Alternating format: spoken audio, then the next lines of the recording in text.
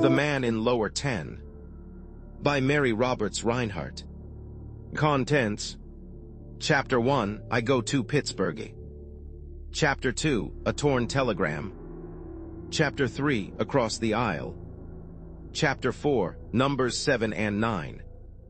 Chapter 5, The Woman in the Next Car. Chapter 6, The Girl in Blue. Chapter 7, A Fine Gold Chain. Chapter 8, The Second Section. Chapter 9, The Halcyon Breakfast. Chapter 10, Miss West's Request. Chapter 11, The Name Was Sullivan. Chapter 12, The Gold Bag. Chapter 13, Faded Roses. Chapter 14, The Trapdoor. Chapter 15, The Cinematograph. Chapter 16, The Shadow of a Girl. Chapter 17, At the Farmhouse Again. Chapter 18, A New World. Chapter 19, At the Table Next. Chapter 20, The Notes and a Bargain. Chapter 21, My Knight's Theory. Chapter 22, At the Boarding House. Chapter 23, A Night at the Laurels. Chapter 24, His Wife's Father. Chapter 25, At the Station. Chapter 26, On to Richmond. Chapter 27, The Sea, the Sand, the Stars. Chapter 28, Allison's Story. Chapter 29, In the Dining Room. Chapter 30, Finer Details. Chapter 31, And Only One Arm. Chapter 1, I Go to Pittsburgh. My night is gradually taking over the criminal end of the business. I never liked it, and since the strange case of the man in Lower 10, I have been a bit squeamish. Given a case like that, where you can build up a network of clues that absolutely incriminate three entirely different people, only one of whom can be guilty, and your faith in circumstantial evidence dies of overcrowding. I never see a shivering, white-faced wretch in the prisoner's dock that I do not hark back with shuddering horror to the strange events on the Pullman car, Ontario, between Washington and Pittsburgh, on the night of September 9th last. My knight could tell the story a great deal better than I, although he cannot spell 3 consecutive words correctly. But while he has imagination and humor, he is lazy. "It didn't happen to me anyhow," he protested when I put it up to him. "And nobody cares for second-hand thrills. Besides, you want the unvarnished and ungarnished truth, and I'm no hand for that. I'm a lawyer. So am I, although there have been times when my assumption in that particular has been disputed. I am unmarried, and just old enough to dance with the grown-up little sisters of the girls I used to know. I am fond of outdoors, prefer horses to the aforesaid grown-up little sisters, am without sentiment, am crossed out and was substituted, ed, and completely ruled and frequently rooted by my housekeeper, an elderly widow. In fact, of all the men of my acquaintance, I was probably the most prosaic, the least adventurous, the one man in 100 who would be likely to go without a deviation from the normal through the orderly procession of the seasons. Summer suits to winter flannels, golf to bridge. So it was a queer freak of the demons of chance to perch on my unsusceptible 30-year-old chest, tie me up with a crime, ticket me with a love affair, and start me on that sensational and not always respectable journey that ended so surprisingly less than 3 weeks later in the firm's private office. It had been the most remarkable period of my life. I would neither give it up nor live it again under any inducement, and yet all that I lost was some 20 yards off my drive. It was really my knight's turn to make the next journey. I had a tournament at Chevy Chase for Saturday, and a short yacht cruise planned for Sunday, and when a man has been grinding at statute law for a week, he needs relaxation. But my knight begged off. It was not the first time he had shirked that summer in order to run down to Richmond, and I was surly about it. But this time he had a new excuse. "I wouldn't be able to look after the business if I did go," he said. He has a sort of wide-eyed frankness that makes one ashamed to doubt him. "I'm always car-sick crossing the mountains. It's a fact, Lolly. Seesawing over the peaks does it. Why, crossing the Allegheny Mountains has the Gulf Stream to Bermuda beaten to a frazzle. So I gave him up finally and went home to pack. He came later in the evening with his machine, the Cannonball, to take me to the station, and he brought the forged notes in the Bronson case. "Guard them with your life," he warned me. "They are more precious than honor. Sew them in your chest protector or wherever people keep valuables." I never keep any. I'll not be happy until I see Gentleman Andy doing the lockstep. He sat down on my clean collars, found my cigarettes, and struck a match on the mahogany bedpost with one movement. "Where's the pirate?" he demanded. "The pirate is my housekeeper, Mrs. Clopton, a very worthy woman, so labeled and libeled, because of a ferocious pair of eyes and what my knight called a buccaneering nose. I quietly closed the door into the hall. "Keep your voice down, Richie," I said. "She is looking for the evening paper to see if it is going to rain. She has my raincoat and an umbrella waiting in the hall." The collars being damaged beyond repair, he left them and went to the window. He stood there for some time, staring at the blackness that represented the wall of the house next door. "It's raining now," he said over his shoulder and closed the window and the shutters. Something in his voice made me glance up, but he was watching me, his hands idly in his pockets. "Who lives next door?" he inquired in a perfunctory tone after a pause. I was packing my razor. "House is empty," I returned absently. "If the landlord would put it in some sort of shape." "Did you put those notes in your pocket?" he broke in. "Yes, I was impatient. Along with my certificates of registration, baptism, and vaccination.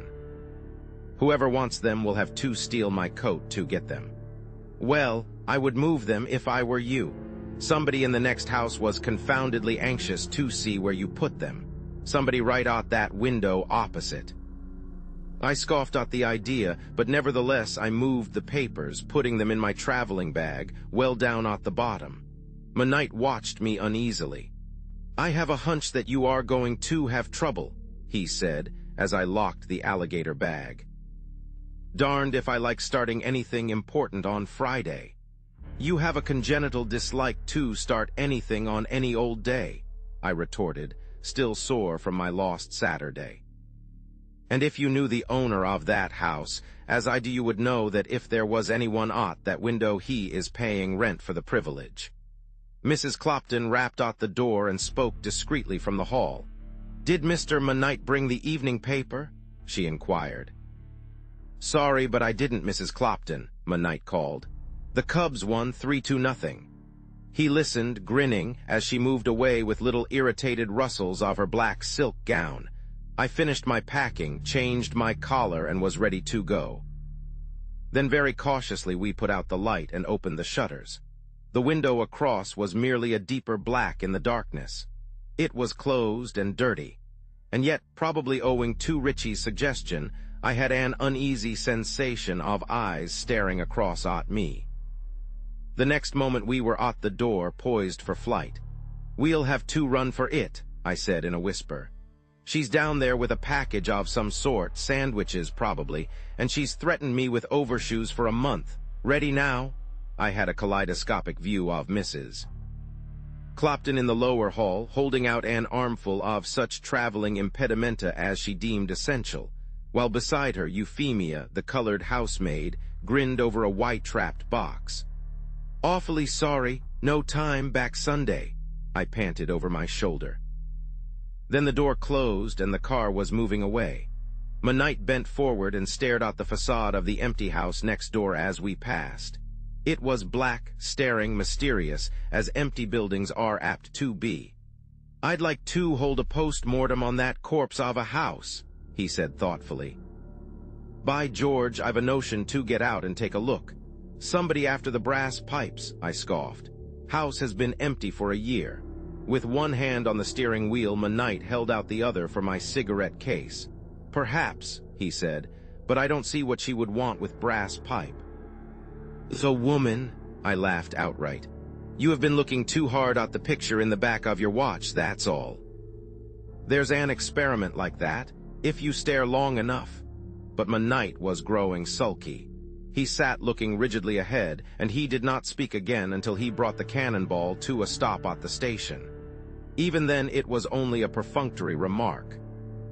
He went through the gate with me, and with 5 minutes to spare, we lounged and smoked in the train shed. My mind had slid away from my surroundings and had wandered to a polo pony that I couldn't afford and intended to buy anyhow. Then my knight shook off his taciturnity. "For heaven's sake, don't look so martyred," he burst out. "I know you've done all the traveling this summer. I know you're missing a game tomorrow, but don't be a patient mother. Confound it, I have to go to Richmond on Sunday. I want to see a girl." "Oh, don't mind me," I observed politely. "Personally, I wouldn't change places with you. What's her name? North, south?" "West," he snapped. "Don't try to be funny, and all I have to say, Blakely, is that if you ever fall in love, I hope you make an egregious ass of yourself." In view of what followed, this came rather close to prophecy. The trip west was without incident. I played bridge with a furniture dealer from Grand Rapids, a sales agent for a Pittsburgh iron firm, and a young professor from an Eastern college. I won 3 rubbers out of 4, finished what cigarettes my knight had left me, and went to bed at 1 o'clock. It was growing cooler and the rain had ceased. Once, toward morning, I wakened with a start, for no apparent reason, and sat bolt upright. I had an uneasy feeling that someone had been looking at me, the same sensation I had experienced earlier in the evening at the window. But I could feel the bag with the notes between me and the window, and with my arm thrown over it for security, I lapsed again into slumber. Later, when I tried to piece together the fragments of that journey, I remembered that my coat, which had been folded and placed beyond my restless tossing, had been rescued in the morning from a heterogeneous jumble of blankets, evening papers, and cravat, had been shaken out with profanity and donned with wrath. At the time, nothing occurred to me but the necessity of writing to the Pullman Company and asking them if they ever traveled in their own cars. I even formulated some of the letter. If they are built to scale, why not take a man of ordinary stature as your unit? I wrote mentally. I cannot fold together like the traveling cup with which I drink your abominable water. I was more cheerful after I had had a cup of coffee in the Union Station. It was too early to attend to business, and I lounged in the restaurant and hid behind the morning papers.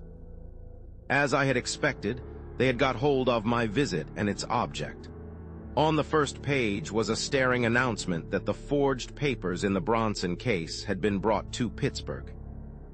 Underneath, a telegram from Washington stated that Lawrence Blakely, of Blakely and Knight, had left for Pittsburgh the night before, and that, owing to the approaching trial of the Bronson case and the illness of John Gilmore, the Pittsburgh millionaire, who was the chief witness for the prosecution, it was supposed that the visit was intimately concerned with the trial.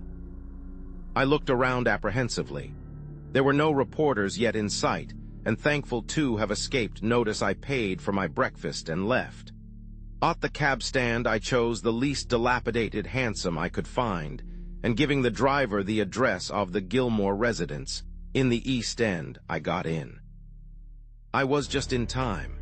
As the cab turned and rolled off, a slim young man in a straw hat separated himself from a little group of men and hurried toward us. "Hey, wait a minute there," he called, breaking into a trot, but the cabbie did not hear, or perhaps did not care to. We jogged comfortably along, to my relief, leaving the young man far behind. I avoid reporters on principle, having learned long ago that I am an easy mark for a clever interviewer. It was perhaps 9 o'clock when I left the station. Our way was along the boulevard which hugged the side of one of the city's great hills. Far below, to the left, lay the railroad tracks and the 70x7 looming stacks of the mills. The white mist of the river, the grays and blacks of the smoke blended into a half-revealing haze, dotted here and there with fire. It was unlovely, tremendous. Whistler might have painted it with its pathos, its majesty, but he would have missed what made it infinitely suggestive. The rattle and roar of iron on iron, the rumble of wheels, the throbbing beat against the ears of fire and heat and brawn welding prosperity. Something of this I voiced to the grim old millionaire who was responsible for at least part of it. He was propped up in bed in his East End home, listening to the market reports read by a nurse, and he smiled a little at my enthusiasm. "I can't see much beauty in it myself," he said. "But it's our badge of prosperity. The full dinner pail here means a nose that looks like a flu. Pittsburgh without smoke wouldn't be Pittsburgh, any more than New York without prohibition would be New York. Sit down for a few minutes, Mr. Blakely. Now, Miss Gardner, Westinghouse Electric." The nurse resumed her reading in a monotonous voice. She read literally and without understanding, using initials and abbreviations as they came. But the shrewd old man followed her easily. Once, however, he stopped her. "Do is ditto," he said gently, "not do." As the nurse droned along, I found myself looking curiously at a photograph in a silver frame on the bedside table. It was the picture of a girl in white, with her hands clasped loosely before her. Against the dark background, her figure stood out slim and young. Perhaps it was the rather grim environment, possibly it was my mood, but although as a general thing photographs of young girls make no appeal to me, this one did. I found my eyes straying back to it. By a little finesse, I even made out the name written across the corner, Allison. Mr. Gilmore lay back among his pillows and listened to the nurse's listless voice. But he was watching me from under his heavy eyebrows, for when the reading was over and we were alone, he indicated the picture with a gesture. "I keep it there to remind myself that I am an old man," he said. "That is my granddaughter, Allison West." I expressed the customary polite surprise, at which, finding me responsive, he told me his age with a chuckle of pride. More surprise, this time genuine. From that we went to what he ate for breakfast and did not eat for luncheon, and then to his reserve power, which at 65 becomes a matter for thought.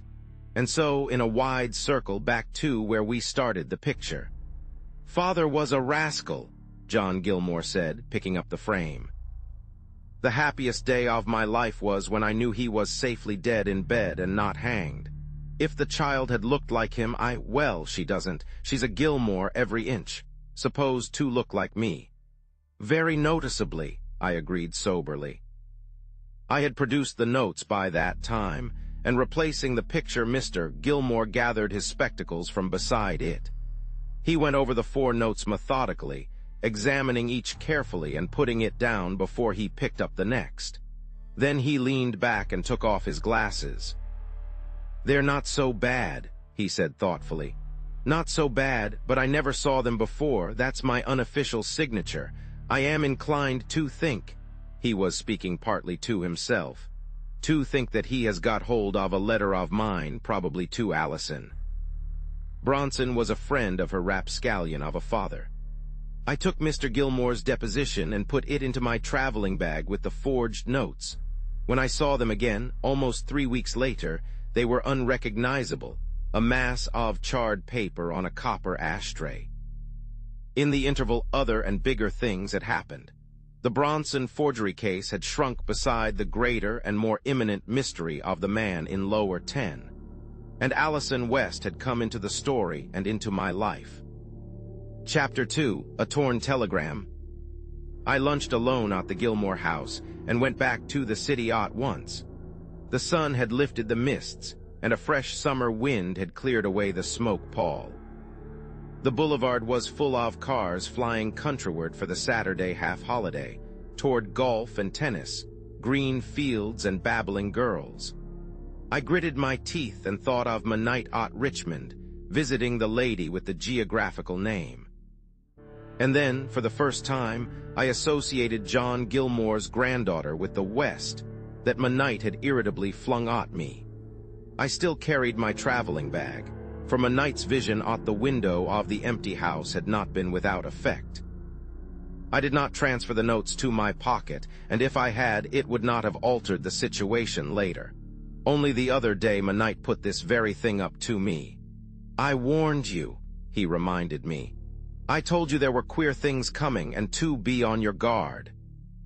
You ought to have taken your revolver. It would have been of exactly as much use as a bucket of snow in Africa," I retorted. If I had never closed my eyes, or if I had kept my finger on the trigger of a six-shooter, which is novelesque for revolver, the result would have been the same. And the next time you want a little excitement with every variety of thrill thrown in, I can put you by way of it. You begin by getting the wrong berth in a Pullman car and end. "Oh, I know how it ends," he finished shortly. "Don't you suppose the whole thing's written on my spinal marrow? But I am wandering again." That is the difficulty with the unprofessional storyteller. He yaws back and forth and can't keep in the wind. He drops his characters overboard when he hasn't any further use for them and drowns them. He forgets the coffee pot and the frying pan and all the other small essentials. And if he carries a love affair, he mutters a fervent "Allah be praised" when he lands them, drenched with adventures, at the matrimonial dock at the end of the final chapter. I put in a thoroughly unsatisfactory afternoon. Time dragged eternally.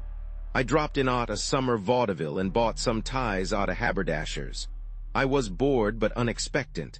I had no premonition of what was to come. Nothing unusual had ever happened to me. Friends of mine had sometimes sailed the high seas of adventure or skirted the coasts of chance. But all of the shipwrecks had occurred after a woman passenger had been taken on. Ergo, I had always said, no women. I repeated it to myself that evening almost savagely, when I found my thoughts straying back to the picture of John Gilmore's granddaughter. I even argued as I ate my solitary dinner at a downtown restaurant. Haven't you troubles enough? I reflected. Without looking for more, hasn't bad news gone lame with a matinee race booked for next week? Otherwise, aren't you comfortable? Isn't your house in order? Do you want to sell a pony in order to have the library done over in Mission or the drawing room in gold? Do you want somebody to count the empty cigarette boxes lying around every morning? Lay it to the long, idle afternoon, to the new environment, to anything you like. But I began to think that perhaps I did. I was confoundedly lonely. For the first time in my life, its even course began to waver. The needle registered warning marks on the matrimonial seismograph, lines vague enough, but lines. My alligator bag lay at my feet, still locked. While I waited for my coffee, I leaned back and surveyed the people incuriously. There were the usual couples intent on each other. My new state of mind made me regard them with tolerance. But at the next table, where a man and woman dined together, a different atmosphere prevailed. My attention was first caught by the woman's face. She had been speaking earnestly across the table, her profile turned to me. I had noticed casually her earnest manner, her somber clothes, and the great mass of odd, bronze-colored hair on her neck. But suddenly she glanced toward me, and the utter hopelessness, almost tragedy, of her expression struck me with a shock. She half closed her eyes and drew a long breath, then she turned again to the man across the table. Neither one was eating. He sat low in his chair, his chin on his chest, ugly folds of thick flesh protruding over his collar. He was probably 50, bald, grotesque, sullen, and yet not without a suggestion of power. But he had been drinking. As I looked, he raised an unsteady hand and summoned a waiter with a wine list. The young woman bent across the table and spoke again quickly. She had unconsciously raised her voice. Not beautiful in her earnestness and stress, she rather interested me. I had an idle inclination to advise the waiter to remove the bottled temptation from the table. I wonder what would have happened if I had. Suppose Harrington had not been intoxicated when he entered the Pullman car Ontario that night. For they were about to make a journey, I gathered, and the young woman wished to go alone. I drank 3 cups of coffee, which accounted for my wakefulness later, and shamelessly watched the tableau before me. The woman's protest evidently went for nothing. Across the table, the man grunted monosyllabic replies and grew more and more lowering and sullen.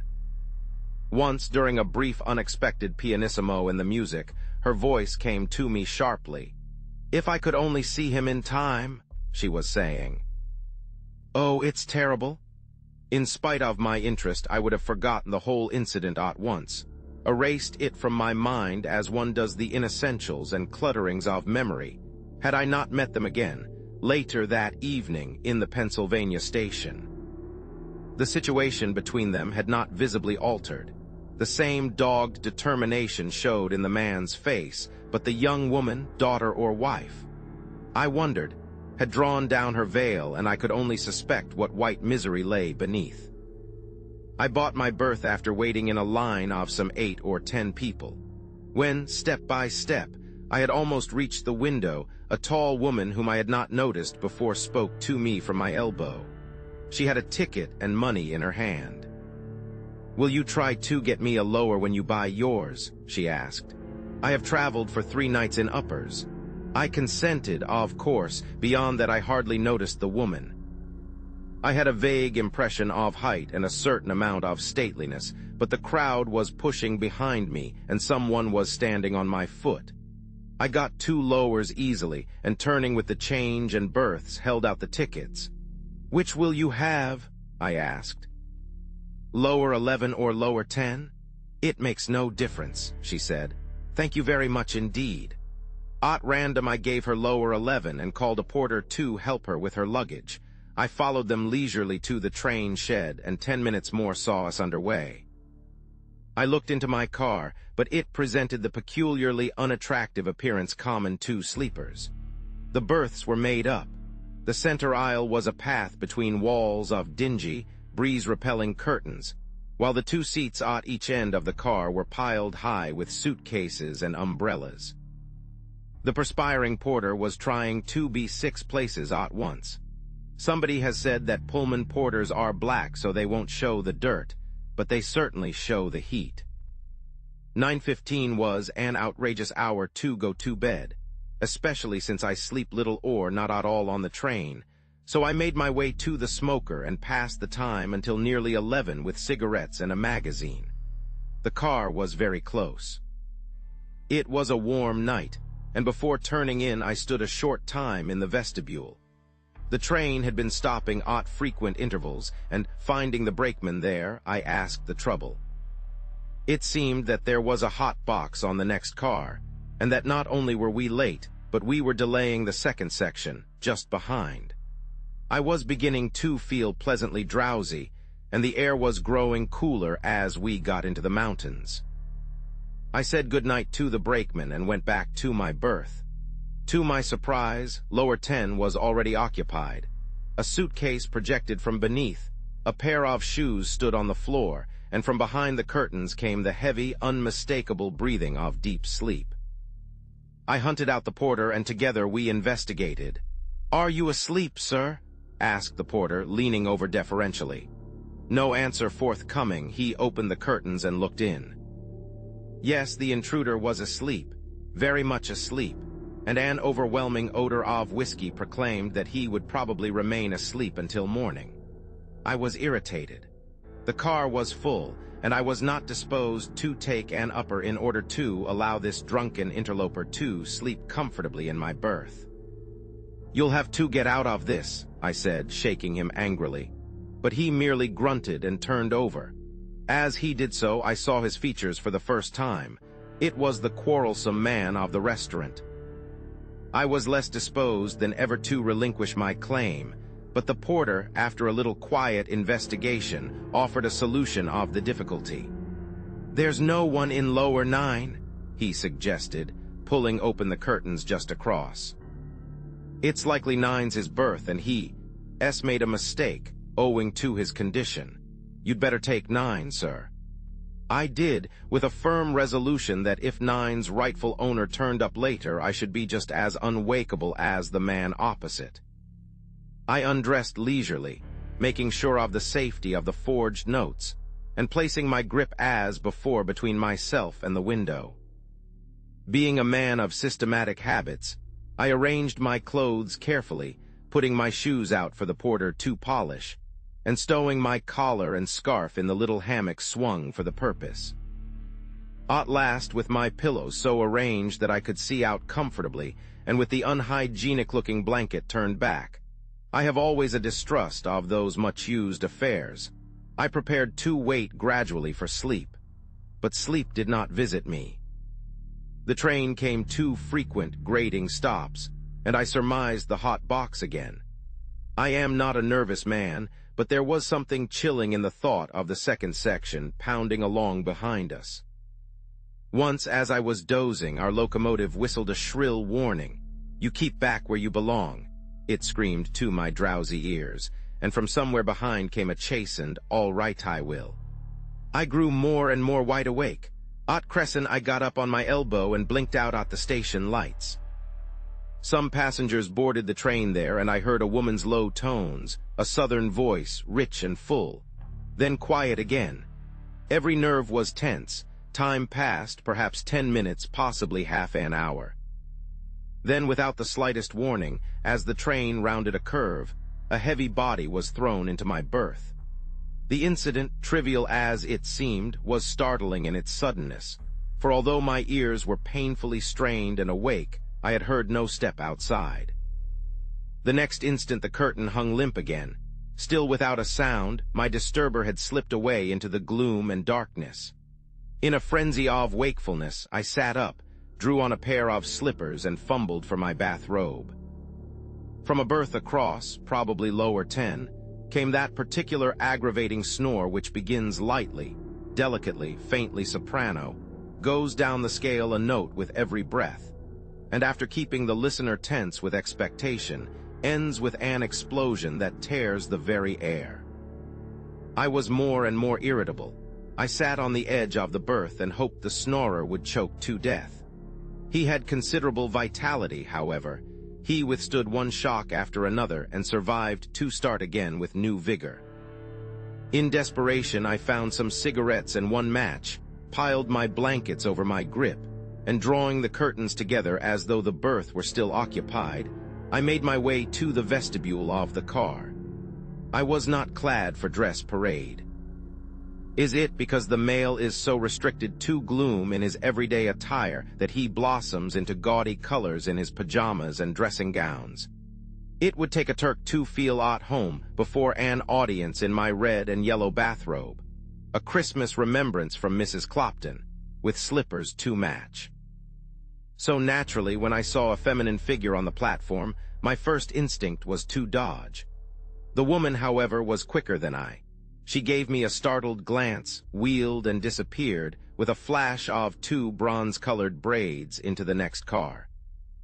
Cigarette box in one hand, match in the other, I leaned against the uncertain frame of the door and gazed after her vanished figure. The mountain air flapped my bathrobe around my bare ankles. My one match burned to the end and went out, and still I stared. For I had seen on her expressive face a haunting look that was horror, nothing less.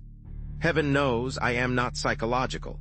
Emotions have to be written large before I can read them, but a woman in trouble always appeals to me, and this woman was more than that.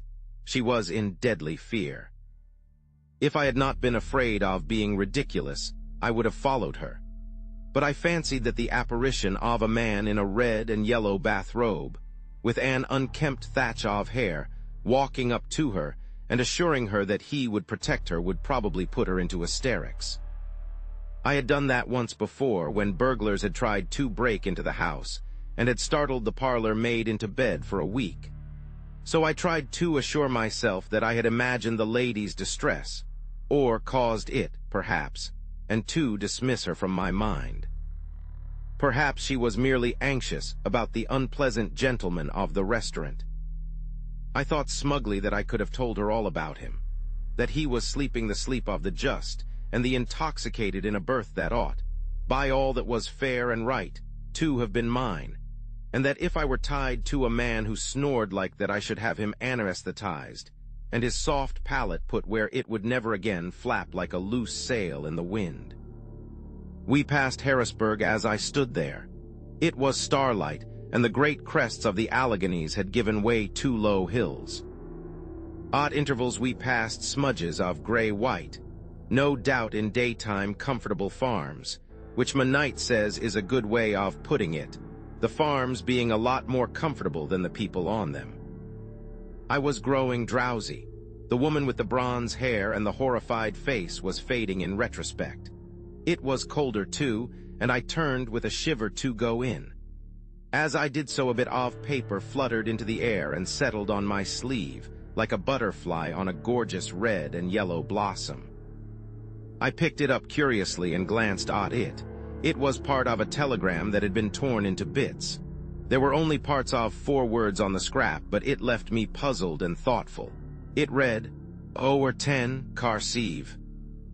Lower 10, car 7 was my berth, the one I had bought and found preempted. Chapter 3, Across the Aisle. No solution offering itself, I went back to my berth. The snorer across had apparently strangled or turned over, and so after a time I dropped asleep to be awakened by the morning sunlight across my face. I felt for my watch, yawning prodigiously. I reached under the pillow and failed to find it, but something scratched the back of my hand. I sat up irritably and nursed the wound, which was bleeding a little. Still drowsy, I felt more cautiously for what I supposed had been my scarf pin, but there was nothing there. Wide awake now, I reached for my traveling bag, on the chance that I had put my watch in there. I had drawn the satchel to me and had my hand on the lock before I realized that it was not my own. Mine was of alligator hide.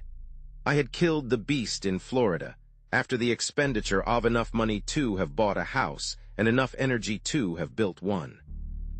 The bag I held in my hand was a black one, sealskin, I think. The staggering thought of what the loss of my bag meant to me put my finger on the bell and kept it there until the porter came. "Did you ring, sir?"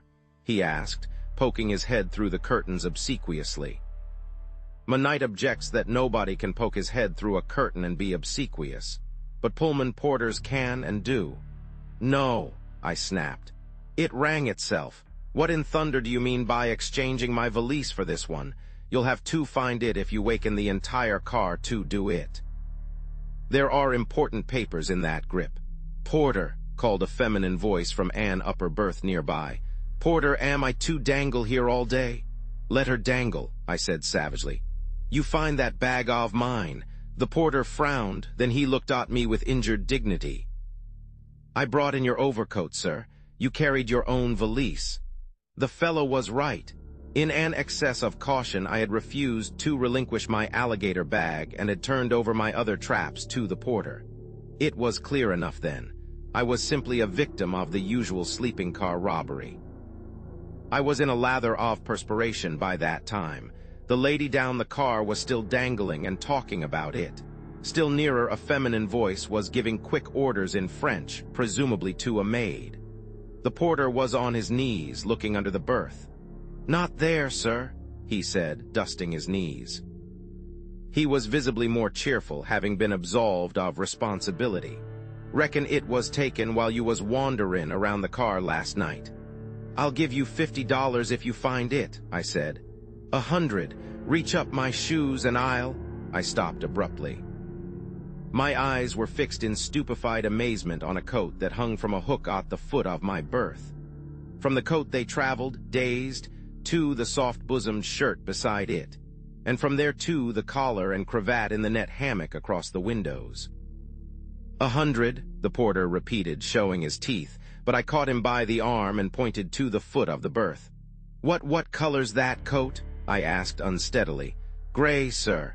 His tone was one of gentle reproof. "And the trousers?" He reached over and held up one creased leg. "Gray, too," he grinned. "Gray." I could not believe even his corroboration of my own eyes. "But my clothes were blue." The porter was amused. He dived under the curtains and brought up a pair of shoes.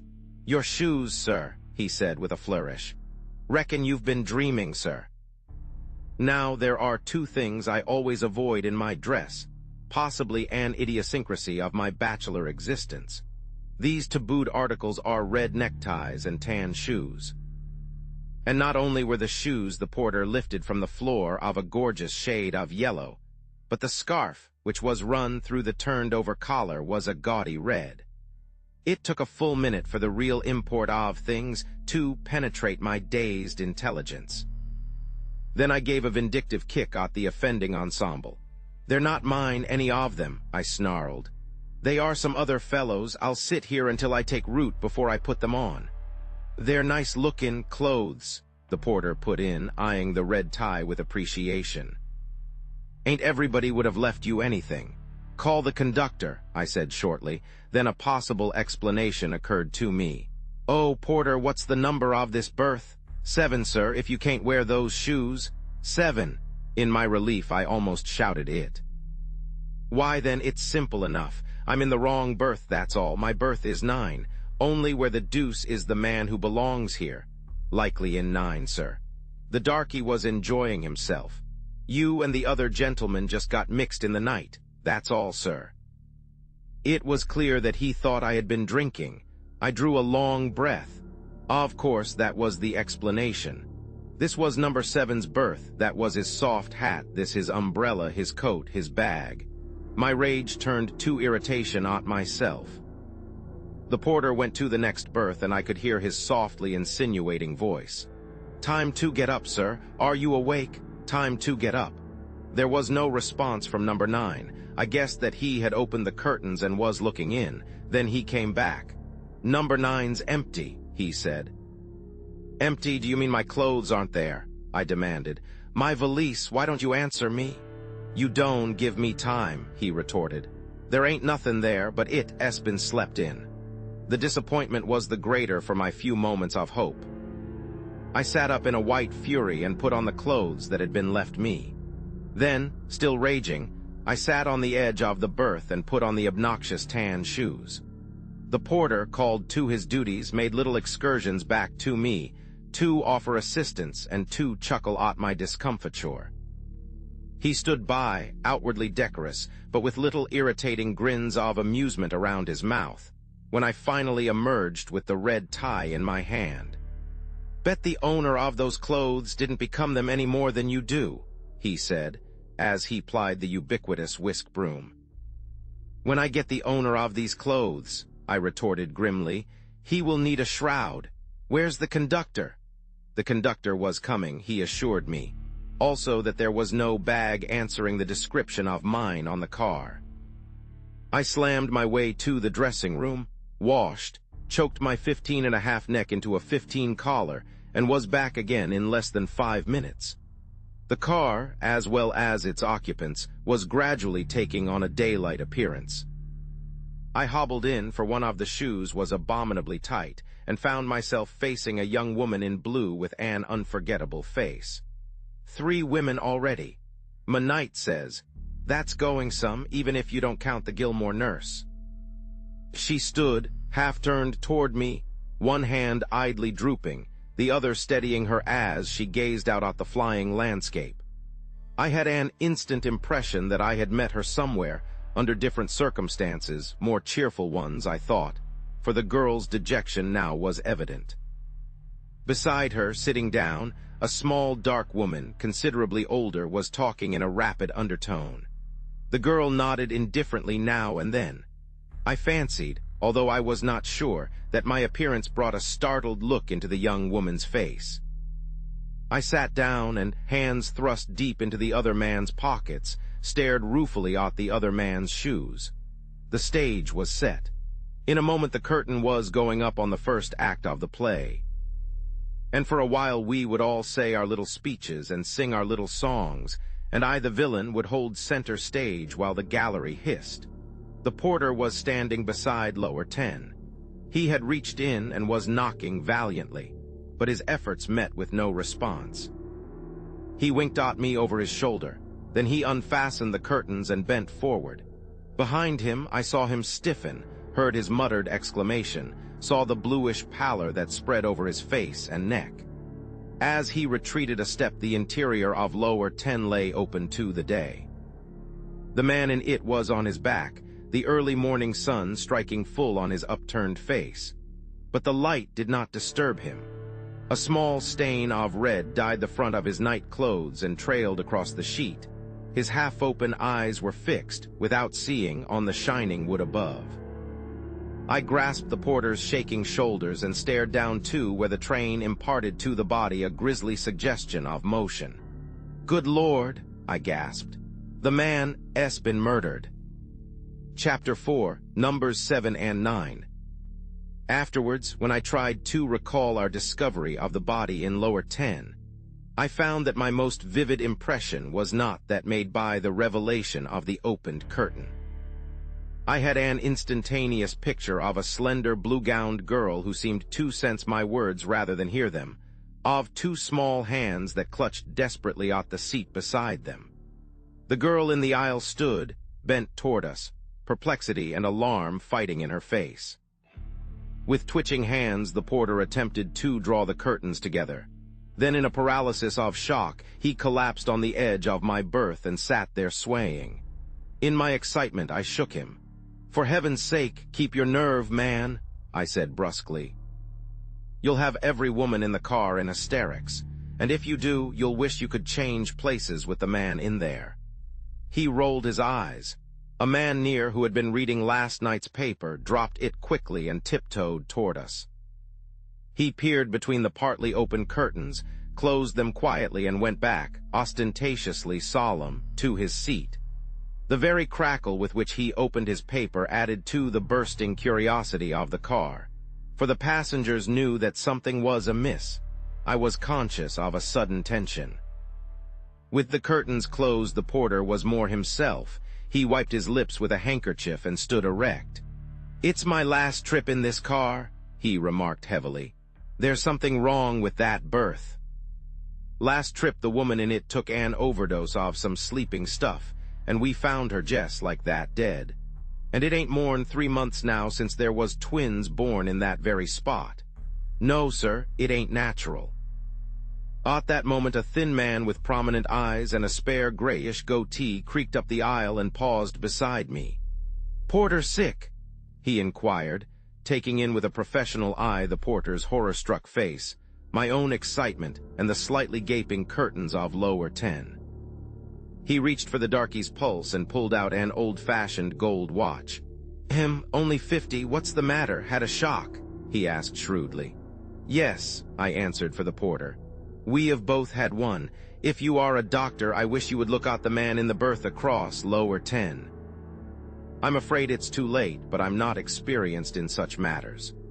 Together we opened the curtains, and the doctor, bending down, gave a comprehensive glance that took in the rolling head, the relaxed jaw, the ugly stain on the sheet. The examination needed only a moment. Death was written in the clear white of the nostrils, the colorless lips, the smoothing away of the sinister lines of the night before. With its new dignity, the face was not unhandsome. The gray hair was still plentiful, the features strong and well cut. The doctor straightened himself and turned to me. "Dead for some time?" he said, running a professional finger over the stains. "These are dry and darkened, you see, and rigor mortis is well established. A friend of yours?" "I don't know him at all," I replied. "Never saw him but once before." "Then you don't know if he is traveling alone?" "No, he was not. That is, I don't know anything about him," I corrected myself. It was my first blunder. The doctor glanced up at me quickly and then turned his attention again to the body. Like a flash, there had come to me the vision of the woman with the bronze hair and the tragic face, whom I had surprised in the vestibule between the cars, somewhere in the small hours of the morning. I had acted on my first impulse, the masculine one of shielding a woman. The doctor had unfastened the coat of the striped pajamas and exposed the dead man's chest. On the left side was a small punctured wound of insignificant size. "Very neatly done," the doctor said with appreciation. "Couldn't have done it better myself." Right through the intercostal space, no time even to grunt. "Isn't the heart around there somewhere?" I asked. The medical man turned toward me and smiled austerely.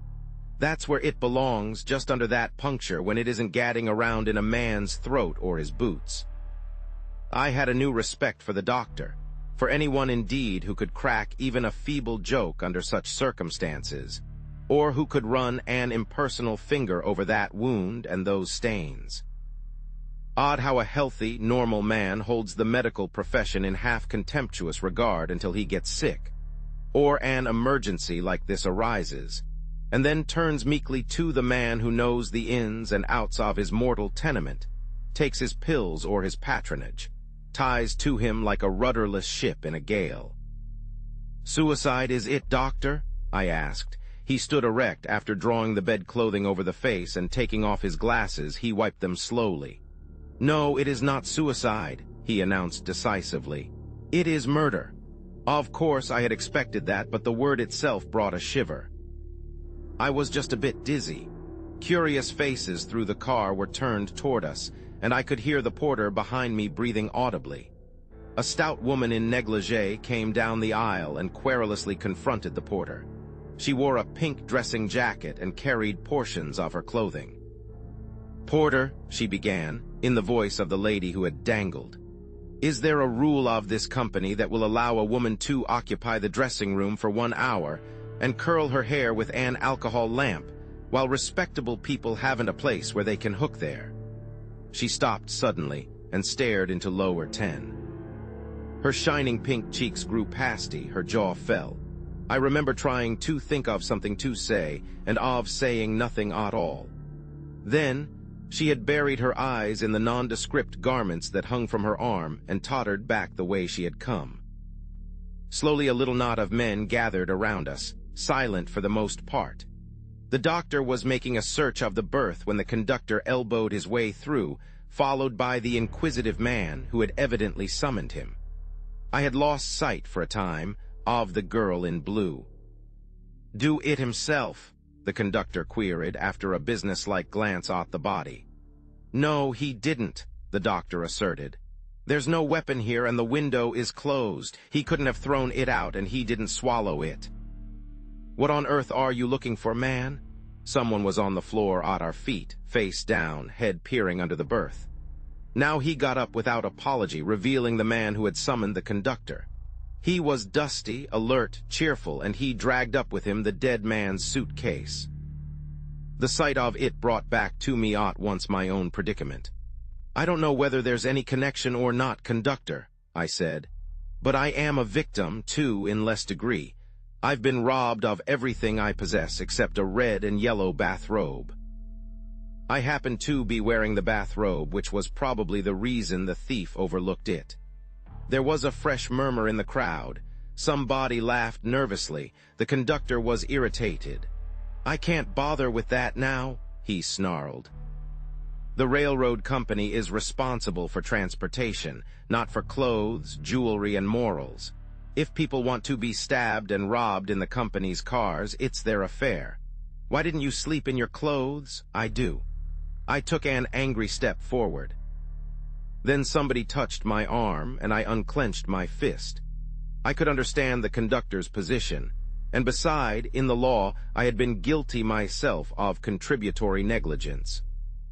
"I'm not trying to make you responsible," I protested as amiably as I could, "and I believe the clothes the thief left are as good as my own. They are certainly newer. But my valise contained valuable papers, and it is to your interest as well as mine to find the man who stole it." "Why, of course," the conductor said shrewdly. "Find the man who skipped out with this gentleman's clothes, and you've probably got the murderer." "I went to bed in lower 9, I said, my mind full again of my lost papers, "and I wakened in number 7. I was up in the night prowling around, as I was unable to sleep, and I must have gone back to the wrong berth. Anyhow, until the porter wakened me this morning, I knew nothing of my mistake. In the interval, the thief, murderer too, perhaps, must have come back, discovered my error, and taken advantage of it to further his escape." The inquisitive man looked at me from between narrowed eyelids, ferret-like. "Did anyone on the train suspect you of having valuable papers?" he inquired. The crowd was listening intently. "No one," I answered promptly and positively. The doctor was investigating the murdered man's effects. The pockets of his trousers contained the usual miscellany of keys and small change. while in his hip pocket was found a small pearl-handled revolver of the type women usually keep around. A gold watch with a Masonic charm had slid down between the mattress and the window, while a showy diamond stud was still fastened in the bosom of his shirt. Taken as a whole, the personal belongings were those of a man of some means, but without any particular degree of breeding. The doctor heaped them together. Either robbery was not the motive, he reflected, or the thief overlooked these things in his hurry. The latter hypothesis seemed the more tenable when, after a thorough search, we found no pocketbook and less than $1 in small change. The suitcase gave no clue. It contained one empty leather-covered flask and a pint bottle, also empty, a change of linen and some collars with the laundry mark. SH in the leather tag on the handle was a card with the name Simon Harrington, Pittsburgh. The conductor sat down on my unmade berth across and made an entry of the name and address. Then, on an old envelope, he wrote a few words and gave it to the porter, who disappeared. "I guess that's all I can do," he said. "I've had enough trouble this trip to last for a year." They don't need a conductor on these trains anymore. What they ought to have is a sheriff and a posse. The porter from the next car came in and whispered to him. The conductor rose unhappily. "Next car S caught the disease," he grumbled. "Doctor, a woman back there has got mumps or bubonic plague or something. Will you come back?" The strange porter stood aside. "Lady about the middle of the car," he said. "In black, sir, with queer-looking hair, sort of copper color, I think, sir." Chapter 5. The woman in the next car. With the departure of the conductor and the doctor, the group around lower 10 broke up. 2 reform in smaller knots through the car. The porter remained on guard. With something of relief, I sank into a seat. I wanted to think, to try to remember the details of the previous night. But my inquisitive acquaintance had other intentions. He came up and sat down beside me. Like the conductor, he had taken notes of the dead man's belongings, his name, address, clothing, and the general circumstances of the crime. Now, with his little notebook open before him, he prepared to enjoy the minor sensation of the robbery. "And now for the second victim," he began cheerfully. "What is your name and address, please?" I eyed him with suspicion. "I have lost everything but my name and address," I parried. "What do you want them for? Publication?" "Oh, no, dear, no," he said, shocked at my misapprehension. "Merely for my own enlightenment. I like to gather data of this kind and draw my own conclusions, most interesting and engrossing.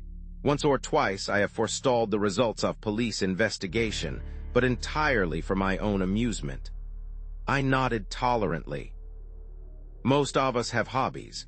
I knew a man once who carried his handkerchief up his sleeve and had a mania for old colored prints cut out of Godey's Lady's Book.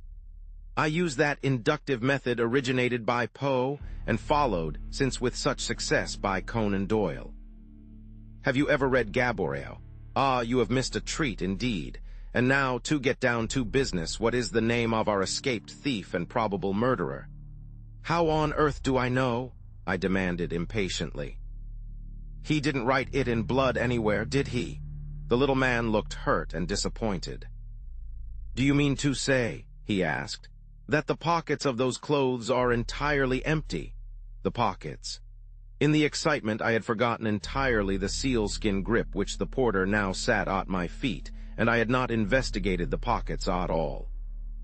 With the inquisitive man's pencil taking note of everything that I found, I emptied them on the opposite seat.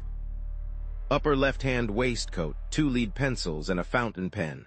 Lower right waistcoat, matchbox and a small stamp book. Right-hand pocket coat, pair of gray suede gloves, new, size 7.5. Left-hand pocket, gunmetal cigarette case studded with pearls, half full of Egyptian cigarettes. The trousers pockets contained a gold penknife, a small amount of money in bills and change, and a handkerchief with the initial S on it.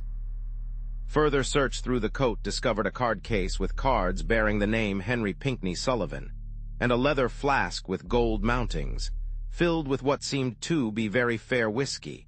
and monogrammed HPS. "His name evidently is Henry Pinckney Sullivan," said the cheerful follower of Poe as he wrote it down. "Address as yet unknown. Blonde, probably.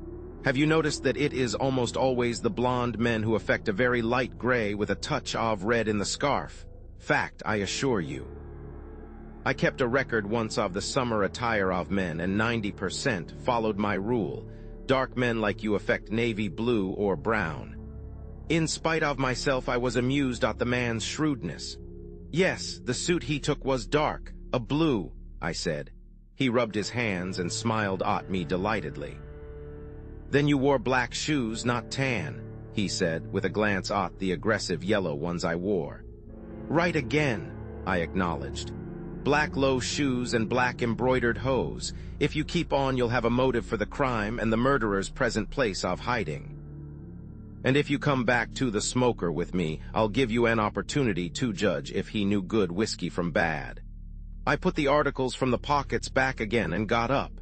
I wonder if there is a diner on, I said. I need something sustaining after all this. I was conscious then of someone at my elbow. I turned to see the young woman whose face was so vaguely familiar. In the very act of speaking, she drew back suddenly and colored.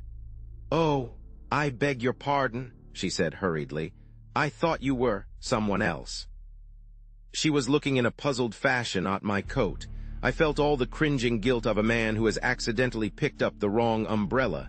My borrowed collar sat tight on my neck. "I'm sorry," I said idiotically. "I'm sorry, but I'm not." I have learned since that she has bright brown hair with a loose wave in it that drops over her ears and dark blue eyes with black lashes, but what does it matter? One enjoys a picture as a whole, not as the sum of its parts. She saw the flask then, and her errand came back to her. "One of the ladies at the end of car has fainted," she explained. "I thought perhaps a stimulant." I picked up the flask at once and followed my guide down the aisle. 2 or 3 women were working over the woman who had fainted. They had opened her collar and taken out her hairpins, whatever good that might do. The stout woman was vigorously rubbing her wrists, with the idea, no doubt, of working up her pulse. The unconscious woman was the one for whom I had secured lower 11 at the station. I poured a little liquor in a bungling masculine fashion between her lips as she leaned back with closed eyes. She choked, coughed, and rallied somewhat.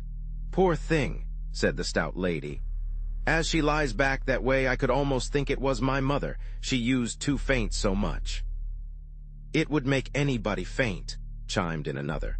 "Murder and robbery in one night and on one car. I'm thankful I always wear my rings in a bag around my neck, even if they do get under me and keep me awake." The girl in blue was looking at us with wide, startled eyes. I saw her pale a little, saw the quick, apprehensive glance which she threw at her traveling companion, the small woman I had noticed before. There was an exchange, almost a clash of glances. The small woman frowned, that was all. I turned my attention again to my patient. She had revived somewhat, and now she asked to have the window opened. The train had stopped again, and the car was oppressively hot. People around were looking at their watches and grumbling over the delay. The doctor bustled in with a remark about its being his busy day. The amateur detective and the porter together mounted guard over lower 10. Outside, the heat rose in shimmering waves from the tracks. The very wood of the car was hot to touch. A Camberwell beauty darted through the open door and made its way, in erratic plunges, great wings waving, down the sunny aisle. All around lay the peace of harvested fields, the quiet of the country. Chapter 6. The Girl in Blue. I was growing more and more irritable. The thought of what the loss of the notes meant was fast crowding the murder to the back of my mind. The forced inaction was intolerable. The porter had reported no bag answering the description of mine on the train, but I was disposed to make my own investigation. I made a tour of the cars, scrutinizing every variety of hand luggage, ranging from luxurious English bags with gold mountings to the wicker nondescripts of the day coach at the rear. I was not alone in my quest, for the girl in blue was just ahead of me. Car by car she preceded me through the train, unconscious that I was behind her, looking at each passenger as she passed. I fancied the proceeding was distasteful, but that she had determined on a course and was carrying it through. We reached the end of the train almost together, empty-handed, both of us. The girl went out to the platform. When she saw me, she moved aside and I stepped out beside her. Behind us the track curved sharply, the early sunshine threw the train in long black shadow over the hot earth. Forward somewhere they were hammering. The girl said nothing, but her profile was strained and anxious. If you have lost anything, I began, I wish you would let me try to help, not that my own success is anything to boast of. She hardly glanced at me. It was not flattering. I have not been robbed, if that is what you mean, she replied quietly. I am perplexed, that is all. There was nothing to say to that. I lifted my hat, the other fellow's hat, and turned to go back to my car. 2 or 3 members of the train crew, including the conductor, were standing in the shadow talking. And at that moment, from a farmhouse near came the swift clang of the breakfast bell, calling in the hands from barn and pasture. I turned back to the girl. We may be here for an hour, I said, and there is no buffet car on. If I remember my youth, that bell means ham and eggs and country butter and coffee, if you care to run the risk. I am not hungry, she said, but perhaps a cup of coffee. Dear me, I believe I am hungry, she finished. Only, she glanced back of her. I can bring your companion, I suggested without enthusiasm, but the young woman shook her head. She is not hungry, she objected, and she is very well. I know she wouldn't come. Do you suppose we could make it if we run? I haven't any idea, I said cheerfully. Any old train would be better than this one if it does leave us behind. Yes, any train would be better than this one, she repeated gravely. I found myself watching her changing expression. I had spoken 24 words to her, and already I felt that I knew the lights and shades in her voice. I, who had always known how a woman rode 2 hounds, and who never could have told the color of her hair. I stepped down on the ties and turned to assist her, and together we walked back to where the conductor and the porter from our car were in close conversation. Instinctively, my hand went to my cigarette pocket and came out empty. She saw the gesture. If you want to smoke, you may, she said. I have a big cousin who smokes all the time. He says I am kippered. I drew out the gunmetal cigarette case and opened it. But this most commonplace action had an extraordinary result. The girl beside me stopped dead still and stood staring at it with fascinated eyes. Where did you get that? She demanded with a catch in her voice, her gaze still fixed on the cigarette case. Then you haven't heard the rest of the tragedy? I asked, holding out the case. It's frightfully bad luck for me, but it makes a good story. You see, at that moment the conductor and porter ceased their colloquy. The conductor came directly toward me, tugging as he came at his bristling gray mustache. I would like to talk to you in the car, he said to me, with a curious glance at the young lady. Can't it wait? I objected. We are on our way to a cup of coffee and a slice of bacon. Be merciful, as you are powerful. I'm afraid the breakfast will have to wait, he replied. I won't keep you long. There was a note of authority in his voice which I resented, but after all, the circumstances were unusual. We'll have to defer that cup of coffee for a while, I said to the girl, but don't despair, there's breakfast somewhere. As we entered the car, she stood aside, but I felt rather than saw that she followed us. I was surprised to see a half-dozen men gathered around the berth in which I had wakened, number 7. It had not yet been made up. As we passed along the aisle, I was conscious of a new expression on the faces of the passengers. The tall woman who had fainted was searching my face with narrowed eyes, while the stout woman of the kindly heart avoided my gaze and pretended to look out the window. As we pushed our way through the group, I fancied that it closed around me ominously. The conductor said nothing but led the way without ceremony to the side of the berth. What's the matter? I inquired. I was puzzled but not apprehensive. "Have you some of my things? I'd be thankful even for my shoes. These are confoundedly tight." Nobody spoke, and I fell silent too. For one of the pillows had been turned over, and the underside of the white case was streaked with brownish stains. I think it was a perceptible time before I realized that the stains were blood, and that the faces around were filled with suspicion and distrust. "Why, that looks like blood," I said vacuously. There was an incessant pounding in my ears, and the conductor's voice came from far off.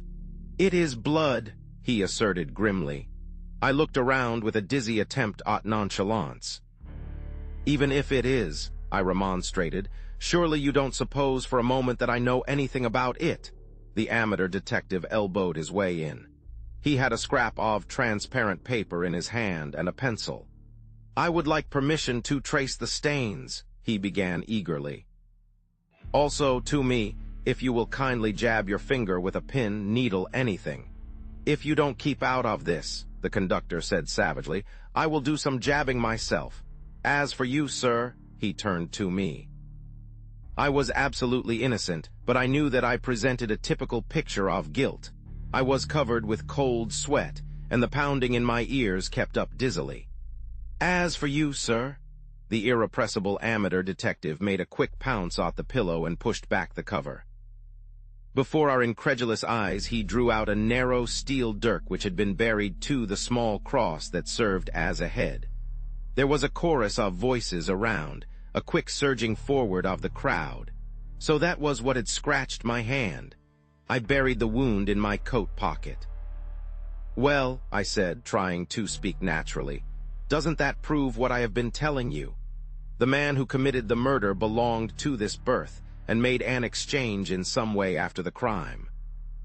"How do you know he didn't change the tag so I would come back to this berth?" This was an inspiration. I was pleased with it. "That's what he did. He changed the tags," I reiterated. There was a murmur of assent around. The doctor, who was standing beside me, put his hand on my arm. "If this gentleman committed this crime, and I for one feel sure he did not, then who is the fellow who got away? And why did he go?" "We have only one man's word for that," the conductor snarled. "I've traveled some in these cars myself, and no one ever changed berths with me." Somebody on the edge of the group asserted that hereafter he would travel by daylight. I glanced up and caught the eye of the girl in blue. "They are all mad," she said. Her tone was low, but I heard her distinctly. "Don't take them seriously enough to defend yourself." "I am glad you think I didn't do it," I observed meekly over the crowd. "Nothing else is of any importance." The conductor had pulled out his notebook again. "Your name, please," he said gruffly. "Lawrence Blakely, Washington. Your occupation?" "Attorney." "A member of the firm of Blakely and Manite." "Mr. Blakely, you say you have occupied the wrong berth and have been robbed. Do you know anything of the man who did it?" "Only from what he left behind," I answered. "These clothes, they fit you," he said with quick suspicion. "Isn't that rather a coincidence? You are a large man." "Good heavens," I retorted, stung into fury. "Do I look like a man who would wear this kind of a necktie? Do you suppose I carry purple and green barred silk handkerchiefs? Would any man in his senses wear a pair of shoes a full size too small?" The conductor was inclined to hedge. "You will have to grant that I am in a peculiar position," he said. "I have only your word as to the exchange of berths, and you understand I am merely doing my duty. Are there any clues in the pockets?" For the second time I emptied them of their contents, which he noted. "Is that all?" he finished. "There was nothing else?" "Nothing. That's not all, sir," broke in the porter, stepping forward. "There was a small black satchel." "That's so," I exclaimed. "I forgot the bag. I don't even know where it is." The easily swayed crowd looked suspicious again. I've grown so accustomed to reading the faces of a jury, seeing them swing from doubt to belief, and back again to doubt, that I instinctively watch expressions. I saw that my forgetfulness had done me harm, that suspicion was roused again. The bag was found a couple of seats away, under somebody's raincoat. Another dubious circumstance. Was I hiding it? It was brought to the berth and placed beside the conductor, who opened it at once. It contained the usual traveling impedimenta: change of linen, collars, handkerchiefs, a bronze-green scarf, and a safety razor. But the attention of the crowd riveted itself on a flat Russia leather wallet, around which a heavy gum band was wrapped, and which bore in gilt letters the name Simon Harrington. Chapter 7. A fine gold chain. The conductor held it out to me, his face sternly accusing. "Is this another coincidence?" he asked. "Did the man who left you his clothes and the barred silk handkerchief and the tight shoes leave you the spoil of the murder?" The men standing around had drawn off a little, and I saw the absolute futility of any remonstrance. Have you ever seen a fly who, in these hygienic days, finding no cobwebs to entangle him, is caught in a sheet of fly paper, finds himself more and more mired, and is finally quiet with the sticky stillness of despair? Well, I was the fly. I had seen too much of circumstantial evidence to have any belief that the establishing of my identity would weigh much against the other incriminating details. It meant imprisonment and trial, probably, with all the notoriety and loss of practice they would entail. A man thinks quickly at a time like that. All the probable consequences of the finding of that pocketbook flashed through my mind as I extended my hand to take it. Then I drew my arm back. "I don't want it," I said. "Look inside. Maybe the other man took the money and left the wallet." The conductor opened it, and again there was a curious surging forward of the crowd. To my intense disappointment, the money was still there. I stood blankly miserable while it was counted out. 5 $100 bills, 6 20s, and some 5s and 1s that brought the total to $650.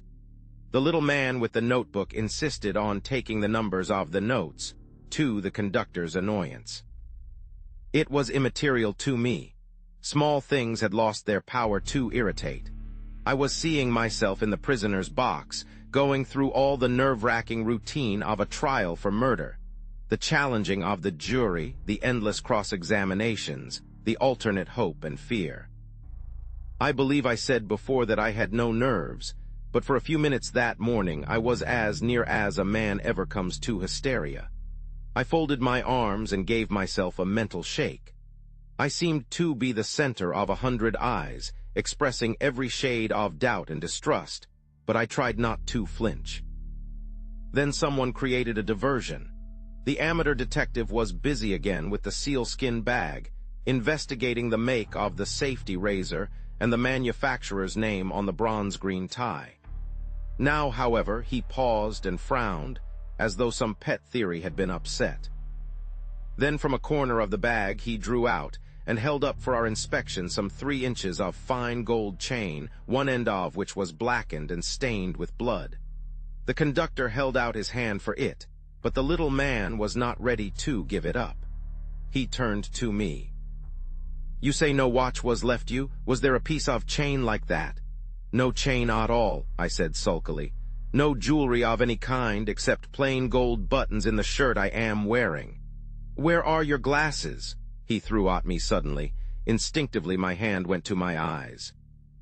My glasses had been gone all morning, and I had not even noticed their absence. The little man smiled cynically and held out the chain. "I must ask you to examine this," he insisted. "Isn't it a part of the fine gold chain you wear over your ear?" I didn't want to touch the thing. The stain at the end made me shudder. But with a baker's dozen of suspicious eyes, well, we'll say 14, there were no one-eyed men, I took the fragment in the tips of my fingers and looked at it helplessly. "Very fine chains are much alike," I managed to say. "For all I know, this may be mine, but I don't know how it got into that sealskin bag. I never saw the bag until this morning after daylight." "He admits that he had the bag," somebody said behind me. "How did you guess that he wore glasses, anyhow?" To the amateur sleuth. That gentleman cleared his throat. "There were 2 reasons," he said, "for suspecting it. When you see a man with the lines of his face drooping, a healthy individual with a pensive eye, suspect astigmatism. Besides, this gentleman has a pronounced line across the bridge of his nose and a mark on his ear from the chain. After this remarkable exhibition of the theoretical as combined with the practical, he sank into a seat nearby, and still holding the chain, sat with closed eyes and pursed lips.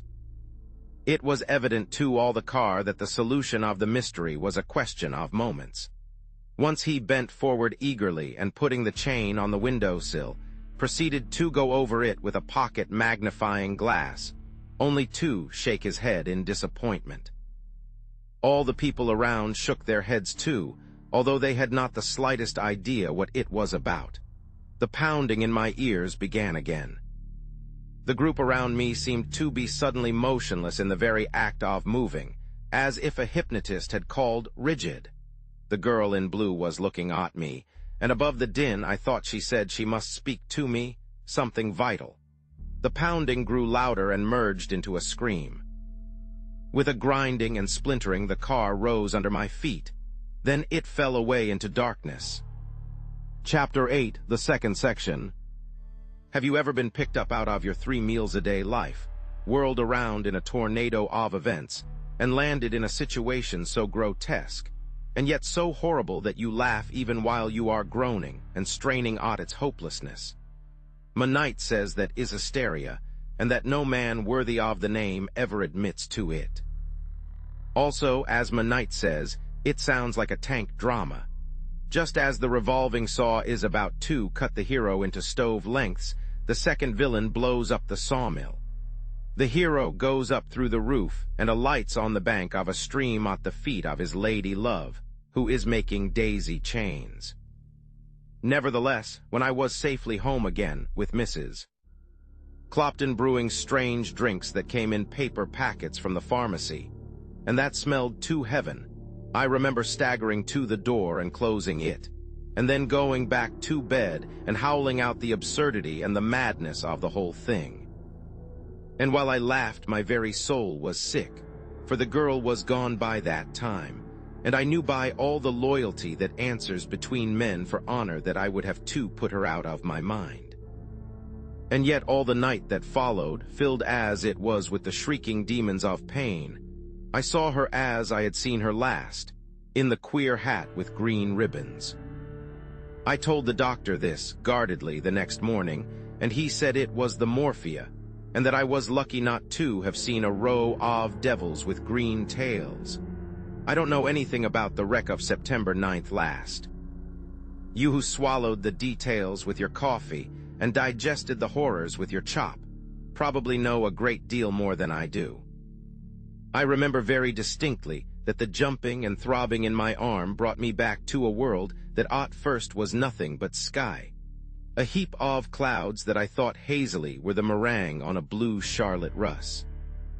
As the sense of hearing was slowly added to vision, I heard a woman near me sobbing that she had lost her hat pin, and she couldn't keep her hat on.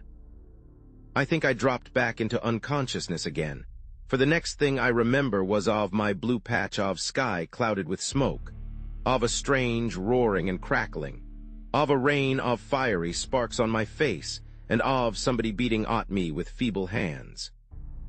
I opened my eyes and closed them again. The girl in blue was bending over me. With that imperviousness to big things and keenness too small that is the first effect of shock, I tried to be facetious when a spark stung my cheek. "You will have to rouse yourself," the girl was repeating desperately. "You've been on fire twice already." A piece of striped ticking floated slowly over my head. As the wind caught it, its charring edges leaped into flame. "Looks like a kite, doesn't it?" I remarked cheerfully. And then, as my arm gave an excruciating throb, "Jove, how my arm hurts," the girl bent over and spoke slowly, distinctly, as one might speak to a deaf person or a child. "Listen, Mr. Blakely," she said earnestly. "You must rouse yourself. There has been a terrible accident." The second section ran into us. "The wreck is burning now, and if we don't move, we will catch fire. Do you hear?" Her voice and my arm were bringing me to my senses. "I hear," I said. "I'll sit up in a second. Are you hurt?" "No, only bruised." "Do you think you can walk?" I drew up one foot after another, gingerly. "They seem to move all right," I remarked dubiously. "Would you mind telling me where the back of my head has gone? I can't help thinking it isn't there." She made a quick examination. "It's pretty badly bumped," she said. "You must have fallen on it." I had got up on my uninjured elbow by that time, but the pain threw me back. "Don't look at the wreck," I entreated her. "It's no sight for a woman. If there is any way to tie up this arm, I might be able to do something." "There may be people under those cars." "Then it is too late to help," she replied solemnly. A little shower of feathers, each carrying its fiery lamp, blew over us from some burning pillow. A part of the wreck collapsed with a crash. In a resolute endeavor to play a man's part in the tragedy going on around, I got to my knees. Then I realized what I had not noticed before. The hand and wrist of the broken left arm were jammed through the handle of the sealskin grip. I gasped and sat down suddenly. "Illustration, you must not do that," the girl insisted. I noticed now that she kept her back to the wreck, her eyes averted. "The weight of the traveling bag must be agony. Let me support the valise until we get back a few yards. Then you must lie down until we can get it cut off." "Will it have to be cut off?" I asked as calmly as possible. There were red-hot stabs of agony clear to my neck, but we were moving slowly away from the track. "Yes," she replied with dumbfounding coolness. "If I had a knife, I could do it myself. You might sit here and lean against this fence." By that time, my returning faculties had realized that she was going to cut off the satchel, not the arm. The dizziness was leaving, and I was gradually becoming myself. "If you pull, it might come," I suggested. "And with that weight gone, I think I will cease to be 5 feet 11 inches of baby." She tried gently to loosen the handle, but it would not move, and at last, with great drops of cold perspiration over me, I had to give up. "I'm afraid I can't stand it," I said. "But there's a knife somewhere around these clothes, and if I can find it, perhaps you can cut the leather." As I gave her the knife, she turned it over, examining it with a peculiar expression, bewilderment rather than surprise. But she said nothing. She set to work deftly, and in a few minutes the bag dropped free. "That's better," I declared, sitting up. "Now if you can pin my sleeve to my coat, it will support the arm so we can get away from here." "The pin might give," she objected, "and the jerk would be terrible." She looked around, puzzled. Then she got up, coming back in a minute with a draggled, partly scorched sheet. This she tore into a large square, and after she had folded it, she slipped it under the broken arm and tied it securely at the back of my neck. The relief was immediate, and picking up the sealskin bag, I walked slowly beside her away from the track. The first act was over, the curtain fallen. The scene was struck. Chapter 9, The Halcyon Breakfast. We were still dazed, I think, for we wandered like two troubled children. Our one idea ought first to get as far away as we could from the horror behind us. We were both bareheaded, grimy, pallid through the grit. Now and then we met little groups of country folk hurrying to the track. They stared at us curiously, and some wished to question us. But we hurried past them. We had put the wreck behind us. That way lay madness. Only once the girl turned and looked behind her. The wreck was hidden, but the smoke cloud hung heavy and dense. For the first time I remembered that my companion had not been alone on the train. "It is quiet here," I suggested. "If you will sit down on the bank, I will go back and make some inquiries. I've been criminally thoughtless." "Your traveling companion," she interrupted me, and something of her splendid poise was gone. "Please don't go back," she said. "I am afraid it would be of no use, and I don't want to be left alone." Heaven knows I did not want her to be alone. I was more than content to walk along beside her aimlessly for any length of time. Gradually, as she lost the exaltation of the moment, I was gaining my normal condition of mind. I was beginning to realize that I had lacked the morning grace of a shave, that I looked like some lost hope of yesterday, and that my left shoe pinched outrageously. A man does not rise triumphant above such handicaps. The girl, for all her disordered hair and the crumpled linen of her waist, in spite of her missing hat and the small gold bag that hung forlornly from a broken chain, looked exceedingly lovely. "Then I won't leave you alone," I said manfully, and we stumbled on together. Thus far we had seen nobody from the wreck, but well up the lane we came across the tall, dark woman who had occupied lower 11.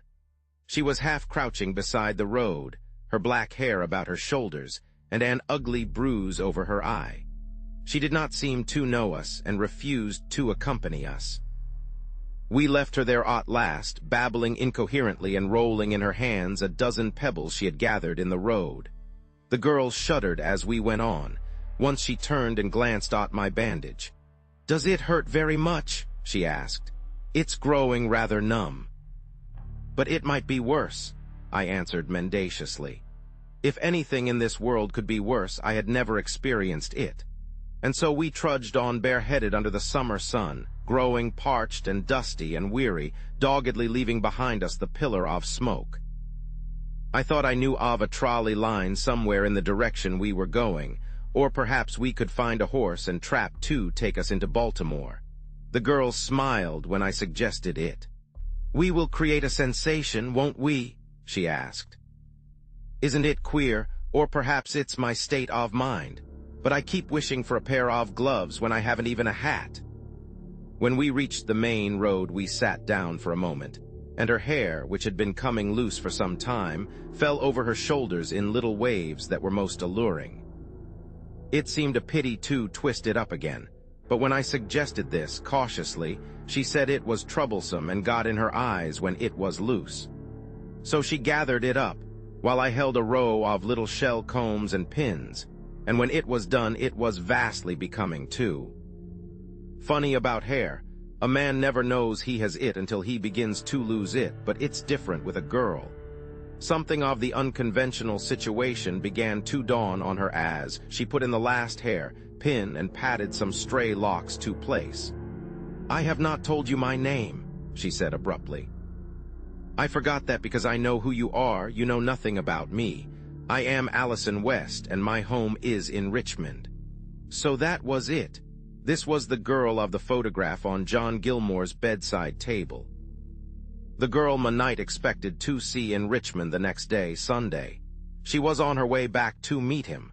Well, what difference did it make anyhow? We had been thrown together by the merest chance. In an hour or two at the most we would be back in civilization, and she would recall me, if she remembered me at all, as an unshaven creature in a red cravat and tan shoes, with a soiled Pullman sheet tied around my neck. I drew a deep breath. "Just a twinge," I said when she glanced up quickly. "It's very good of you to let me know, Miss West. I have been hearing delightful things about you for 3 months. From Richie my knight?" She was frankly curious. "Yes, from Richie my knight," I assented. Was it any wonder my knight was crazy about her? I dug my heels into the dust. "I have been visiting near Crescent in the mountains," Miss West was saying. "The person you mentioned, Mrs. Curtis, was my hostess. We were on our way to Washington together." She spoke slowly, as if she wished to give the minimum of explanation. Across her face had come again the baffling expression of perplexity and trouble I had seen before. "You were on your way home, I suppose? Richie spoke about seeing you," I floundered, finding it necessary to say something. She looked at me with level, direct eyes. "No," she returned quietly. "I did not intend to go home. Well, it doesn't matter. I am going home now." A woman in a calico dress with 2 children, each an exact duplicate of the other, had come quickly down the road. She took in the situation at a glance and was explosively hospitable. "You poor things," she said. "If you'll take the first road to the left over there and turn in at the second pigsty, you will find breakfast on the table and a coffee pot on the stove. And there's plenty of soap and water, too. Don't say one word. There isn't a soul there to see you." We accepted the invitation, and she hurried on toward the excitement and the railroad. I got up carefully and helped Miss West to her feet. "At the second pigsty to the left," I repeated. "We will find the breakfast I promised you 7 eternities ago." Forward to the pigsty? We said very little for the remainder of that walk. I had almost reached the limit of endurance. With every step, the broken ends of the bone grated together.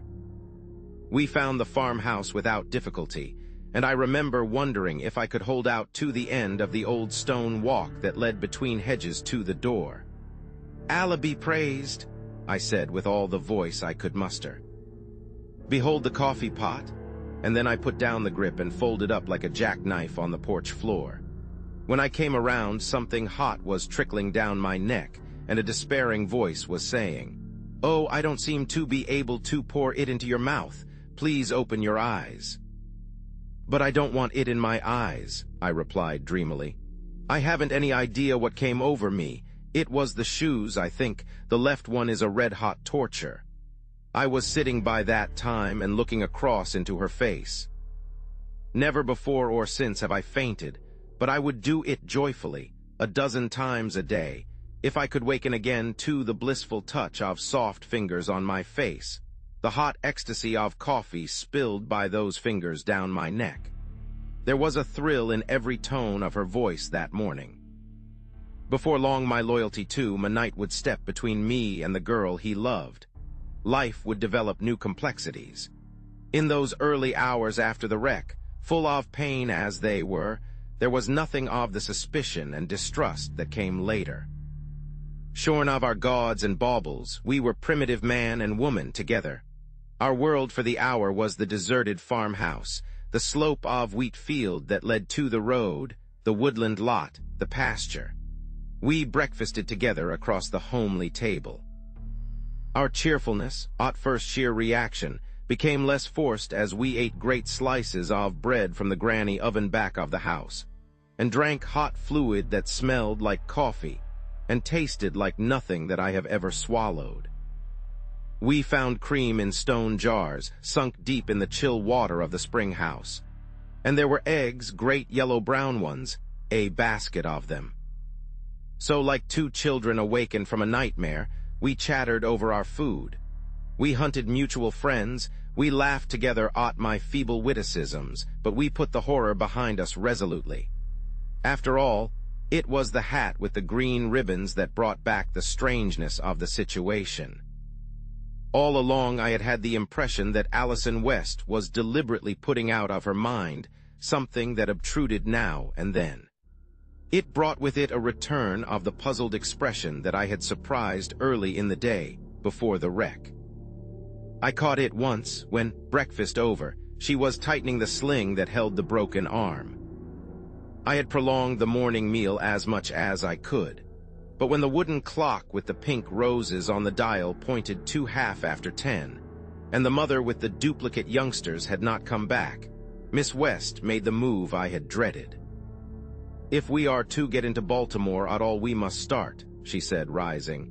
"You ought to see a doctor as soon as possible." "Hush," I said warningly. "Don't mention the arm, please. It is asleep now. You may rouse it." "If I only had a hat," she reflected. "It wouldn't need to be much of one, but—" She gave a little cry and darted to the corner.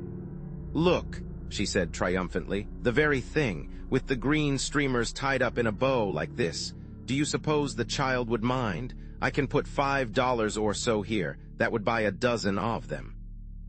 It was a queer affair of straw, that hat, with a round crown and a rim that flopped dismally. With a single movement, she had turned it up at one side and fitted it to her head. Grotesque by itself, when she wore it, it was a thing of joy. Evidently the lack of head covering had troubled her, for she was elated at her find. She left me, scrawling a note of thanks and pinning it with a bill to the tablecloth, and ran upstairs to the mirror and the promised soap and water. I did not see her when she came down. I had discovered a bench with a tin basin outside the kitchen door, and was washing in a helpless, one-sided way. I felt rather than saw that she was standing in the doorway, and I made a final plunge into the basin. "How is it possible for a man with only a right hand to wash his left ear?" I asked from the roller towel. I was distinctly uncomfortable. Men are more rigidly creatures of convention than women, whether they admit it or not. There is so much soap on me still that if I laugh I will blow bubbles. Washing with rainwater and homemade soap is like motoring on a slippery road. I only struck the high places. Then, having achieved a brilliant polish with the towel, I looked at the girl. She was leaning against the frame of the door, her face perfectly colorless, her breath coming in slow, difficult respirations. The erratic hat was pinned to place, but it had slid rakishly to one side. When I realized that she was staring not at me but past me to the road along which we had come, I turned and followed her gaze. There was no one in sight. The lane stretched dust white in the sun. No moving figure on it, no sign of life. Chapter 10, Miss West's Request. The surprising change in her held me speechless. All the animation of the breakfast table was gone. There was no hint of the response with which, before, she had met my nonsensical sallies. She stood there, white-lipped, unsmiling, staring down the dusty road. One hand was clenched tight over some small object. Her eyes dropped to it from the distant road and then closed with a quick, indrawn breath. Her color came back slowly. Whatever had caused the change, she said nothing. She was anxious to leave at once, almost impatient over my deliberate masculine way of getting my things together. Afterward, I recalled that I had wanted to explore the barn for a horse, and some sort of a vehicle to take us to the trolley, and that she had refused to allow me to look. I remembered many things later that might have helped me, and did not. At the time, I was only completely bewildered. Save the wreck, the responsibility for which lay between Providence and the engineer of the second section, all the events of that strange morning were logically connected. They came from one cause and tended unerringly to one end. But the cause was buried, the end not yet in view. Not until we had left the house well behind did the girl's face relax its tense lines. I was watching her more closely than I had realized, for when we had gone a little way along the road, she turned to me almost petulantly. "Please don't stare so at me," she said, to my sudden confusion. "I know the hat is dreadful. Green always makes me look ghastly." Perhaps it was the green. I was unaccountably relieved. "Do you know, a few minutes ago you looked almost pallid to me?" She glanced at me quickly, but I was gazing ahead. We were out of sight of the house now, and with every step away from it the girl was obviously relieved.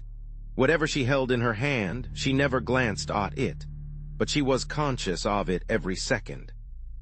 She seemed to come to a decision about it while we were still in sight of the gate, for she murmured something and turned back alone, going swiftly, her feet stirring up small puffs of dust at every step. She fastened something to the gate post. I could see the nervous haste with which she worked. When she joined me again, it was without explanation. But the clenched fingers were free now, and while she looked tired and worn, the strain had visibly relaxed. We walked along slowly in the general direction of the suburban trolley line. Once a man with an empty wagon offered us a lift, but after a glance at the springless vehicle, I declined. "The ends of the bone think they are castanets as it is," I explained.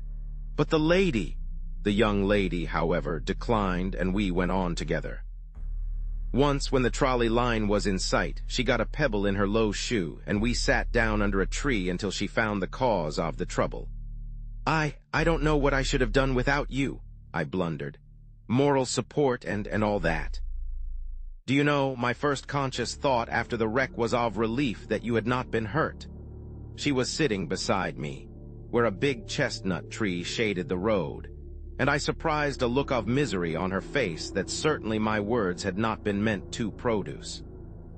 "And my first thought," she said slowly, "was regret that I hadn't been obliterated, blown out like a candle. Please don't look like that. I am only talking."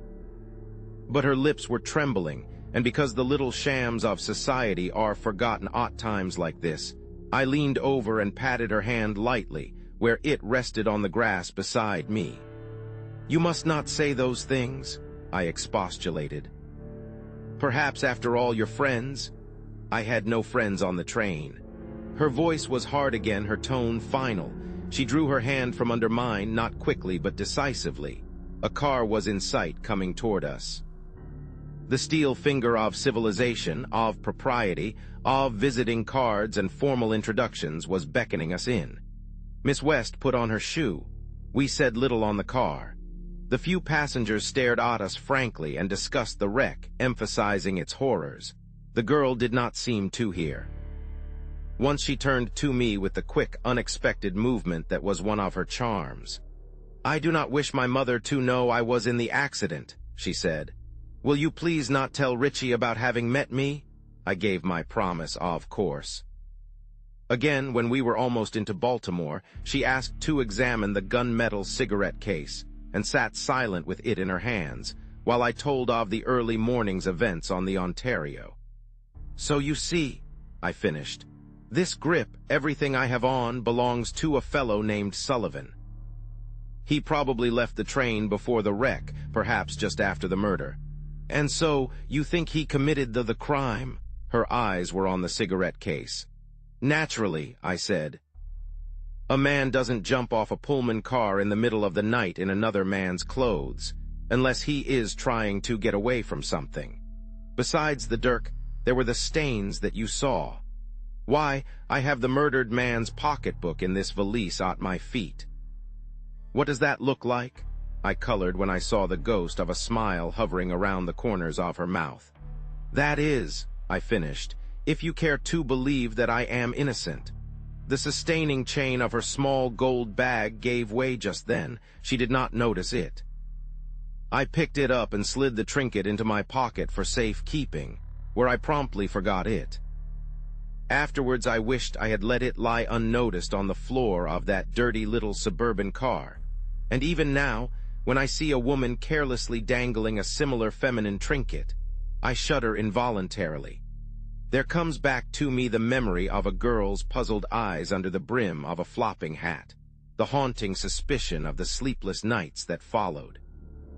Just then I was determined that my companion should not stray back to the wreck, and to that end I was determinedly facetious. "Do you know that it is Sunday?" she asked suddenly, "and that we are actually ragged?" "Never mind that," I retorted. "All Baltimore is divided on Sunday into 3 parts. Those who rise up and go to church, those who rise up and read the newspapers, and those who don't rise up. The first are somewhere between the creed and the sermon, and we need not worry about the others." "You treat me like a child," she said almost pettishly. "Don't try so hard to be cheerful. It is almost ghastly." After that, I subsided like a pricked balloon, and the remainder of the ride was made in silence. The information that she would go to friends in the city was a shock. It meant an earlier separation than I had planned for. But my arm was beginning again. In putting her into a cab, I struck it and gritted my teeth with the pain. It was probably for that reason that I forgot the gold bag. She leaned forward and held out her hand. "I may not have another chance to thank you," she said, "and I think I would better not try anyhow. I cannot tell you how grateful I am." I muttered something about the gratitude being mine. Owing to the knock, I was seeing 2 cabs, and 2 girls were holding out 2 hands. "Remember," they were both saying, "you have never met me, Mr. Blakely. And if you ever hear anything about me that is not pleasant, I want you to think the best you can of me. Will you?" The 2 girls were one now, with little flashes of white light playing all around. I'm afraid that I shall think too well for my own good," I said unsteadily. And the cab drove on. Chapter 11. The name was Sullivan. I had my arm done up temporarily in Baltimore and took the next train home.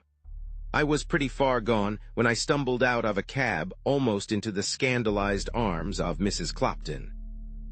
In 15 minutes I was in bed, with that good woman piling on blankets and blistering me in unprotected places with hot water bottles. And in an hour I had a whiff of chloroform, and Dr. Williams had set the broken bone. I dropped asleep then, waking in the late twilight to a realization that I was at home again. without the papers that meant conviction for Andy Bronson, with a charge of murder hanging over my head, and with something more than an impression of the girl my best friend was in love with, a girl, moreover, who was almost as great an enigma as the crime itself. "And I'm no hand at guessing riddles," I groaned half aloud. Mrs. Clopton came over promptly and put a cold cloth on my forehead. "Euphemia," she said to someone outside the door, "telephone the doctor that he is still rambling, but that he has switched from green ribbons to riddles." "There's nothing the matter with me, Mrs. Clopton," I rebelled. "I was only thinking out loud. Confound that cloth, it's trickling all over me." I gave it a fling and heard it land with a soggy thud on the floor. "Thinking out loud is delirium," Mrs. Clopton said imperturbably. "A fresh cloth, Euphemia." This time she held it on with a firm pressure that I was too weak to resist. I expostulated feebly that I was drowning, which she also laid to my mental exaltation, and then I finally dropped into a damp sleep. It was probably midnight when I roused again. I had been dreaming of the wreck, and it was inexpressibly comforting to feel the stability of my bed, and to realize the equal stability of Mrs. Clopton, who sat, fully attired by the night light, reading Science and Health. "Does that book say anything about opening the windows on a hot night?" I suggested when I had got my bearings. She put it down immediately and came over to me. If there is one time when Mrs. Clopton is chastened, and it is the only time, it is when she reads Science and Health. "I don't like to open the shutters, Mr. Lawrence," she explained. "Not since the night you went away," but pressed further she refused to explain. "The doctor said you were not to be excited," she persisted. "Here's your beef tea." "Not a drop until you tell me," I said firmly. "Besides, you know very well there's nothing the matter with me. This arm of mine is only a false belief." I sat up gingerly. "Now, why don't you open that window?" Mrs. Clopton succumbed. "Because there are queer goings-on in that house next door," she said. "If you will take the beef tea, Mr. Lawrence, I will tell you." The queer goings-on, however, proved to be slightly disappointing. It seemed that after I left on Friday night, a light was seen flitting fitfully through the empty house next door. Euphemia had seen it first and called Mrs. Clopton. Together they had watched it breathlessly until it disappeared on the lower floor. "You should have been a writer of ghost stories," I said, giving my pillows a thump. "And so it was fitting flitfully." "That's what it was doing," she reiterated. "Fitting flitfully, I mean flitting fitfully. How you do throw me out, Mr. Lawrence. And what's more, it came again." "Oh, come now, Mrs. Clopton," I objected. "Ghosts are like lightning, they never strike twice in the same night. That is only worth half a cup of beef tea." "You may ask Euphemia," she retorted with dignity. "Not more than an hour after, there was a light there again. We saw it through the chinks of the shutters. Only this time it began at the lower floor and climbed." "You oughtn't to tell ghost stories at night," came a knight's voice from the doorway. "Really, Mrs. Clopton, I'm amazed at you. You old duffer, I've got you to thank for the worst day of my life." Mrs. Clopton gulped. Then, realizing that the old duffer was meant for me, she took her empty cup and went out muttering. "The pirate's crazy about me, isn't she?" my knight said to the closing door. Then he swung around and held out his hand. "By Jove," he said, "I've been laying you out all day, lilies on the doorbell, black gloves, everything. If you had had the sense of a mosquito in a snowstorm, you would have telephoned me. I never even thought of it." I was filled with remorse. "Upon my word, Rich, I hadn't an idea beyond getting away from that place. If you had seen what I saw," my knight stopped me. "Seen it? Why, you lunatic, I've been digging for you all day in the ruins. I've lunched and dined on horrors. Give me something to rinse them down, Lolly." He had fished the key of the cellarette from its hiding place in my shoe bag and was mixing himself what he called a Bernard Shaw, a foundation of brandy and soda, with a little of everything else in sight to give it snap. Now that I saw him clearly, he looked weary and grimy. I hated to tell him what I knew he was waiting to hear, but there was no use wading in by inches. I ducked and got it over. "The notes are gone, Rich," I said as quietly as I could. In spite of himself, his face fell. Of course I expected it," he said. "But Mrs. Clopton said over the telephone that you had brought home a grip, and I hoped, well, Lord knows we ought not to complain. You're here damaged, but here." He lifted his glass. "Happy days, old man. If you will give me that black bottle and a teaspoon, I'll drink that in arnica or whatever the stuff is. Rich, the notes were gone before the wreck." He wheeled and stared at me, the bottle in his hand. "Lost, strayed, or stolen?" he queried with forced lightness. "Stolen, although I believe the theft was incidental to something else." Mrs. Clopton came in at that moment, with an eggnog in her hand. She glanced at the clock, and without addressing anyone in particular, she intimated that it was time for self-respecting folks to be at home in bed. My knight, who could never resist a fling at her back, spoke to me in a stage whisper. "Is she talking still, or again?" he asked, just before the door closed. There was a second's indecision with the knob, then, judging discretion the better part, Mrs. Clopton went away. "Now then," my knight said, settling himself in a chair beside the bed, "spit it out. Not the wreck, I know all I want about that, but the theft. I can tell you beforehand that it was a woman." I had crawled painfully out of bed and was in the act of pouring the eggnog down the pipe of the washstand. I paused with the glass in the air. "A woman?" I repeated, startled. "What makes you think that?" "You don't know the first principles of a good detective yarn," he said scornfully.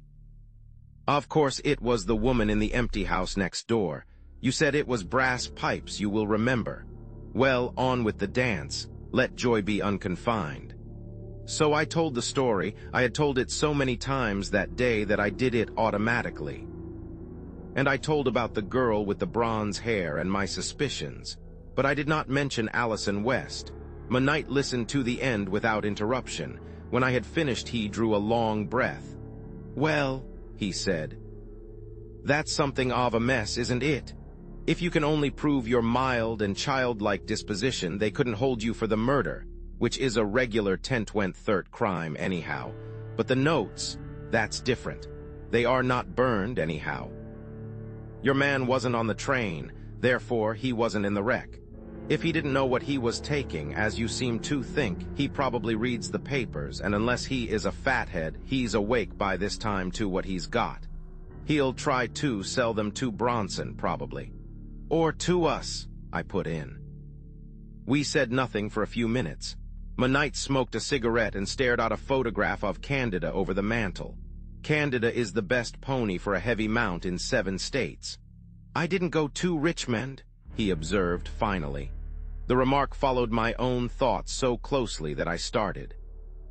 "Miss West is not home yet from Seal Harbor." Receiving no response, he lapsed again into thoughtful silence. Mrs.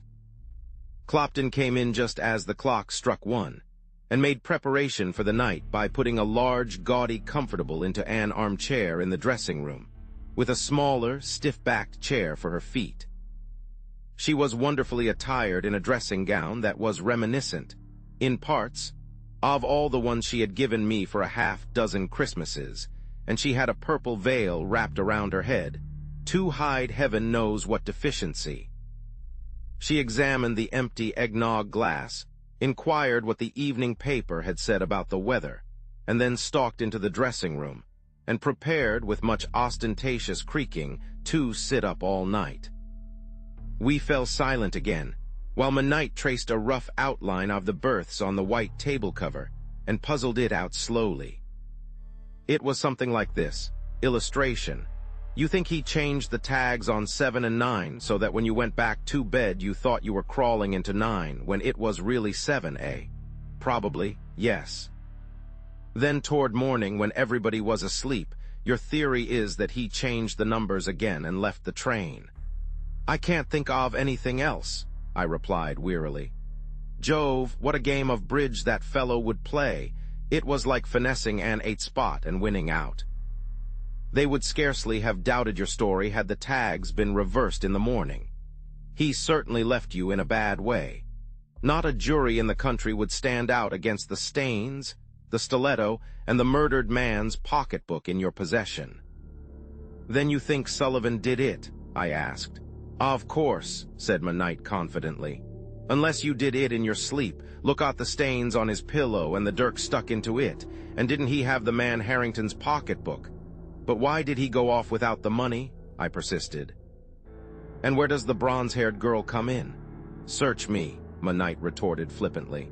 Inflammation of the imagination on your part. Then there is the piece of telegram. It said lower 10, car 7. It's extremely likely that she had it. That telegram was about me, Richie. I'm getting a headache, he said, putting out his cigarette against the sole of his shoe. All I'm certain of just now is that if there hadn't been a wreck, by this time you'd be sitting in an 8x10 cell and feeling like the rhyme for it. But listen to this, I contended as he picked up his hat. This fellow Sullivan is a fugitive, and he's a lot more likely to make advances to Bronson than to us. We could have the case continued, release Bronson on bail and set a watch on him. Not my watch, Knight protested. It's a family heirloom. You'd better go home, I said firmly. Go home and go to bed. You're sleepy. You can have Sullivan's red necktie to dream over if you think it will help any. Mrs. Clopton's voice came drowsily from the next room, punctuated by a yawn. Oh, I forgot to tell you, she called with the suspicious lisp which characterizes her at night. Somebody called up about noon, Mr. Lawrence. It was long distance, and he said he would call again. The name was, she yawned, Sullivan. Chapter 12. The gold bag. I have always smiled at those cases of spontaneous combustion which, like fusing the component parts of a Seidlitz powder, unite two people in a bubbling and ephemeral ecstasy. But surely there is possible, with but a single meeting, an attraction so great, a community of mind and interest so strong, that between that first meeting and the next, the bond may grow into something stronger. This is especially true, I fancy, of people with temperament, the modern substitute for imagination. It is a nice question whether lovers begin to love when they are together or when they are apart. Not that I followed any such line of reasoning at the time.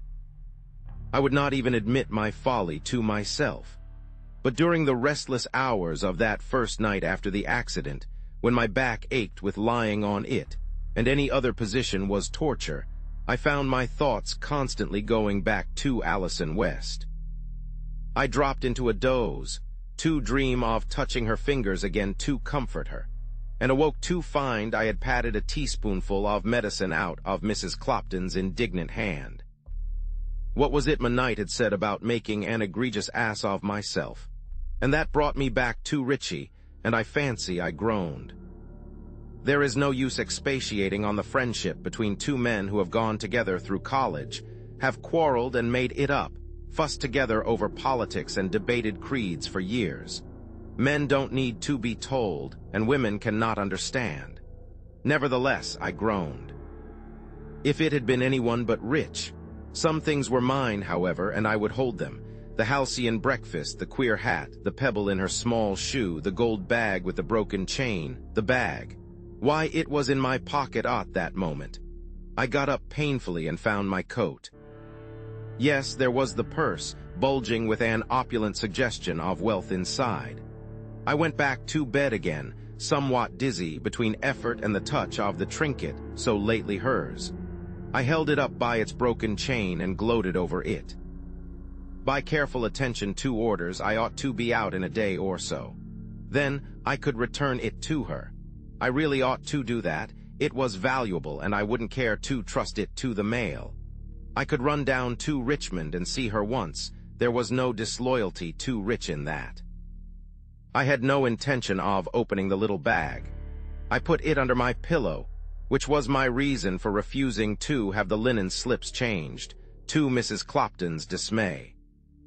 And sometimes during the morning, while I lay under a virgin field of white, ornamented with strange flowers, my cigarettes hidden beyond discovery, and science and health on a table by my elbow, as if by the merest accident, I slid my hand under my pillow and touched it reverently.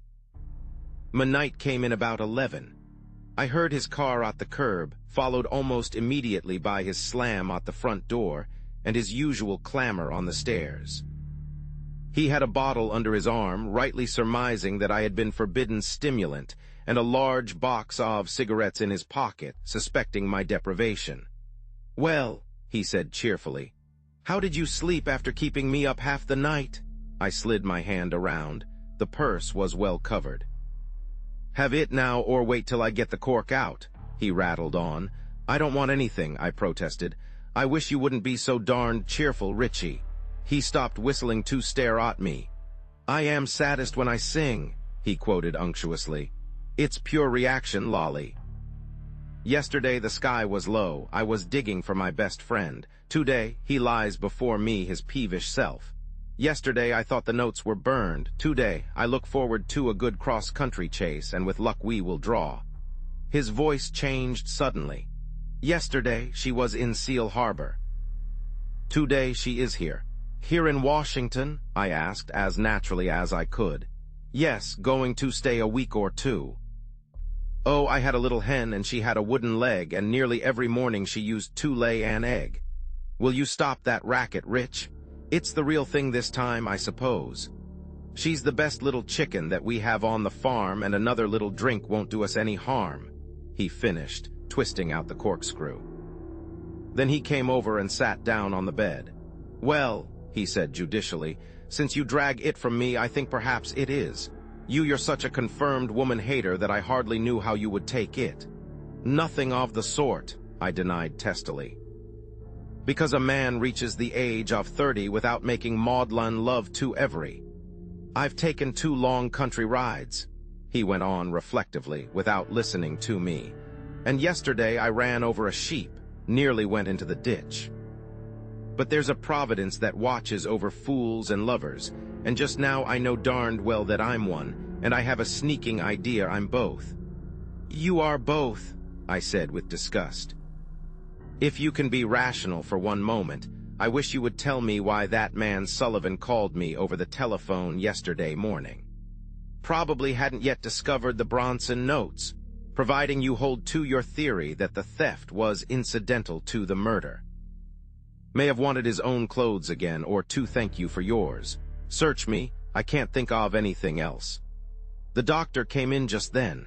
As I said before, I think a lot of my doctor when I am ill.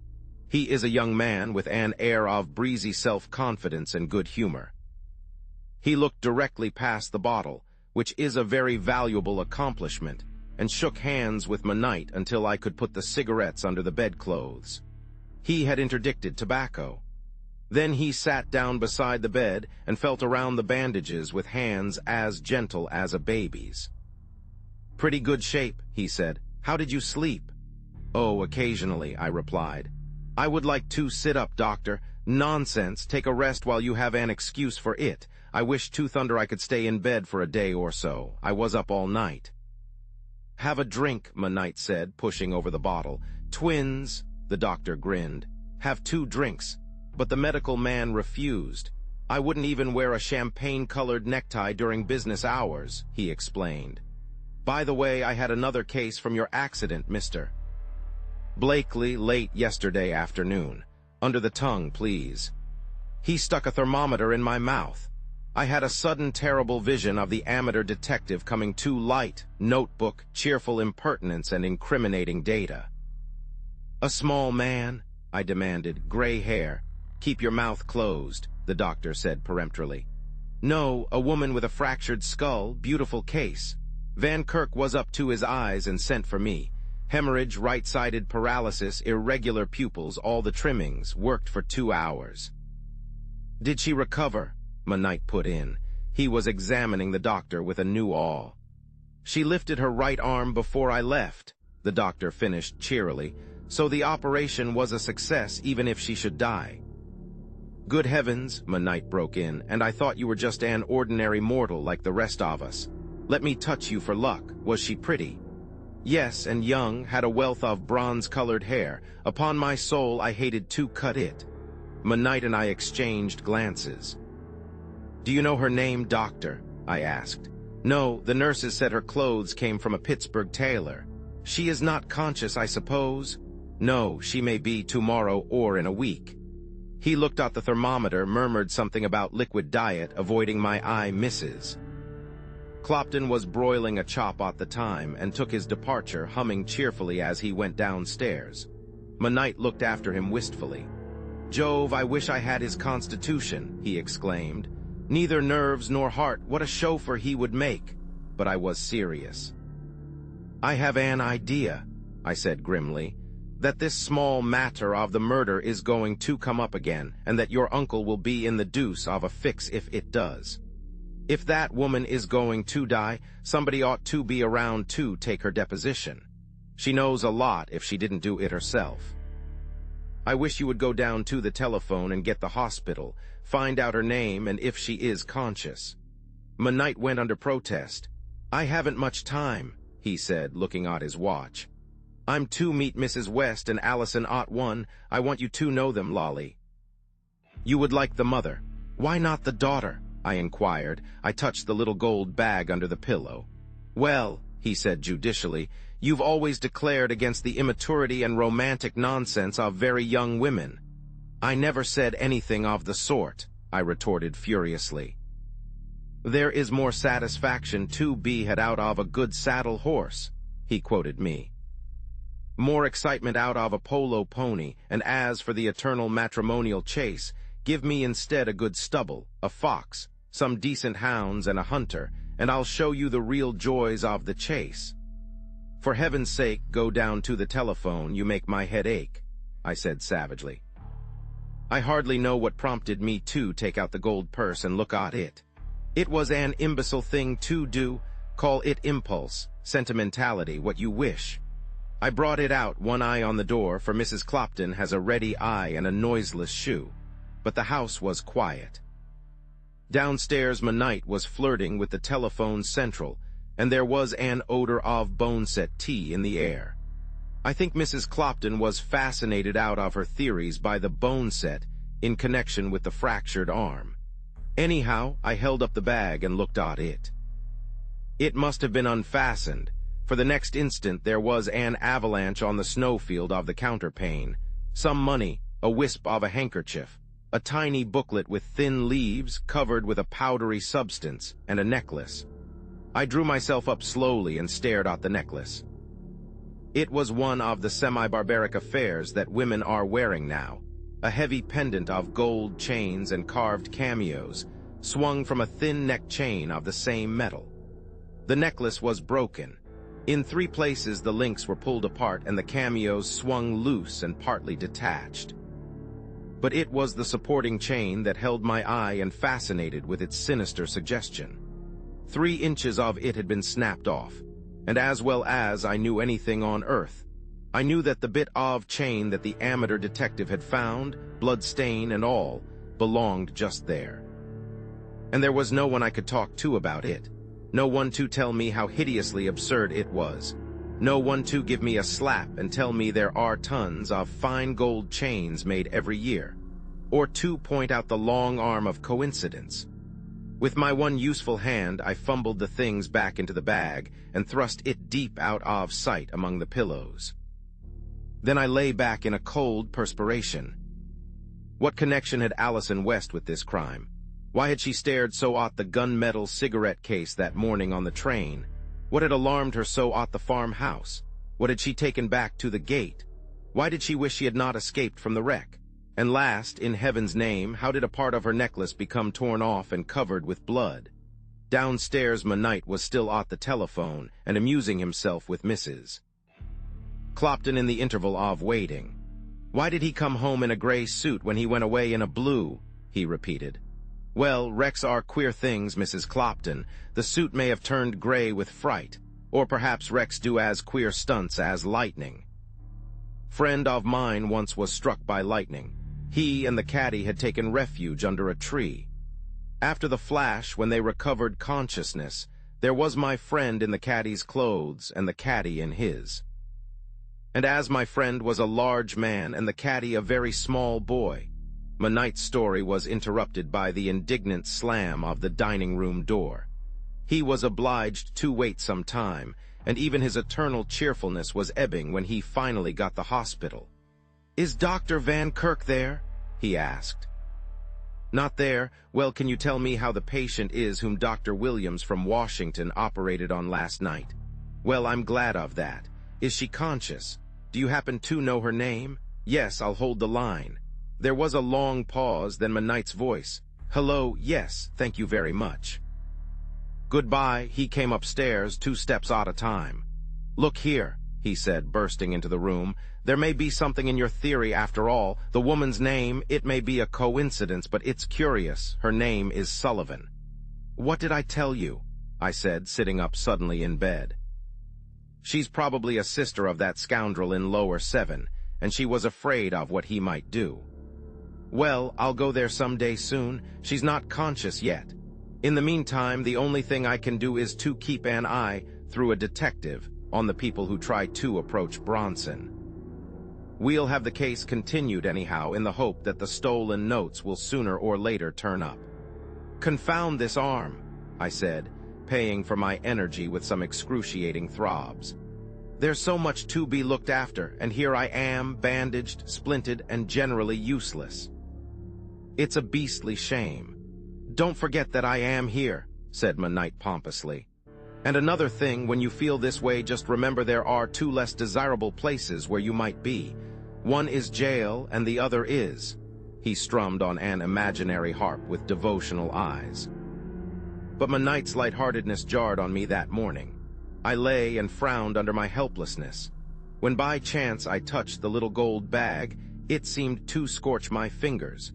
Richie, finding me unresponsive, left to keep his luncheon engagement with Allison West. As he clattered down the stairs, I turned my back to the morning sunshine and abandoned myself to misery. By what strain on her frayed nerves was Allison West keeping up, I wondered. Under the circumstances, would I dare to return the bag? Knowing that I had it, would she hate me for my knowledge? Or had I exaggerated the importance of the necklace, and in that case had she forgotten me already? But Knight had not gone, after all. I heard him coming back, his voice preceding him, and I groaned with irritation. "Wake up," he called. "Somebody sent you a lot of flowers. Please hold the box, Mrs. Clopton. I'm going out to be run down by an automobile." I roused to feeble interest. My brother's wife is punctilious about such things. All the new babies in the family have silver rattles, and all the sick people flowers. Knight pulled up an armful of roses and held them out to me. "Wonder who they're from?" he said, fumbling in the box for a card. "There's no name. Yes, here's one." He held it up and read it with exasperating slowness. "Best wishes for an early recovery, a companion in misfortune." "Well, what do you know about that?" he exclaimed. "That's something you didn't tell me, Lolly." "It was hardly worth mentioning," I said mendaciously, with my heart beating until I could hear it. She had not forgotten, after all. Knight took a bud and fastened it in his buttonhole. I'm afraid I was not especially pleasant about it. They were her roses, and anyhow they were meant for me. Richie left very soon with an irritating final grin at the box. "Goodbye, Sir Woman Hater," he jeered at me from the door. So he wore one of the roses she had sent me, to luncheon with her, and I lay back among my pillows and tried to remember that it was his game anyhow, and that I wasn't even drawing cards. To remember that, and to forget the broken necklace under my head. Chapter 13, Faded Roses. I was in the house for a week. Much of that time I spent in composing and destroying letters of thanks to Miss West, and in growling at the doctor. Knight dropped in daily, but he was less cheerful than usual. Now and then I caught him eyeing me as if he had something to say, but whatever it was he kept it to himself. Once during the week he went to Baltimore and saw the woman in the hospital there. From the description I had little difficulty in recognizing the young woman who had been with the murdered man in Pittsburgh, but she was still unconscious. An elderly aunt had appeared, a gaunt person in black who sat around like a buzzard on a fence, according to Knight, and wept in a mixed figure into a damp handkerchief. On the last day of my imprisonment, he stopped in to thrash out a case that was coming up in court the next day, and to play a game of double solitaire with me. Who won the ball game? I asked. We were licked. Ask me something pleasant. Oh, by the way, Bronson's out today. I'm glad I'm not on his bond, I said pessimistically. He'll clear out. Not he. Knight pounced on my ace. He's no fool. Don't you suppose he knows you took those notes to Pittsburgh? The papers were full of it, and he knows you escaped with your life and a broken arm from the wreck. What do we do next? The Commonwealth continues the case. A deaf man on a dark night would know those notes are missing. Don't play so fast, I remonstrated. I have only one arm to your two. Who is trailing Bronson? Did you try to get Johnson? I asked for him, but he had some work on hand. The murder's evidently a dead issue, I reflected. No, I'm not joking. The wreck destroyed all the evidence, but I'm firmly convinced those notes will be offered, either to us or to Bronson very soon. Johnson's a blackguard, but he's a good detective. He could make his fortune as a game dog. What's he doing? Knight put down his cards and, rising, went to the window. As he held the curtain back, his customary grin looked a little forced. To tell you the truth, Lolly, he said, for the last 2 days he has been watching a well-known Washington attorney named Lawrence Blakely. He's across the street now. It took a moment for me to grasp what he meant. Why, it's ridiculous, I asserted. What would they trail me for? Go over and tell Johnson to get out of there, or I'll pot at him with my revolver. You can tell him that yourself.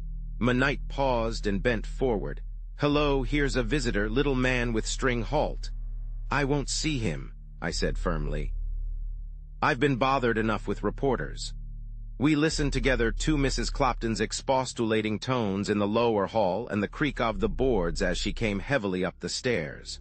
She had a piece of paper in her hand, torn from a pocket account book, and on it was the name, Mr. Wilson Bud Hotchkiss, important business. Oh, well, show him up, I said resignedly.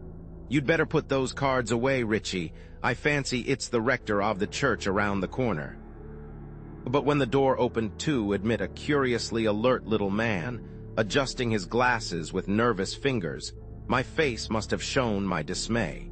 It was the amateur detective of the Ontario. I shook hands without enthusiasm. Here was the one survivor of the wrecked car who could do me any amount of harm. There was no hope that he had forgotten any of the incriminating details. In fact, he held in his hand the very notebook which contained them. His manner was restrained, but it was evident he was highly excited. I introduced him to Knight, who has the imagination I lack, and who placed him at once mentally. I only learned yesterday that you had been, saved, he said rapidly. Terrible accident, unspeakable. Dream about it all night and think about it all day. Broken arm? No.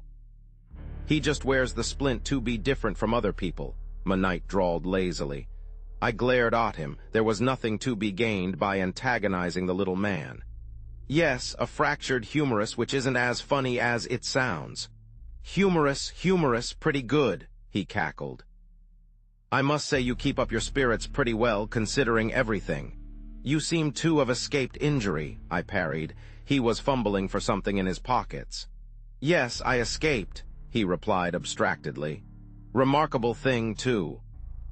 I haven't a doubt I would have broken my neck, but I landed on, you'll never guess what.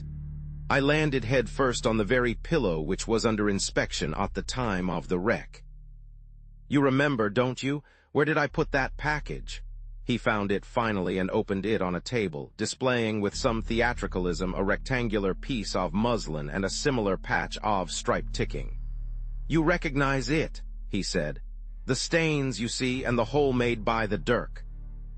I tried to bring away the entire pillow, but they thought I was stealing it and made me give it up. Richie touched the pieces gingerly.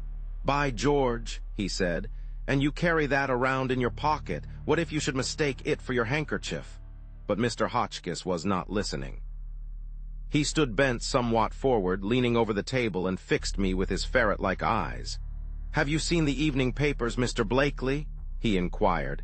I glanced too where they lay unopened and shook my head. "Then I have a disagreeable task," he said with evident relish. "Of course you had considered the matter of the man Harrington's death closed after the wreck. I did myself. As far as I was concerned, I meant to let it remain so. There were no other survivors, at least none that I knew of, and in spite of circumstances, there were a number of points in your favor." "Thank you," I put in with a sarcasm that was lost on him. "I verified your identity, for instance, as soon as I recovered from the shock. Also, I found on inquiring of your tailor that you invariably wore dark clothing." Knight came forward threateningly. "Who are you anyhow?" he demanded. "And how is this any business of yours?" Mr. Hotchkiss was entirely unruffled. "I have a minor position here," he said, reaching for a visiting card.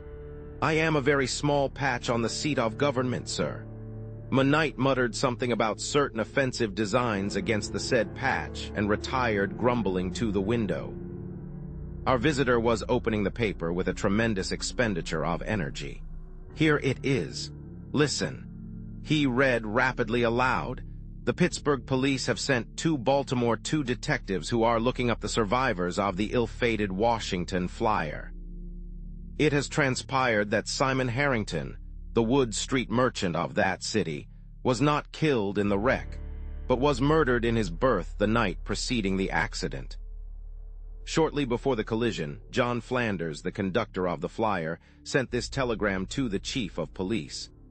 Body of Simon Harrington found stabbed in his berth, Lower 10, Ontario, at 6:30 this morning. John Flanders, conductor.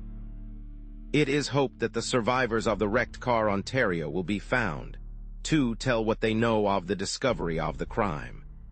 Mr. John Gilmore, head of the steel company for which Mr. Harrington was purchasing agent, has signified his intention of sifting the matter to the bottom. So you see," Hotchkiss concluded, "there's trouble brewing. You and I are the only survivors of that unfortunate car." I did not contradict him, but I knew of 2 others at least, Allison West, and the woman we had left beside the road that morning, babbling incoherently, her black hair tumbling over her white face. "Unless we can find the man who occupied Lower 7, I suggested. "I have already tried and failed. To find him would not clear you, of course, unless we could establish some connection between him and the murdered man. It is the only thing I see, however. I have learned this much," Hotchkiss concluded. "Lower 7 was reserved from Cresson. Cresson, where Allison West and Mrs. Curtis had taken the train." Knight came forward and suddenly held out his hand. "Mr. Hotchkiss," he said, I'm sorry if I have been offensive. I thought when you came in that, like the Irishman and the government, you were forninst us. If you will put those cheerful relics out of sight somewhere, I should be glad to have you dine with me at the incubator." His name for his bachelor apartment. "Compared with Johnson, you are the great original protoplasm." The strength of this was lost on Hotchkiss, but the invitation was clear. They went out together, and from my window I watched them get into Knight's car. It was raining, and at the corner the cannonballs skidded. Across the street my detective, Johnson, looked after them with his crooked smile. As he turned up his collar he saw me and lifted his hat. I left the window and sat down in the growing dusk. So the occupant of Lower 7 had got on the car at Cresson, probably with Allison West and her companion. There was someone she cared about enough to shield. I went irritably to the door and summoned Mrs. Clopton. "You may throw out those roses," I said without looking at her. "They are quite dead. They have been quite dead for 3 days, she retorted spitefully. "Euphemia said you threatened to dismiss her if she touched them." Chapter 14, The Trapdoor. By Sunday evening, a week after the wreck, my inaction had goaded me to frenzy. The very sight of Johnson across the street or lurking, always within sight of the house, kept me constantly exasperated. It was on that day that things began to come to a focus, a burning glass of events that seemed to center on me. I dined alone that evening in no cheerful frame of mind.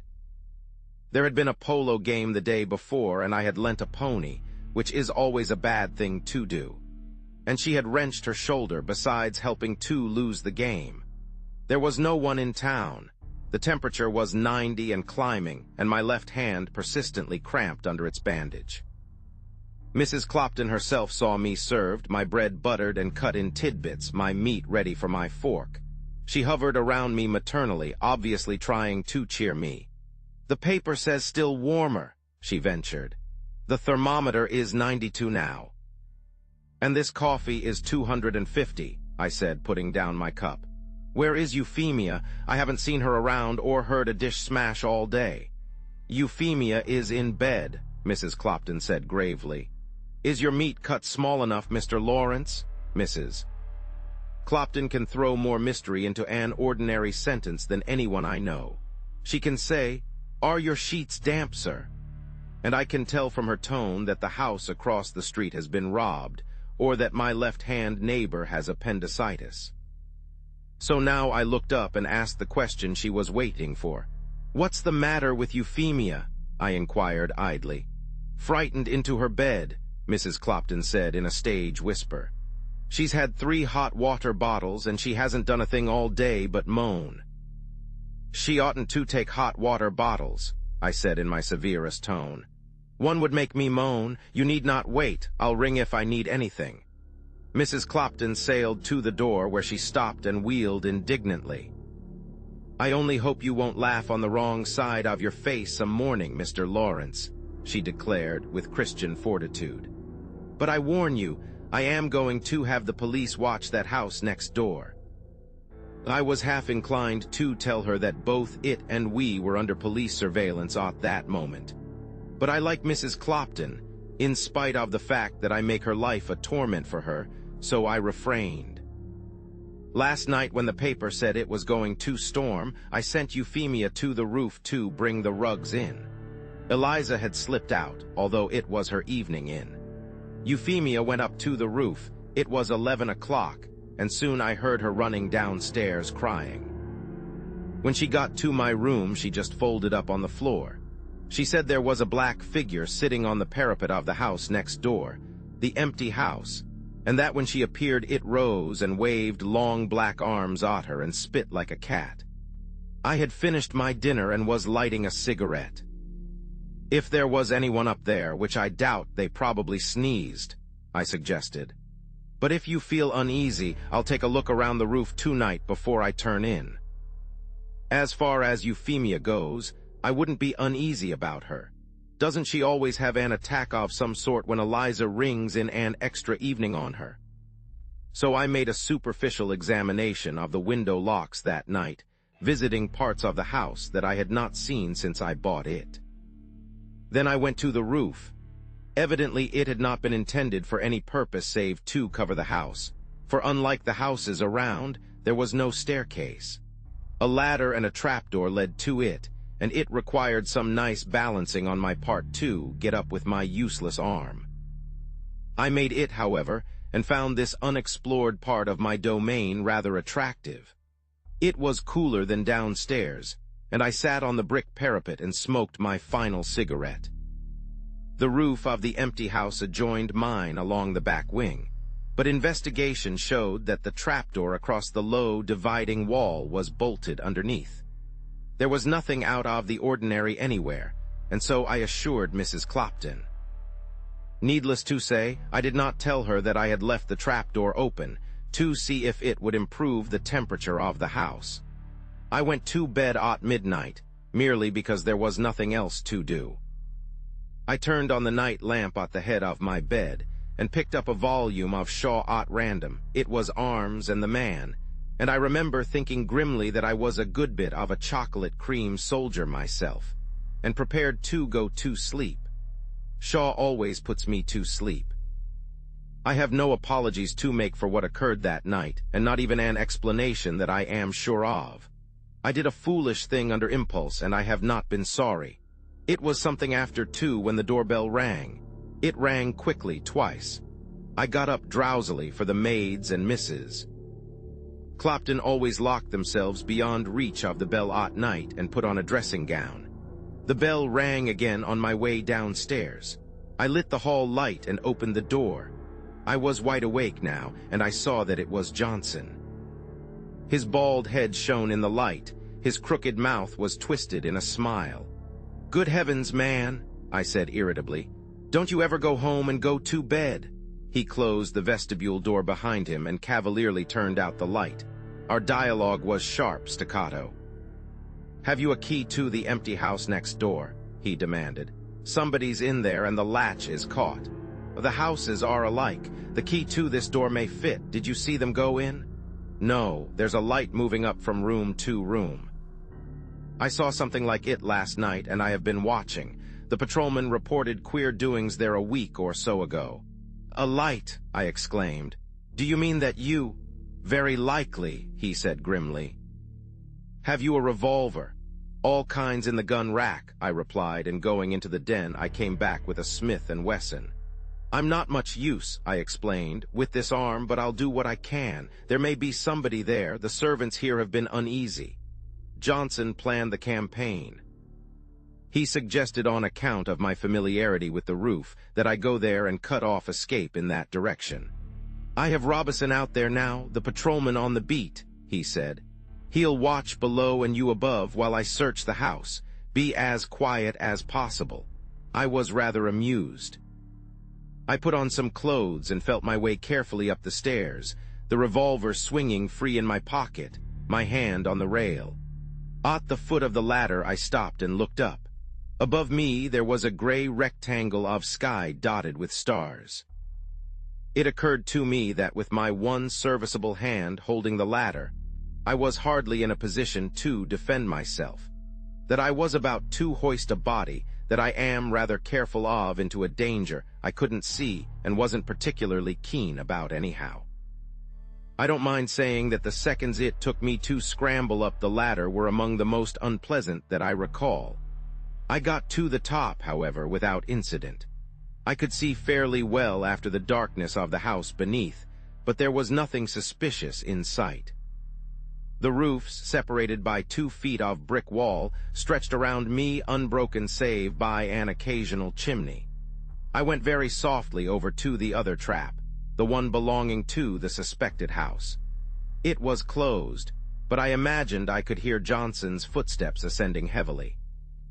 Then even that was gone. A nearby clock struck 3 as I stood waiting. I examined my revolver then for the first time and found it was empty. I had been rather skeptical until now. I had had the usual tolerant attitude of the man who is summoned from his bed to search for burglars, combined with the artificial courage of firearms. With the discovery of my empty gun, I felt like a man on the top of a volcano in lively eruption. Suddenly I found myself staring incredulously at the trapdoor at my feet. I had examined it early in the evening and found it bolted. Did I imagine it, or had it raised about an inch? Wasn't it moving slowly as I looked? No, I am not a hero. I was startled almost into a panic. I had one arm, and whoever was raising that trapdoor had 2. My knees had a queer inclination to bend the wrong way. Johnson's footsteps were distinct enough, but he was evidently far below. The trap, raised perhaps 2 inches now, remained stationary. There was no sound from beneath it. Once I thought I heard 2 or 3 gasping respirations. I am not sure they were not my own. I wanted desperately to stand on one leg at a time and hold the other up out of focus of a possible revolver. I did not see the hand appear. There was nothing there, and then it was there, clutching the frame of the trap.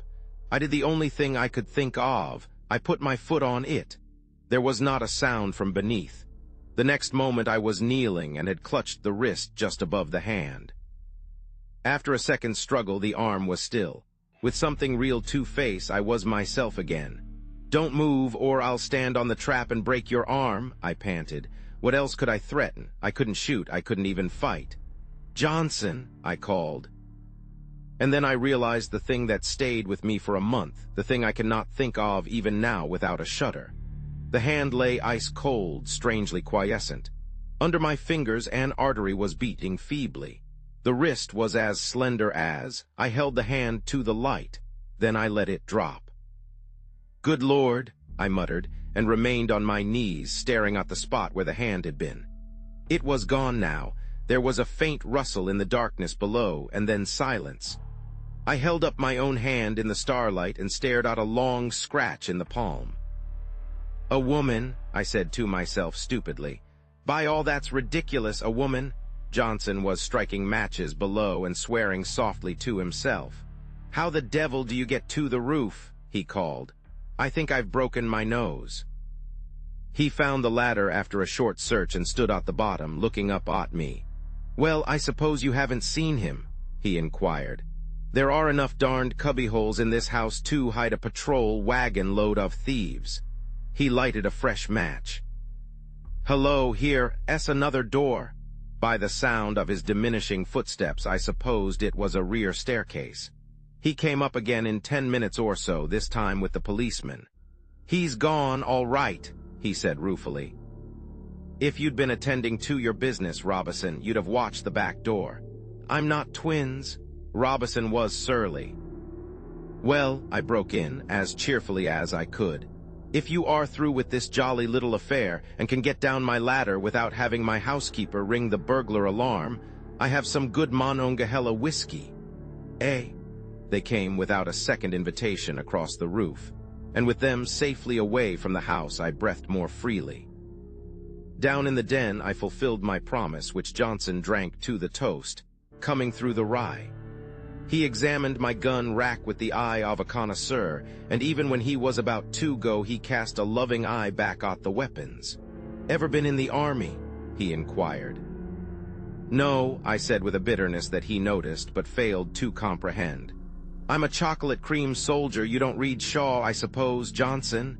"Never heard of him," the detective said indifferently. "Well, good night, Mr. Blakely. Much obliged." At the door he hesitated and coughed. "I suppose you understand, Mr. Blakely," he said awkwardly, "that this surveillance is all in the day's work. I don't like it, but it's duty. Every man to his duty, sir."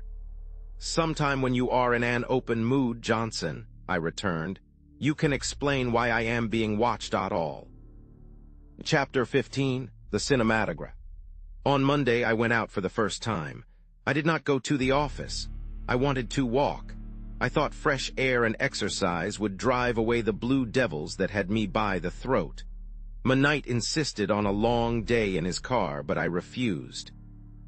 "I don't know why not," he said sulkily. "I can't walk. I haven't walked 2 consecutive blocks in 3 years. Automobiles have made legs mere ornaments, and some not even that.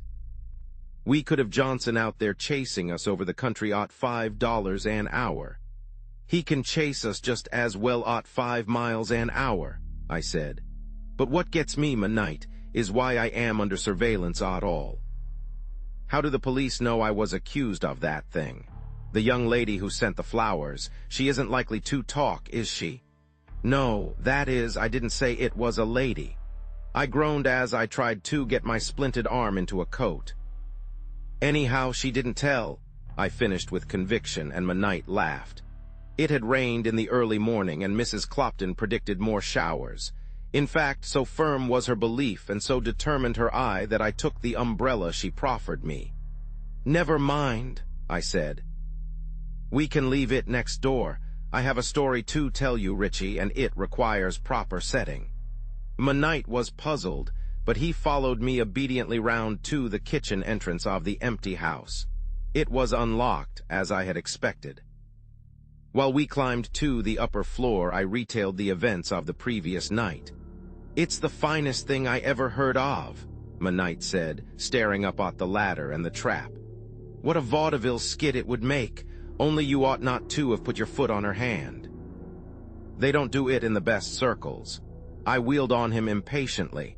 "You don't understand the situation at all, Richie," I exclaimed. "What would you say if I tell you it was the hand of a lady? It was covered with rings." "A lady," he repeated. "Why, I'd say it was a darned compromising situation, and that the less you say of it, the better. Look here, Lawrence, I think you dreamed it. You've been in the house too much. I take it all back, you do need exercise. She escaped through this door, I suppose, I said as patiently as I could. Evidently down the back staircase. We might as well go down that way. According to the best precedents in these affairs, we should find a glove about here, he said as we started down. But he was more impressed than he cared to own. He examined the dusty steps carefully, and once, when a bit of loose plaster fell just behind him, he started like a nervous woman. What I don't understand is why you let her go, he said, stopping once puzzled. You're not usually quixotic. When we get out into the country, Richie, I replied gravely. I am going to tell you another story, and if you don't tell me I'm a fool and a craven on the strength of it, you are no friend of mine. We stumbled through the twilight of the staircase into the blackness of the shuttered kitchen. The house had the moldy smell of closed buildings. Even on that warm September morning, it was damp and chilly. As we stepped into the sunshine, Manite gave a shiver. Now that we are out, he said, I don't mind telling you that I have been there before. Do you remember the night you left and the face out the window? When you speak of it, yes. Well, I was curious about that thing, he went on as we started up the street, and I went back. The street door was unlocked, and I examined every room. I was Mrs. Clopton's ghost that carried a light and clum. Did you find anything? Only a clean place rubbed on the window opposite your dressing room. Splendid view of an untidy interior. If that house is ever occupied, you'd better put stained glass in that window of yours. As we turned the corner, I glanced back. Half a block behind us, Johnson was moving our way slowly. When he saw me, he stopped and proceeded with great deliberation to light a cigar. By hurrying, however, he caught the car that we took and stood unobtrusively on the rear platform. He looked fagged and absent-mindedly paid our fares, to Manite's delight. We will give him a run for his money, he declared as the car moved countryward. Conductor, let us off at the muddiest lane you can find. At 1 o'clock, after a 6-mile ramble, we entered a small country hotel. We had seen nothing of Johnson for a half hour. At that time, he was a quarter of a mile behind us and losing rapidly. Before we had finished our luncheon, he staggered into the inn. One of his boots was under his arm, and his whole appearance was deplorable. He was coated with mud, streaked with perspiration, and he limped as he walked. He chose a table not far from us and ordered scotch. Beyond touching his hat, he paid no attention to us. I'm just getting my second wind, Manite declared. How do you feel, mister? Johnson, 6 or 8 miles more and we'll all enjoy our dinners. Johnson put down the glass he had raised to his lips without replying. The fact was, however, that I was like Johnson. I was soft from my week's inaction, and I was pretty well done up. Manite, who was a wellspring of vitality and high spirits, ordered a strange concoction made of nearly everything in the bar and sent it over to the detective. But Johnson refused it. I hate that kind of person, Manite said pettishly. Kind of a fellow that thinks you're going to poison his dog if you offer him a bone. When we got back to the car line, with Johnson a draggled and drooping tail to the kite, I was in better spirits. I had told Manite the story of the 3 hours just after the wreck. I had not named the girl, of course. She had my promise of secrecy. But I told him everything else. It was a relief, to have a fresh mind on it. I had puzzled so much over the incident at the farmhouse and the necklace in the gold bag that I had lost perspective. He had been interested, but inclined to be amused until I came to the broken chain. Then he had whistled softly. But there are tons of fine gold chains made every year, he said. Why in the world do you think that the smeary piece came from that necklace? I had looked around. Johnson was far behind, scraping the mud off his feet with a piece of stick. I have the short end of the chain in the sealskin bag, I reminded him. When I couldn't sleep this morning, I thought I would settle it one way or the other. It was held to go along the way I had been doing. And there's no doubt about it, Rich. It's the same chain. We walked along in silence until we caught the car back to town. "Well," he said finally, "you know the girl, of course, and I don't. But if you like her, and I think myself you're rather hard-hit, old man, I wouldn't give a whoop about the chain in the gold purse. It's just one of the little coincidences that hang people now and then. And as for last night, if she's the kind of a girl you say she is, and you think she had anything to do with that, you're addled, that's all. You can depend on it. The lady of the empty house last week is the lady of last night. And yet your train acquaintance was in Altoona at that time." Just before we got off the car, I reverted to the subject again. It was never far back in my mind. "About the young lady of the train, Rich," I said, with what I suppose was elaborate carelessness. "I don't want you to get a wrong impression. I am rather unlikely to see her again, but even if I do, I believe she is already bespoke, or next thing to it." He made no reply, but as I opened the door with my latchkey, he stood looking up at me from the pavement with his quizzical smile. "Love is like the measles," he orated. "The older you get it, the worse the attack." Johnson did not appear again that day. A small man in a raincoat took his place. The next morning I made my initial trip to the office, the raincoat still on hand. I had a short conference with Miller, the district attorney, at 11. Bronson was under surveillance, he said, and any attempt to sell the notes to him would probably result in their recovery. In the meantime, as I knew, the Commonwealth had continued the case, in hope of such contingency. At noon I left the office and took a veterinarian to see Candida, the injured pony. By 1 o'clock my first day's duties were performed, and a long Sahara of hot afternoons stretched ahead. Manite, always glad to escape from the grind, suggested a vaudeville, and in sheer ennui I consented. I could neither ride, drive, nor golf, and my own company bored me to distraction. "Coolest place in town these days," he declared. "Electric fans, breezy songs, airy costumes, and there's Johnson just behind, the coldest proposition in Washington." He gravely bought 3 tickets and presented the detective with one. Then we went in. Having lived a normal, busy life, the theater in the afternoon is to me about on a par with ice cream for breakfast.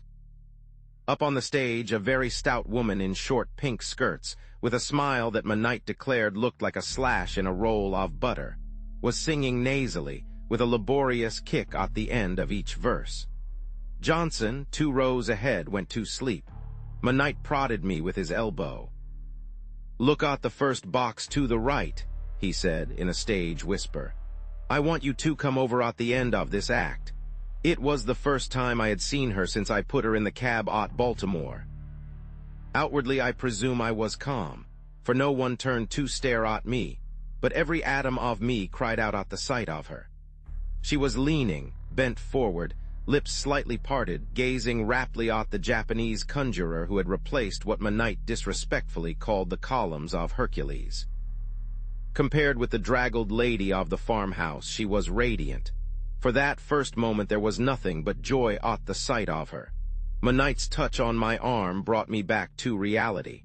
"Come over and meet them," he said. "That's the cousin Miss West is visiting, Mrs. Dallas." But I would not go. After he went, I sat there alone, painfully conscious that I was being pointed out and stared at from the box. The abominable Japanese gave way to yet more atrocious performing dogs. "How many offers of marriage will the young lady in the box have?" The dog stopped sagely at "none," and then pulled out a card that said 8. Wild shouts of glee by the audience. "The fools," I muttered. After a little I glanced over. Mrs. Dallas was talking to Manite, but she was looking straight at me. She was flushed, but more calm than I, and she did not bow. I fumbled for my hat, but the next moment I saw that they were going, and I sat still. When Manite came back, he was triumphant. "I've made an engagement for you," he said. "Mrs. Dallas asked me to bring you to dinner tonight, and I said I knew you would fall all over yourself to go. You are requested to bring along the broken arm and any other souvenirs of the wreck that you may possess." "I'll do nothing of the sort," I declared, struggling against my inclination. "I can't even tie my necktie, and I have to have my food cut for me." "Oh, that's all right," he said easily. "I'll send Stogie over to fix you up, and Mrs. Dahl knows all about the arm," I told her. Stogie is his Japanese factotum, so called because he is lean, a yellowish-brown in color, and because he claims to have been shipped into this country in a box. The cinematograph was finishing the program. The house was dark and the music had stopped, as it does in the circus just before somebody risks his neck out so much a neck in the dip of death, or the 100-foot dive. Then, with a sort of shock, I saw on the white curtain the announcement. The next picture is the doomed Washington Flyer, taken a short distance from the scene of the wreck on the fatal morning of September 10th. 2 miles farther on it met with almost complete annihilation. I confess to a return of some of the sickening sensations of the wreck. People around me were leaning forward with tense faces. Then the letters were gone, and I saw a long level stretch of track, even the broken stone between the ties standing out distinctly. Far off under a cloud of smoke, a small object was rushing toward us and growing larger as it came. Now it was on us, a mammoth in size, with huge drivers and a colossal tender. The engine leaped aside, as if just in time to save us from destruction, with a glimpse of a stooping fireman and a grimy engineer. The long train of sleepers followed. From a forward vestibule, a porter in a white coat waved his hand. The rest of the cars seemed still wrapped in slumber. With mixed sensations, I saw my own car, Ontario, fly past, and then I rose to my feet and gripped Knight's shoulder. On the lowest step at the last car, 1 foot hanging free, was a man.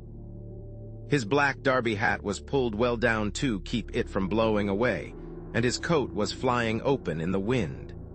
He was swung well out from the car, his free hand gripping a small valise, every muscle tense for a jump.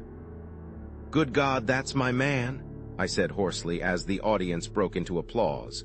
Knight half rose. In his seat ahead, Johnson stifled a yawn and turned to eye me. I dropped into my chair limply and tried to control my excitement. "The man on the last platform of the train," I said. "He was just about to leap. I'll swear that was my bag." "Could you see his face?" Knight asked in an undertone. "Would you know him again?"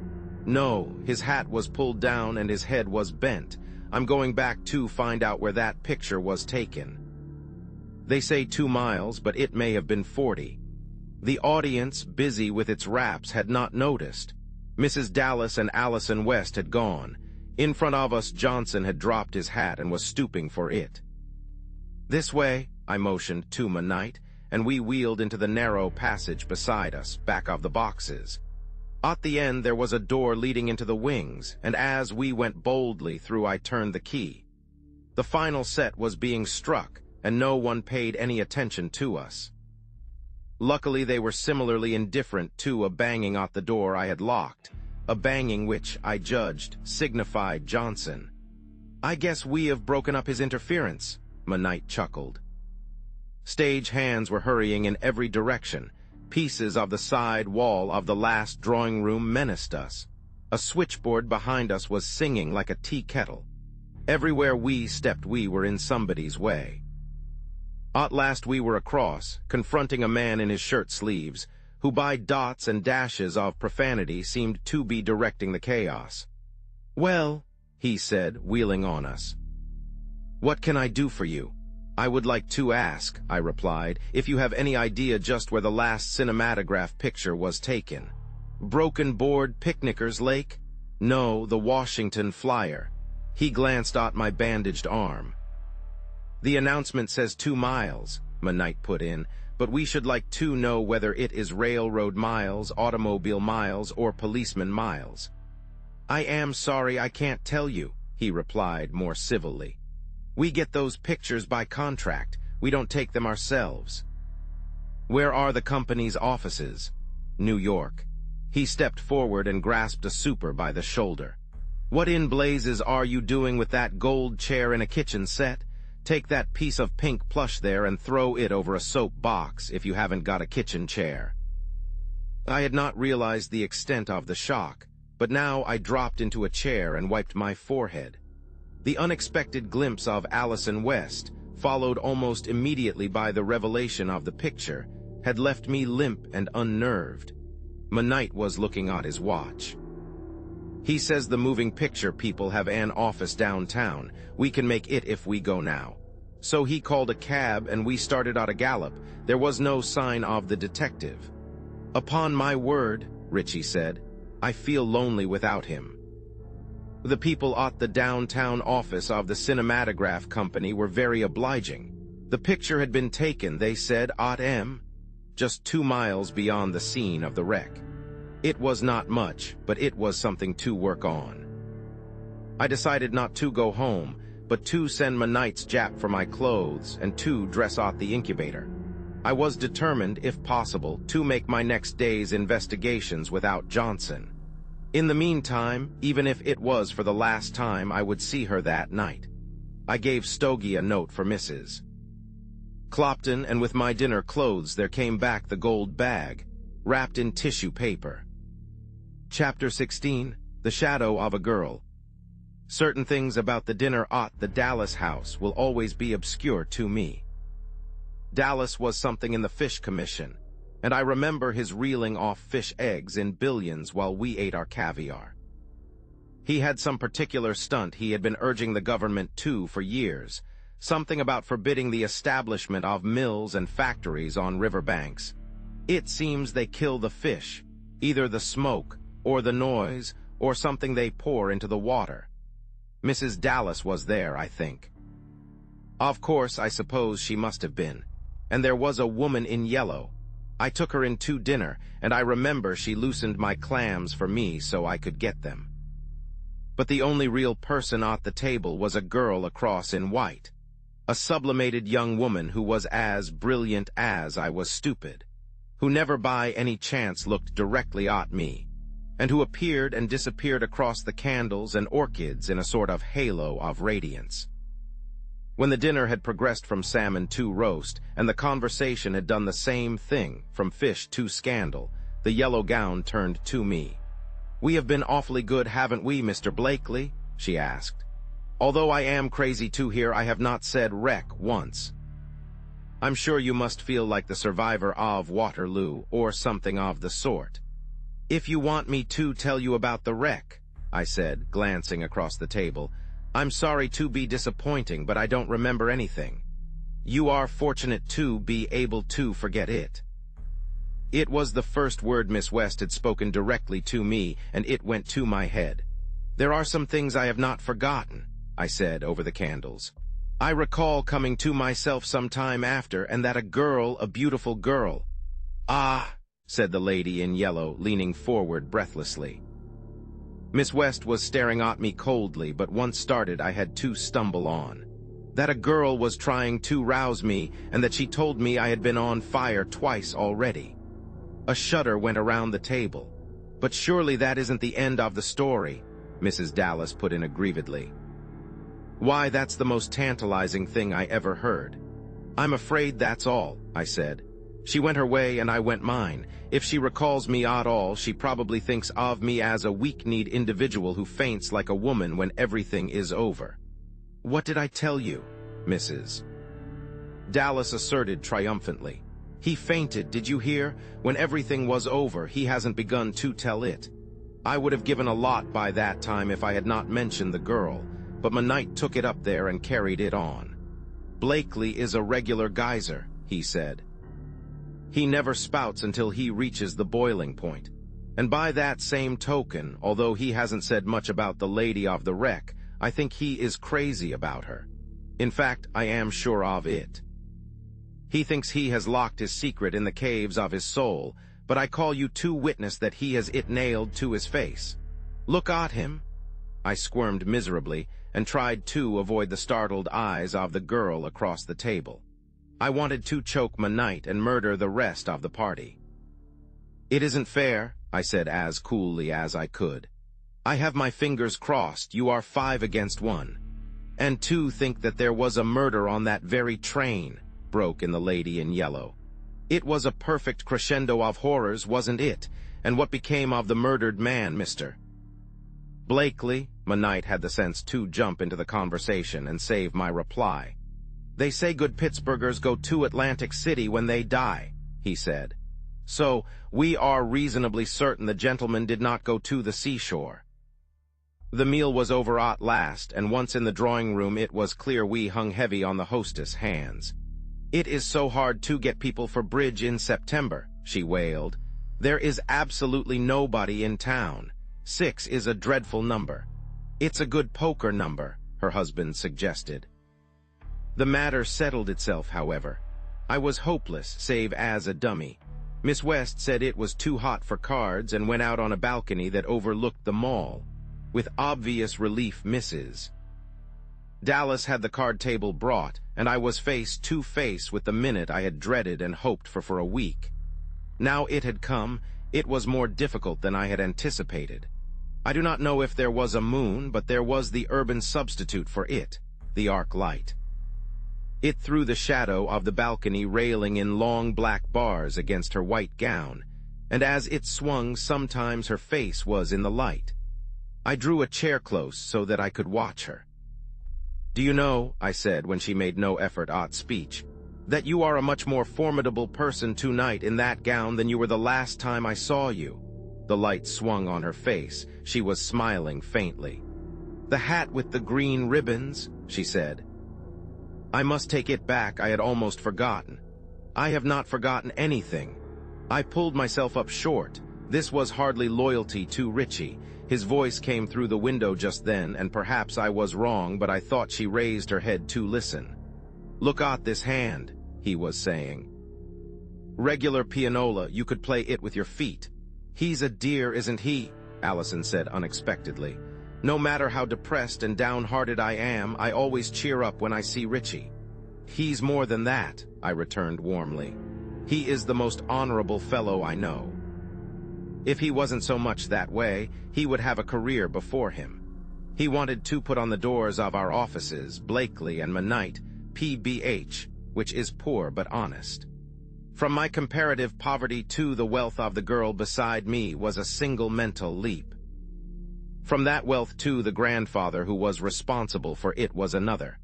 I wonder if you know that I had been to Pittsburgh to see your grandfather when I met you, I said. You, she was surprised. Yes. And you remember the alligator bag that I told you was exchanged for the one you cut off my arm? She nodded expectantly. Well, in that valise were the forged Andy Bronson notes and Mr. Gilmore's deposition that they were forged. She was on her feet in an instant. "In that bag," she cried. "Oh, why didn't you tell me that before? Oh, it's so ridiculous, so hopeless. Why, I could." She stopped suddenly and sat down again. "I do not know that I am sorry after all," she said after a pause. "Mr. Bronson was a friend of my father's. I suppose it was a bad thing for you losing the papers." "Well, it was not a good thing," I conceded. "While we are on the subject of losing things, do you know that I still have your gold purse?" She did not reply at once. The shadow of a column was over her face, but I guessed that she was staring at me. "You have it," she almost whispered. "I picked it up in the streetcar," I said, with a cheerfulness I did not feel. "It looks like a very opulent little purse." Why didn't she speak about the necklace? For just a careless word to make me sane again. "You," she repeated, horror-stricken, and then I produced the purse and held it out on my palm. "I should have sent it to you before, I suppose, but as you know, I have been laid up since the wreck." We both saw Manite at the same moment.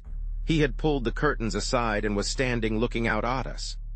The tableau of give and take was unmistakable, the gold purse, her outstretched hand, my own attitude. It was over in a second. Then he came out and lounged on the balcony railing. "They're mad at me in there," he said airily, "so I came out. I suppose the reason they call it bridge is because so many people get cross over it." The heat broke up the card group soon after, and they all came out for the night breeze. I had no more words alone with Allison. I went back to the incubator for the night. We said almost nothing on the way home. There was a constraint between us for the first time that I could remember. It was too early for bed, and so we smoked in the living room and tried to talk of trivial things. After a time, even those failed, and we sat silent. It was Monite who finally broached the subject. And so she wasn't at Seal Harbor at all. No. Do you know where she was, Lolly? Somewhere near Crescent. And that was the purse, her purse with the broken necklace in it. Yes, it was. You understand, don't you, Rich, that having given her my word, I couldn't tell you. I understand a lot of things, he said without bitterness. We sat for some time and smoked. Then Richie got up and stretched himself. I'm off to bed, old man, he said. Need any help with that game arm of yours? No, thanks, I returned. I heard him go into his room and lock the door. It was a bad hour for me. The first shadow between us and the shadow of a girl at that. Chapter 17. At the farmhouse again. Monite is always a sympathizer with the early worm. It was late when he appeared. Perhaps, like myself, he had not slept well. But he was apparently cheerful enough, and he made a better breakfast than I did. It was 1 o'clock before we got to Baltimore. After a half-hour's wait, we took a local for M, the station near which the cinematograph picture had been taken. We passed the scene of the wreck, Monite with curiosity, I with a sickening sense of horror. Back in the fields was the little farmhouse where Allison West and I had intended getting coffee, and winding away from the track, maple trees shading it on each side, was the lane where we had stopped to rest, and where I had. It seemed presumption beyond belief now, where I had tried to comfort her by patting her hand. We got out at M, a small place with 2 or 3 houses and a general store. The station was a one-roomed affair with a railed-off place at the end, where a scale, a telegraph instrument, and a chair constituted the entire furnishing. The station agent was a young man with a shrewd face. He stopped hammering a piece of wood over a hole in the floor to ask where we wanted to go. We are not going, said Monite. We are coming. Have a cigar. The agent took it with an inquiring glance, first at it and then at us. We want to ask you a few questions, began Monite, perching himself on the railing and kicking the chair forward for me. Or rather, this gentleman does. Wait a minute, said the agent, glancing through the window. There's a hen in that crate choking herself to death. He was back in a minute and took up his position near a sawdust-filled box that did duty as a cuspidor. Now fire away, he said. In the first place, I began, do you remember the day the Washington Flyer was wrecked below here? Do I, he said. Did Jonah remember the whale? Were you on the platform here when the first section passed? I was. Do you recall seeing a man hanging to the platform of the last car? There was no one hanging there when she passed here, he said with conviction. I watched her out of sight. Did you see anything that morning of a man about my size, carrying a small grip and wearing dark clothes and a derby hat? I asked eagerly. Monite was trying to look unconcerned, but I was frankly anxious. It was clear that the man had jumped somewhere in the mile of track just beyond. Well, yes, I did. The agent cleared his throat. When the smash came, the operator at MX sent word along the wire both ways. I got it here, and I was pretty near crazy, though I knew it wasn't any fault of mine. I was standing on the track looking down, for I couldn't leave the office, when a young fellow with light hair limped up to me and asked me what that smoke was over there. That's what's left of the Washington Flyer, I said, and I guess there's souls going up in that smoke. Do you mean the first section? He said, getting kind of greenish-yellow. That's what I mean, I said. Split 2 kindling wood because Rafferty on the second section didn't want to be late. He put his hand out in front of him and the satchel fell with a bang. My God, he said, and dropped right on the track in a heap. I got him into the station and he came around, but he kept on groaning something awful. He'd sprained his ankle, and when he got a little better, I drove him over in Carter's milk wagon to the Carter place, and I reckon he stayed there a spell. That's all, is it? I asked. That's all, or no, there's something else. About noon that day, one of the Carter twins came down with a note from him asking me to send a long-distance message to someone in Washington. To whom? I asked eagerly. I reckon I forgot the name, but the message was that this fellow, Sullivan was his name, was Odd M, and if the man had escaped from the wreck, would he come to see him? He wouldn't have sent that message to me, I said to Knight, rather crestfallen. He'd have every object in keeping out of my way. There might be reasons, Knight observed judicially. He might not have found the papers then. Was the name Blakely? I asked. It might have been, I can't say, but the man wasn't there and there was a lot of noise. I couldn't hear well. Then in half an hour down came the other twin to say the gentleman was taking on awful and didn't want the message sent. He's gone, of course? Yes, limped down here in about 3 days and took the noon train for the city. It seemed a certainty now that our man, having hurt himself somewhat in his jump, had stayed quietly in the farmhouse until he was able to travel. But to be positive, we decided to visit the Carter place. I gave the station agent a $5 bill, which he rolled up with a couple of others and stuck in his pocket. I turned as we got to a bend in the road, and he was looking curiously after us. It was not until we had climbed the hill and turned onto the road to the Carter place that I realized where we were going. Although we approached it from another direction, I knew the farmhouse at once. It was the one where Allison West and I had breakfasted 9 days before. With the new restraint between us, I did not tell Knight. I wondered afterward if he had suspected it. I saw him looking hard at the gate post which had figured in one of our mysteries, but he asked no questions. Afterward he grew almost taciturn for him and let me do most of the talking. We opened the front gate of the Carter place and went slowly up the walk. 2 ragged youngsters, alike even 2 freckles and squints, were playing in the yard. "Is your mother around?" I asked. "In the front room, walk in," they answered in identical tones. As we got to the porch, we heard voices and stopped. I knocked, but the people within, engaged in animated, rather one-sided conversation, did not answer. "In the front room, walk in," quoted Knight, and did so. In the stuffy farm parlor, 2 people were sitting. One, a pleasant-faced woman with a checked apron, rose, somewhat embarrassed, to meet us. She did not know me, and I was thankful, but our attention was riveted on a little man who was sitting before a table, writing busily. It was Hotchkiss. He got up when he saw us and had the grace to look uncomfortable. "Such an interesting case," he said nervously. "I took the liberty—" "Look here," said Knight suddenly. "Did you make any inquiries at the station?" "A few," he confessed. "I went to the theater last night. I felt the need of a little relaxation, and the sight of a picture there, a cinematograph affair, started a new line of thought. Probably the same clue brought you gentlemen. I learned a good bit from the station agent." "The son of a gun," said Knight. "And you paid him, I suppose?" "I gave him $5, was the apologetic answer. Mrs. Carter, hearing sounds of strife in the yard, went out, and Hotchkiss folded up his papers. "I think the identity of the man is established," he said. "What number of hat do you wear, mister?" "Blakely, 7 1/4, I replied. "Well, it's only piling up evidence," he said cheerfully. "On the night of the murder you wore light gray silk underclothing with the second button of the shirt missing. Your hat had 50 B in gilt letters inside, and there was a very minute hole in the toe of one black sock." "Hush," Knight protested.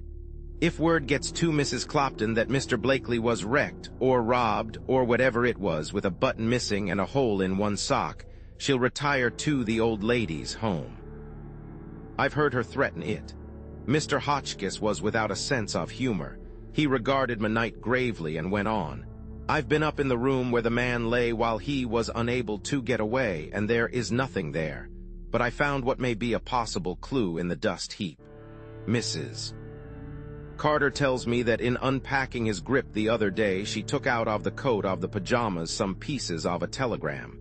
As I figure it, the pajamas were his own.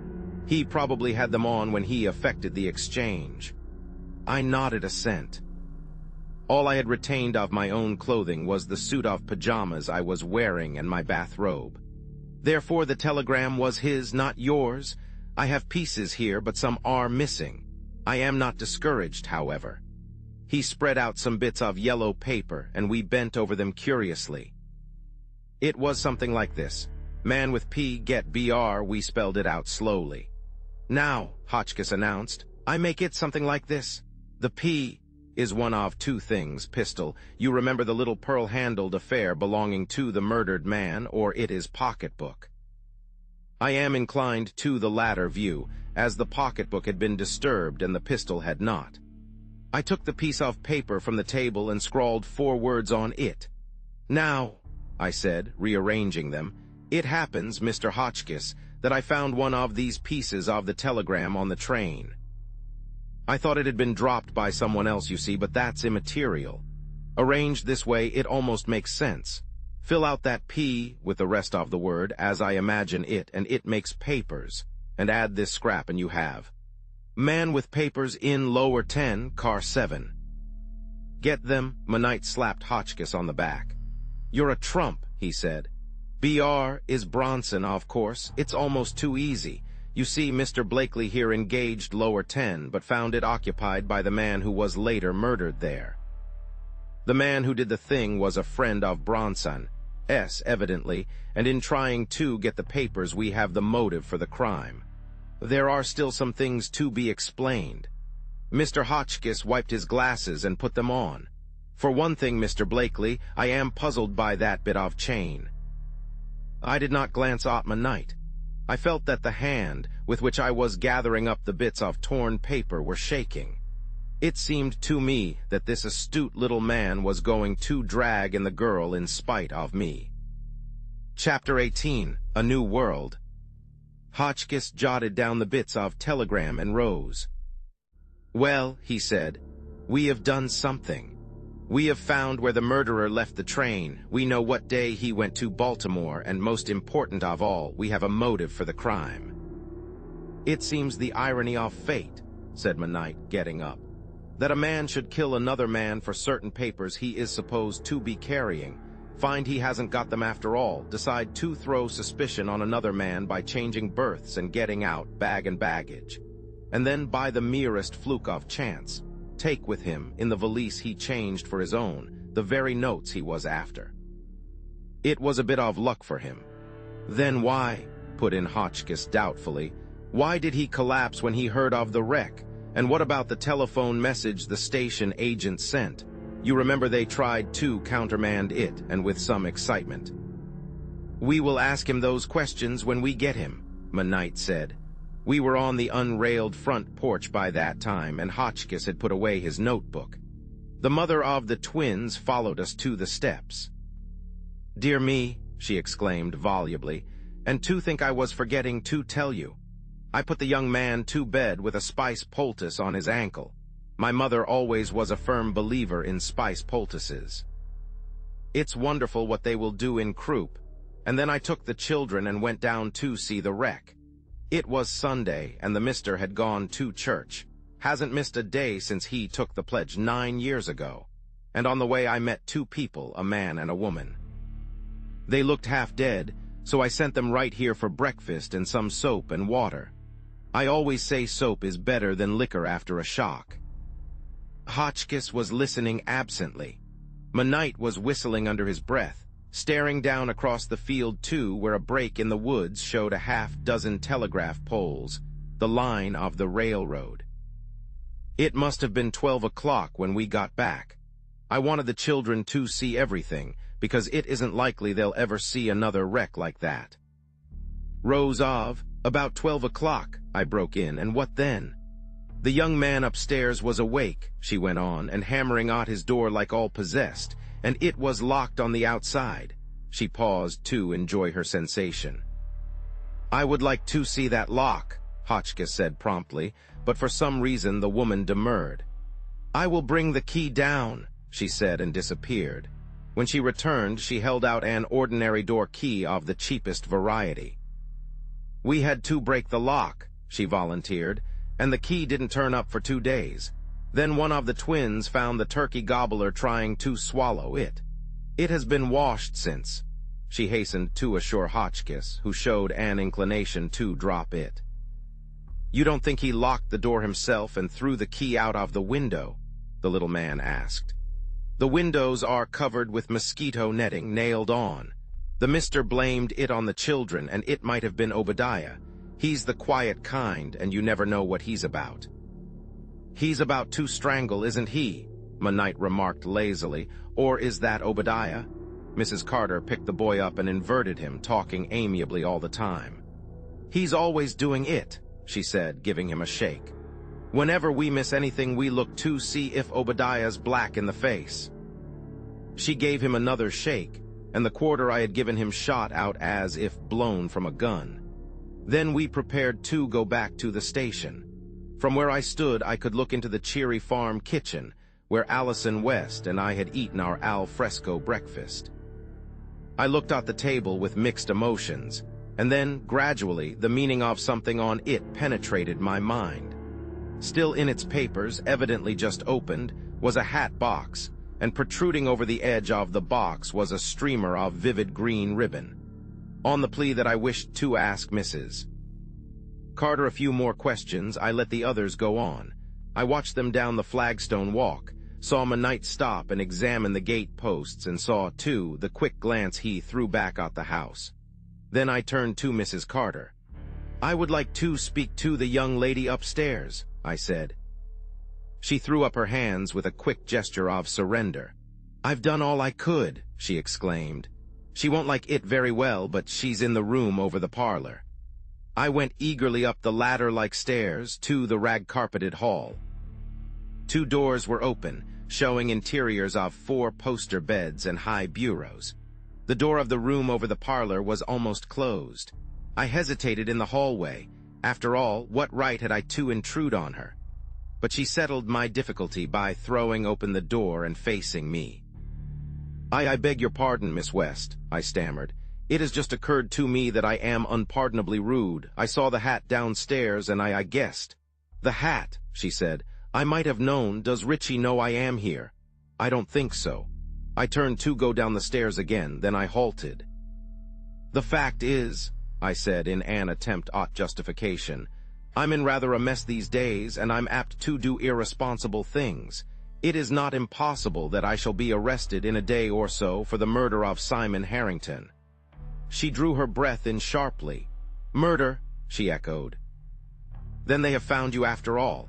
I don't regard it as anything more than, inconvenient, I lied.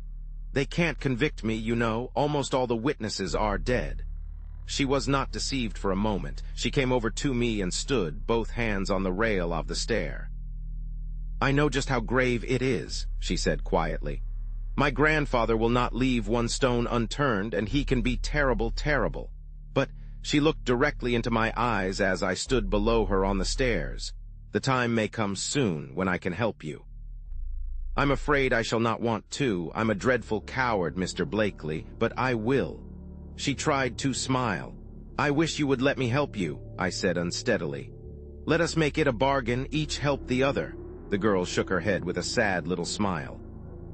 I am only as unhappy as I deserve to be, she said, and when I protested and took a step toward her, she retreated with her hands out before her. Why don't you ask me all the questions you are thinking? She demanded with a catch in her voice. Oh, I know them. Or are you afraid to ask? I looked at her, at the lines around her eyes, at the drawn look about her mouth. Then I held out my hand. Afraid, I said as she gave me hers. There is nothing in God's green earth I am afraid of, save of trouble for you. To ask questions would be to imply a lack of faith. I ask you nothing. Someday, perhaps, you will come to me yourself and let me help you. The next moment I was out in the golden sunshine. The birds were singing carols of joy. I walked dizzily through rainbow-colored clouds, past the twins, cherubs now, swinging on the gate. It was a new world into which I stepped from the Carter farmhouse that morning, for I had kissed her. Chapter 19, at the table next. Knight and Hotchkiss were sauntering slowly down the road as I caught up with them. As usual, the little man was busy with some abstruse mental problem. "The idea is this," he was saying, his brows knitted in thought. "If a left-handed man, standing in the position of the man in the picture, should jump from a car, would he be likely to sprain his right ankle? When a right-handed man prepares for a leap of that kind, my theory is that he would hold on with his right hand, and alight at the proper time on his right foot." "Of course, I imagine, although I don't know," interrupted Knight, "that a man either ambidextrous or one-armed, jumping from the Washington Flyer, would be more likely to land on his head." "Anyhow," I interposed, "what difference does it make whether Sullivan used one hand or the other? One pair of handcuffs will put both hands out of commission." As usual, when one of his pet theories was attacked, Hotchkiss looked aggrieved. "My dear sir," he expostulated, "don't you understand what bearing this has on the case? How was the murdered man lying when he was found?" "On his back," I said promptly, "head toward the engine." "Very well," he retorted. "And what then? Your heart lies under your fifth intercostal space, and to reach it a right-handed blow would have struck either down or directly in." "But gentlemen, the point of entrance for the stiletto was below the heart, striking up. As Harrington lay with his head toward the engine, a person in the aisle must have used the left hand." Knight's eyes sought mine, and he winked at me solemnly as I unostentatiously transferred the hat I was carrying to my right hand. Long training has largely counterbalanced heredity in my case, but I still pitch ball, play tennis, and carve with my left hand. But Hotchkiss was too busy with his theories to notice me. We were only just in time for our train back to Baltimore, but Knight took advantage of a second's delay to shake the station agent warmly by the hand.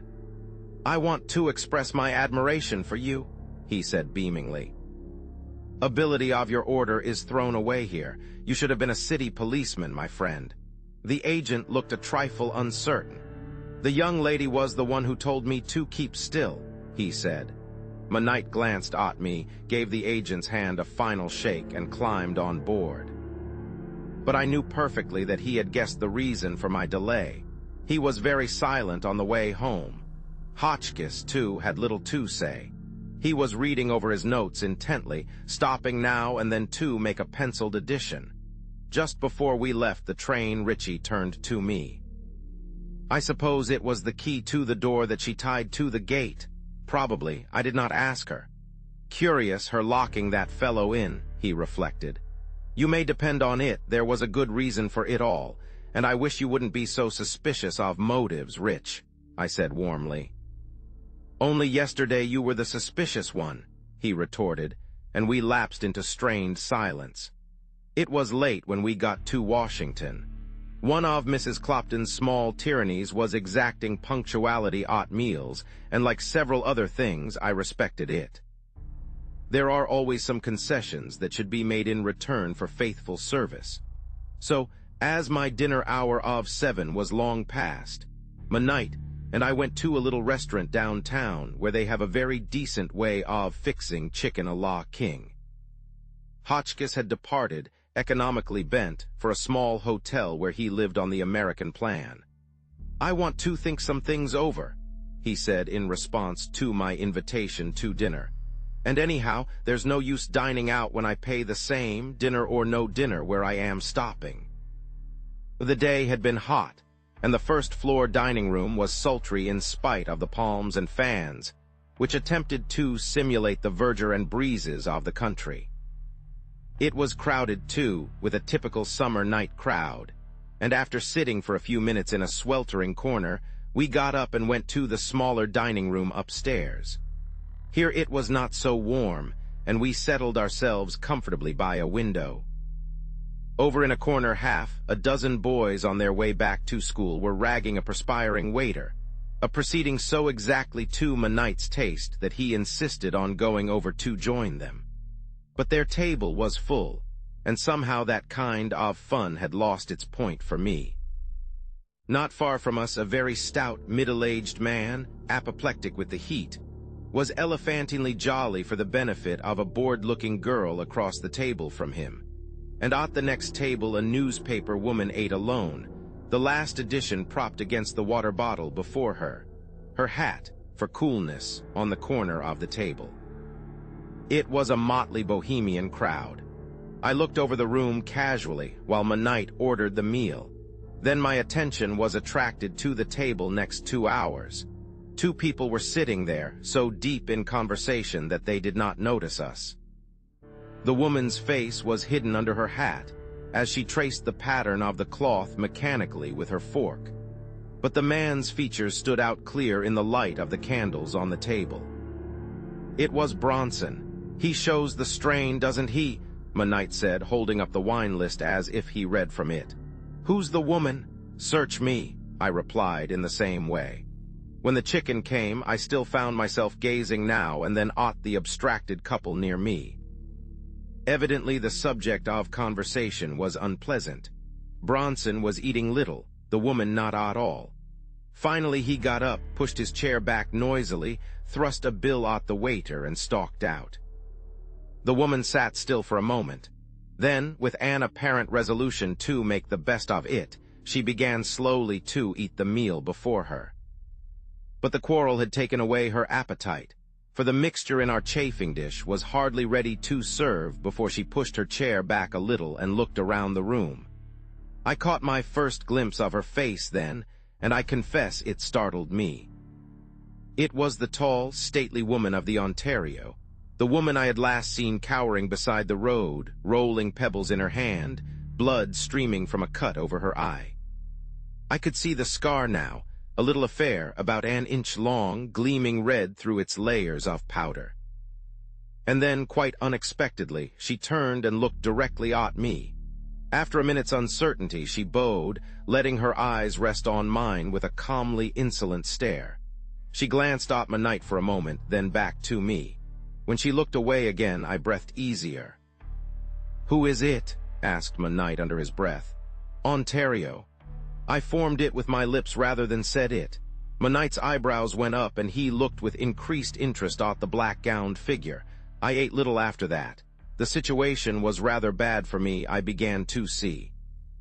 Here was a woman who could, if she wished, and had any motive for so doing, put me in jail under a capital charge. A word from her to the police, and polite surveillance would become active interference. Then, too, she could say that she had seen me, just after the wreck, with a young woman from the murdered man's car, and thus probably bring Allison West into the case. It is not surprising, then, that I ate little.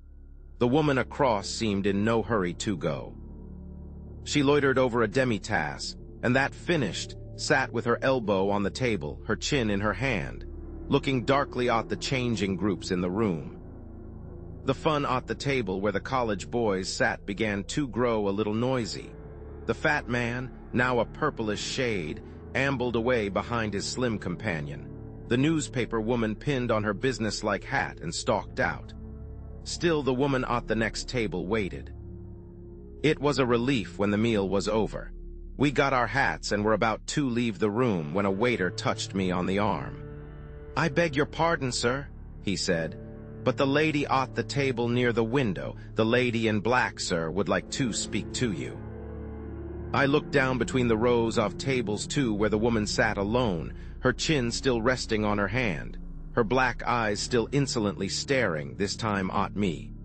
"I'll have to go," I said to my knight hurriedly. "She knows all about that affair, and she'd be a bad enemy." "I don't like her lamps," my knight observed after a glance at her. "Better jolly her a little. Goodbye." Chapter 20. The Notes and a Bargain. I went back slowly to where the woman sat alone. She smiled rather oddly as I drew near and pointed to the chair Bronson had vacated. "Sit down, mister." "Blakely," she said, "I am going to take a few minutes of your valuable time." "Certainly."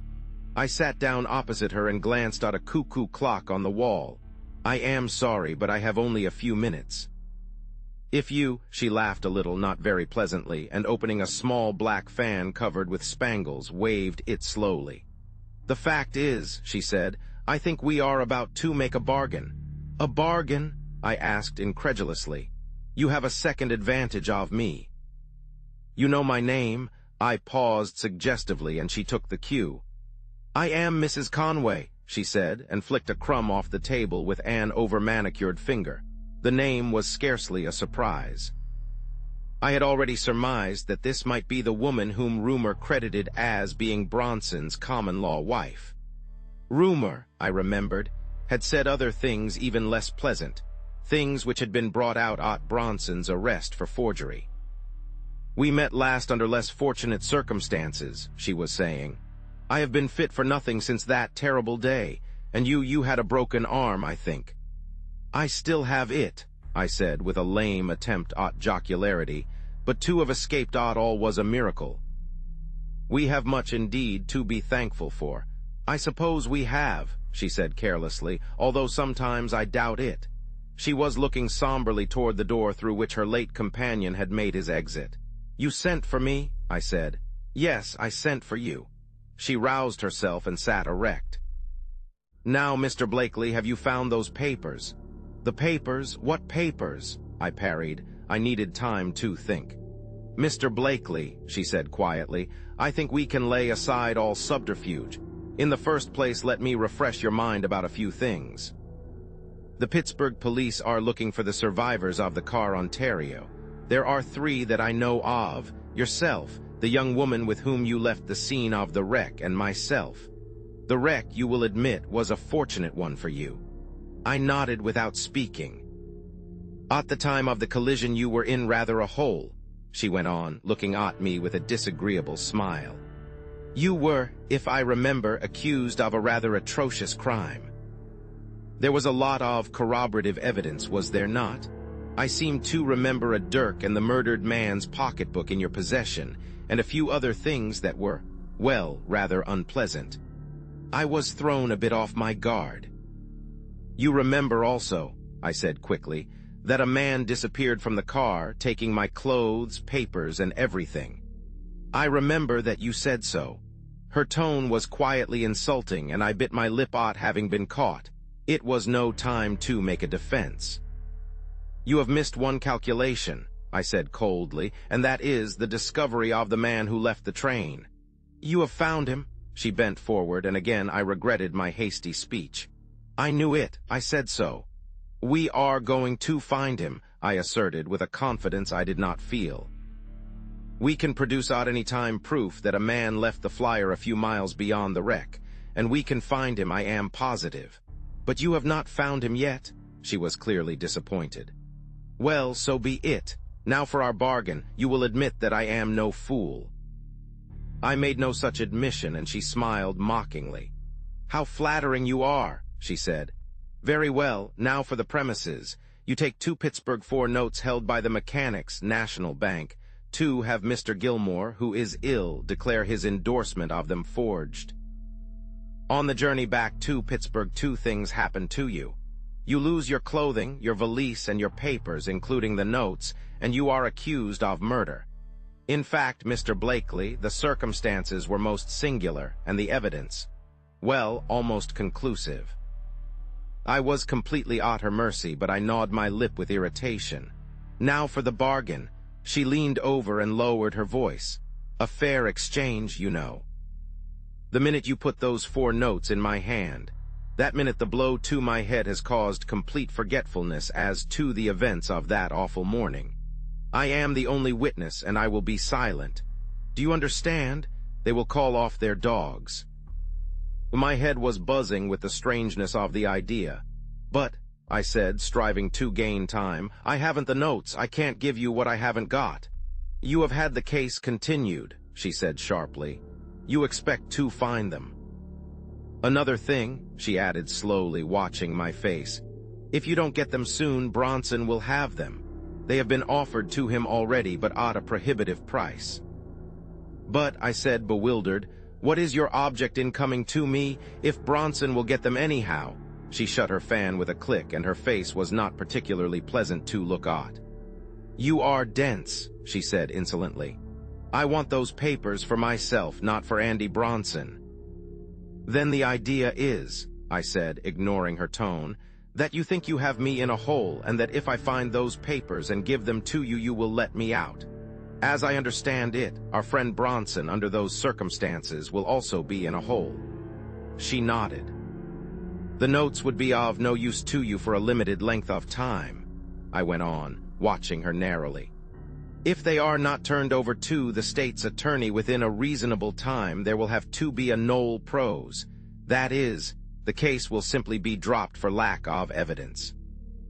"A week would answer, I think," she said slowly. "You will do it, then?" I laughed, although I was not especially cheerful. "No, I'll not do it.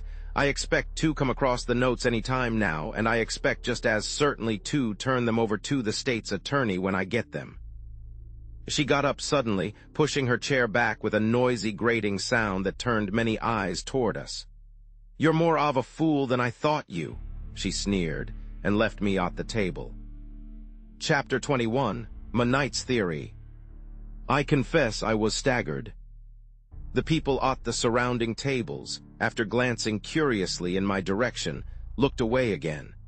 I got my hat and went out in a very uncomfortable frame of mind. That she would inform the police at once of what she knew I never doubted, unless possibly she would give a day or two's grace in the hope that I would change my mind. I reviewed the situation as I waited for a car. Two passed me going in the opposite direction, and on the first one I saw Bronson, his hat over his eyes, his arms folded, looking moodily ahead. Was it imagination, or was the small man huddled in the corner of the rear seat Hotchkiss? As the car rolled on, I found myself smiling. The alert little man was for all the world like a terrier, ever on the scent, and scouring about in every direction. I found Monite at the incubator with his coat off, working with enthusiasm and a manicure file over the horn of his auto. "It's the worst horn I ever ran across," he groaned without looking up as I came in. "The blankety-blank thing won't blow." He punched it savagely, finally eliciting a faint, throaty croak. "Sounds like croup," I suggested. "My sister-in-law uses camphor and goose grease for it, or how about a spice poultice?" But Monite never sees any jokes but his own. He flung the horn clattering into a corner and collapsed sulkily into a chair. "Now," I said, "if you're through manicuring that horn, I'll tell you about my talk with the lady in black." "What's wrong?" asked Monite languidly. "Police watching her too?" "Not exactly. The fact is, Rich, there's the mischief to pay." Stogie came in bringing a few additions to our comfort. When he went out, I told my story. "You must remember," I said, "that I had seen this woman before the morning of the wreck. She was buying her Pullman ticket when I did. Then the next morning, when the murder was discovered, she grew hysterical, and I gave her some whiskey. The third and last time I saw her, until tonight, was when she crouched beside the road after the wreck." Monite slid down in his chair until his weight rested on the small of his back and put his feet on the big reading table. "It is rather a facer," he said. "It's really too good a situation for a commonplace lawyer. It ought to be dramatized. You can't agree, of course, and by refusing you run the chance of jail, at least, and of having Allison brought into publicity, which is out of the question. You say she was at the Pullman window when you were?" "Yes, I bought her ticket for her, gave her lower 11. "And you took 10? "Lower 10. Monite straightened up and looked at me. "Then she thought you were in lower 10. I suppose she did if she thought at all. But listen, man," Monite was growing excited. "What do you figure out of this? The Conway woman knows you have taken the notes to Pittsburgh. The probabilities are that she follows you there, on the chance of an opportunity to get them, either for Bronson or herself. Nothing doing during the trip over or during the day in Pittsburgh. But she learns the number of your berth as you buy it at the Pullman ticket office in Pittsburgh, and she thinks she sees her chance. No one could have foreseen that that drunken fellow would have crawled into your berth. Now I figure it out this way. She wanted those notes desperately, does still. Not for Bronson, but to hold over his head for some purpose. In the night, when everything is quiet, she slips behind the curtains of lower 10, where the man's breathing shows he is asleep. "Didn't you say he snored?" "He did," I affirmed. "But I tell you—" "Now keep still and listen." She gropes cautiously around in the darkness, finally discovering the wallet under the pillow. "Can't you see it yourself?" He was leaning forward excitedly, and I could almost see the gruesome tragedy he was depicting. She draws out the wallet. Then perhaps she remembers the alligator bag, and on the possibility that the notes are there, instead of in the pocketbook, she gropes around for it. Suddenly, the man awakes and clutches at the nearest object, perhaps her neck chain, which breaks. She drops the pocketbook and tries to escape, but he has caught her right hand. It is all in silence. The man is still stupidly drunk, but he holds her in a tight grip. Then the tragedy. She must get away. In a minute the car will be aroused. Such a woman on such an errand does not go without some sort of a weapon, in this case a dagger which, unlike a revolver, is noiseless. With a quick thrust, she's a big woman and a bold one, she strikes. Possibly Hotchkiss is right about the left-hand blow. Harrington may have held her right hand, or perhaps she held the dirk in her left hand as she groped with her right. Then, as the man falls back and his grasp relaxes, she straightens and attempts to get away. The swaying of the car throws her almost into your berth, and trembling with terror, she crouches behind the curtains of lower 10 until everything is still. Then she goes noiselessly back to her berth. I nodded. "It seems to fit partly at least," I said. In the morning, when she found that the crime had been not only fruitless, but that she had searched the wrong berth and killed the wrong man.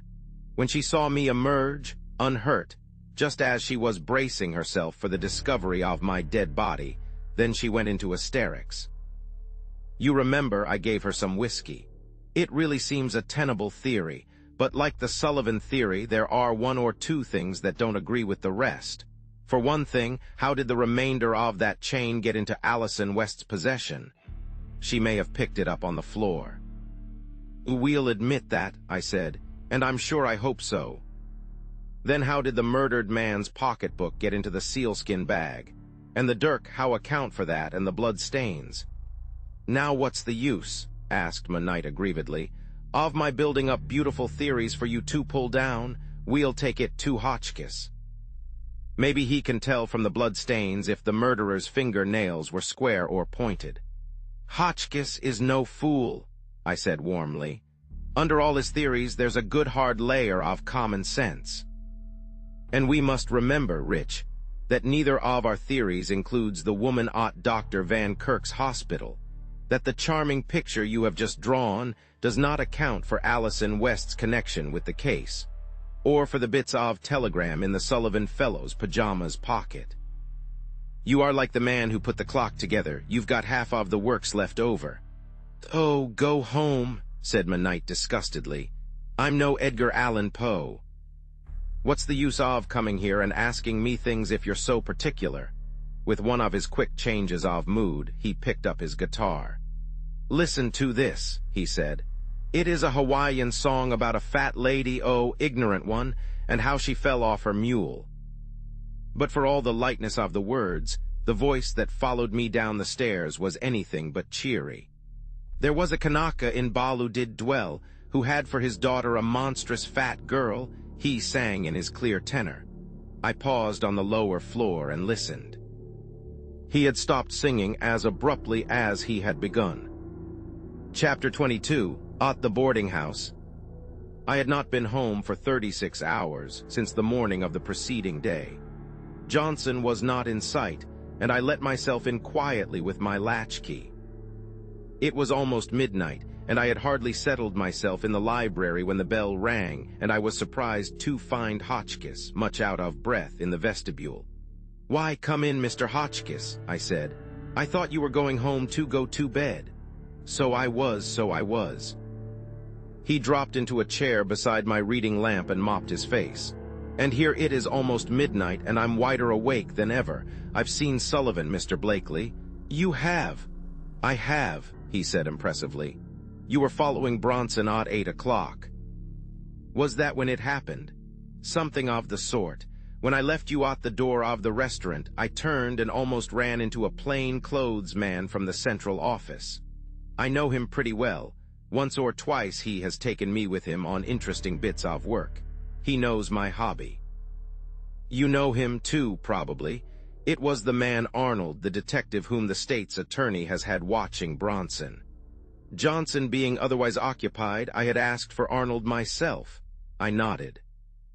Well, he stopped me at once, said he'd been on the fellow's track since early morning and had had no time for luncheon.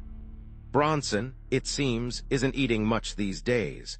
I at once jotted down the fact, because it argued that he was being bothered by the man with the notes. It might point to other things, I suggested. Indigestion, you know. Hotchkiss ignored me. Well, Arnold had some reason for thinking that Bronson would try to give him the slip that night. So he asked me to stay around the private entrance there while he ran across the street and got something to eat. It seemed a fair presumption that, as he had gone there with a lady, they would dine leisurely, and Arnold would have plenty of time to get back. "What about your own dinner?" I asked curiously. "Sir," he said pompously, "I have given you a wrong estimate of Wilson Bud Hotchkiss if you think that a question of dinner would even obtrude itself on his mind at such a time as this. He was a frail little man, and tonight he looked pale with heat and overexertion." "Did you have any luncheon?" I asked. He was somewhat embarrassed at that. "I really, Mr. Blakely, the events of the day were so engrossing." "Well," I said, "I'm not going to see you drop on the floor from exhaustion. Just wait a minute." I went back to the pantry, only to be confronted with rows of locked doors and empty dishes. Downstairs, in the basement kitchen, however, I found 2 unattractive-looking cold chops, some dry bread and a piece of cake, wrapped in a napkin, and from its surreptitious and generally hangdog appearance, destined for the coachman in the stable at the rear. Trays there were none. Everything but the chairs and tables seemed under lock and key, and there was neither napkin, knife, nor fork to be found. The luncheon was not attractive in appearance, but Hotchkiss ate his cold chops and gnawed at the crusts as though he had been famished, while he told his story. "I had been there only a few minutes," he said, with a chop in one hand and the cake in the other, "when Bronson rushed out and cut across the street. He's a tall man, Mr. Blakely, and I had work keeping close. It was a relief when he jumped on a passing car, although being well behind, it was a hard run for me to catch him. He had left the lady. Once on the car, we simply rode from one end of the line to the other and back again. I suppose he was passing the time, for he looked at his watch now and then, and when I did once get a look at his face, it made me, uncomfortable. He could have crushed me like a fly, sir. I had brought Mr. Hotchkiss a glass of wine, and he was looking better." He stopped to finish it, declining with a wave of his hand to have it refilled, and continued. "About 9 o'clock or a little later he got off somewhere near Washington Circle. He went along one of the residence streets there, turned to his left a square or two, and rang a bell. He had been admitted when I got there, but I guessed from the appearance of the place that it was a boarding house. I waited a few minutes and rang the bell. When a maid answered it, I asked for Mr. Sullivan. Of course there was no Mr. Sullivan there. I said I was sorry, that the man I was looking for was a new boarder. She was sure there was no such boarder in the house. The only new arrival was a man on the 3rd floor. She thought his name was Stewart. "My friend has a cousin by that name," I said. "I'll just go up and see." She wanted to show me up, but I said it was unnecessary. So after telling me it was the bedroom and sitting room on the 3rd floor front, I went up. I met a couple of men on the stairs, but neither of them paid any attention to me. A boarding house is the easiest place in the world to enter.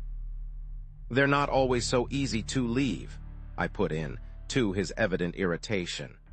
When I got to the 3rd story, I took out a bunch of keys and posted myself by a door near the ones the girl had indicated.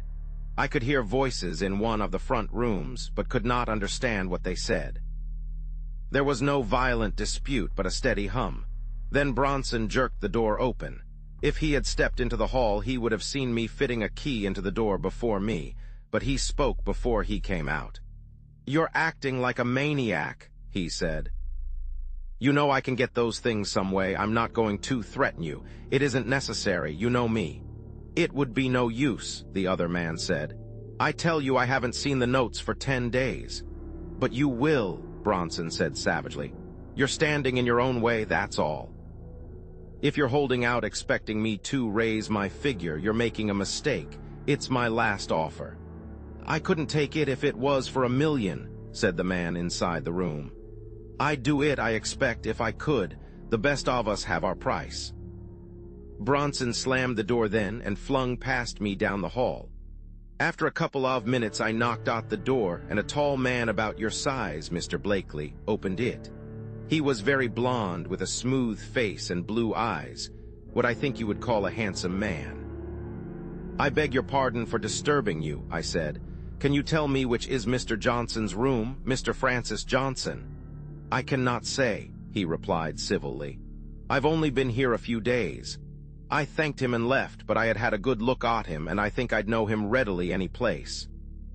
I sat for a few minutes thinking it over. But what did he mean by saying he hadn't seen the notes for 10 days, and why is Bronson making the overtures? I think he was lying, Hotchkiss reflected. Bronson hasn't reached his figure. It's a big advance, Mr. Hotchkiss, and I appreciate what you have done more than I can tell you, I said. And now, if you can locate any of my property in this fellow's room, we'll send him up for larceny, and at least have him where we can get at him. I'm going to Crescent tomorrow to try to trace him a little from there, but I'll be back in a couple of days, and we'll begin to gather in these scattered threads. Hotchkiss rubbed his hands together delightedly. That's it, he said. That's what we want to do, Mr. Blakely. We'll gather up the threads ourselves. If we let the police in too soon, they'll tangle it up again.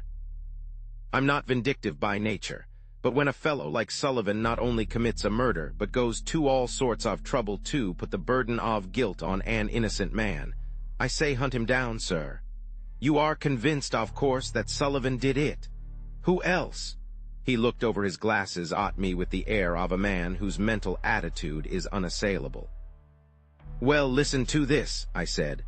Then I told him at length of my encounter with Bronson in the restaurant, of the bargain proposed by Mrs. Conway, and finally of my night's new theory. But although he was impressed, he was far from convinced. It's a very vivid piece of imagination, he said dryly. But while it fits the evidence as far as it goes, it doesn't go far enough. How about the stains in lower 7, the dirk and the wallet? Haven't we even got motive in that telegram from Bronson? Yes, I admitted, but that bit of chain, pooh, he said shortly. Perhaps, like yourself, Sullivan wore glasses with a chain. Our not finding them does not prove they did not exist. And there I made an error. Half-confidences are always mistakes. I could not tell of the broken chain in Allison West's gold purse. It was 1 o'clock when Hotchkiss finally left. We had by that time arranged a definite course of action. Hotchkiss to search Sullivan's rooms and, if possible, find evidence to have him held for larceny, while I went to Crescent. Strangely enough, however, when I entered the train the following morning, Hotchkiss was already there. He had bought a new notebook and was sharpening a fresh pencil. I changed my plans, you see, he said, bustling his newspaper aside for me. It is no discredit to your intelligence, Mr. Blakely, but you lack the professional eye, the analytical mind. You legal gentlemen call a spade, although it may be a shovel. A primrose by the river's brim, a yellow primrose was to him, and nothing more, I quoted as the train pulled out. Chapter 23, A Night at the Laurels. I slept most of the way to Crescent, to the disgust of the little detective.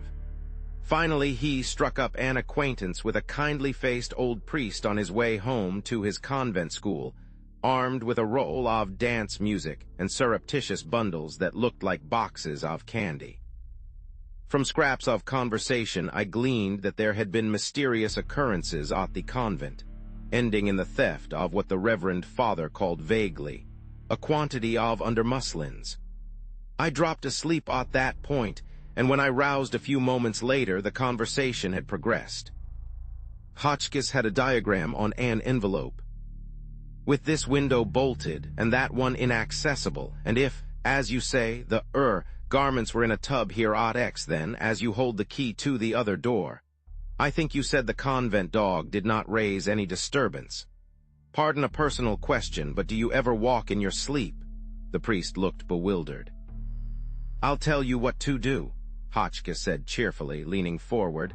Look around a little yourself before you call in the police. Somnambulism is a queer thing. It's a question whether we are most ourselves sleeping or waking. Ever think of that?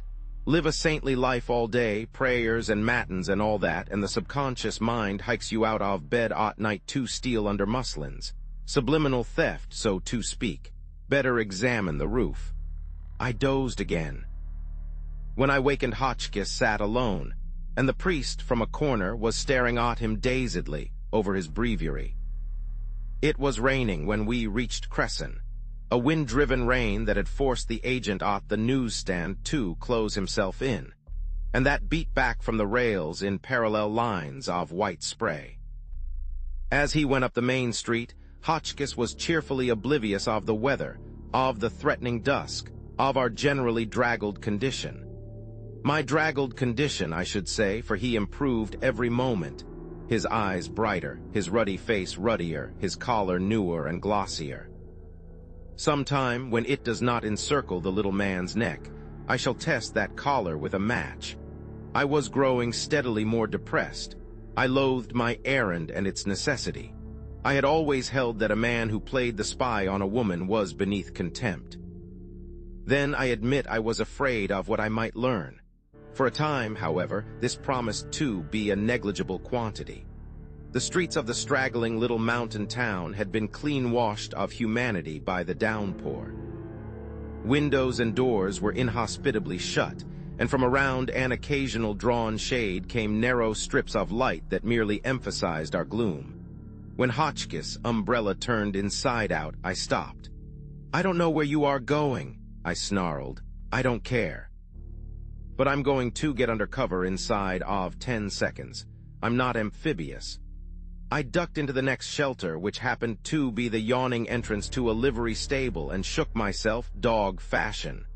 Hotchkiss wiped his collar with his handkerchief. It emerged gleaming and unwilted. This will do as well as any place, he said, raising his voice above the rattle of the rain. Got to make a beginning. I sat down on the usual chair without a back just inside the door and stared out at the darkening street. The whole affair had an air of unreality. Now that I was there, I doubted the necessity or the value of the journey. I was wet and uncomfortable. Around me, with Cresson as a center, stretched an irregular circumference of mountain, with possibly a 10-mile radius, and in it I was to find the residence of a woman whose first name I did not know, and a man who, so far, had been a purely chimerical person. Hotchkiss had penetrated the steaming interior of the cave, and now his voice, punctuated by the occasional thud of horses' hoofs, came to me. Something light will do, he was saying. A runabout, perhaps. He came forward rubbing his hands, followed by a thin man in overalls. Mr. Peck says, he began. This is Mr. Peck of Peck and Peck. Says that the place we are looking for is about 7 miles from the town. It's clearing, isn't it? It is not, I returned savagely. And we don't want a runabout, Mr. Peck. What we require is an hermetically sealed diving suit. I suppose there isn't a machine to be had. Mr. Peck gazed at me in silence. Machine to him meant other things than motors. Automobile, I supplemented. His face cleared. None but private affairs. I can give you a good buggy with a rubber apron. Mike, is the doctor's horse in? I am still uncertain as to whether the raw-boned roan we took out that night over the mountains was the doctor's horse or not. If it was, the doctor may be a good doctor, but he doesn't know anything about a horse. And furthermore, I hope he didn't need the beast that miserable evening. While they harnessed the horse, Hotchkiss told me what he had learned. 6 Curtises in the town and vicinity, he said. Sort of family name around here. One of them is telegraph operator at the station.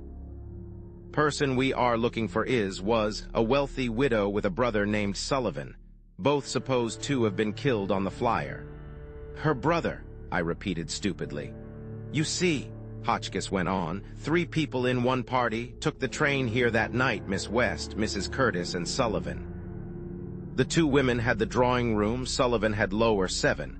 What we want to find out is just who these people were, where they came from, if Bronson knew them, and how Miss West became entangled with them. She may have married Sullivan, for one thing. I fell into gloom after that. The roan was led unwillingly into the weather, Hotchkiss and I in eclipse behind the blanket.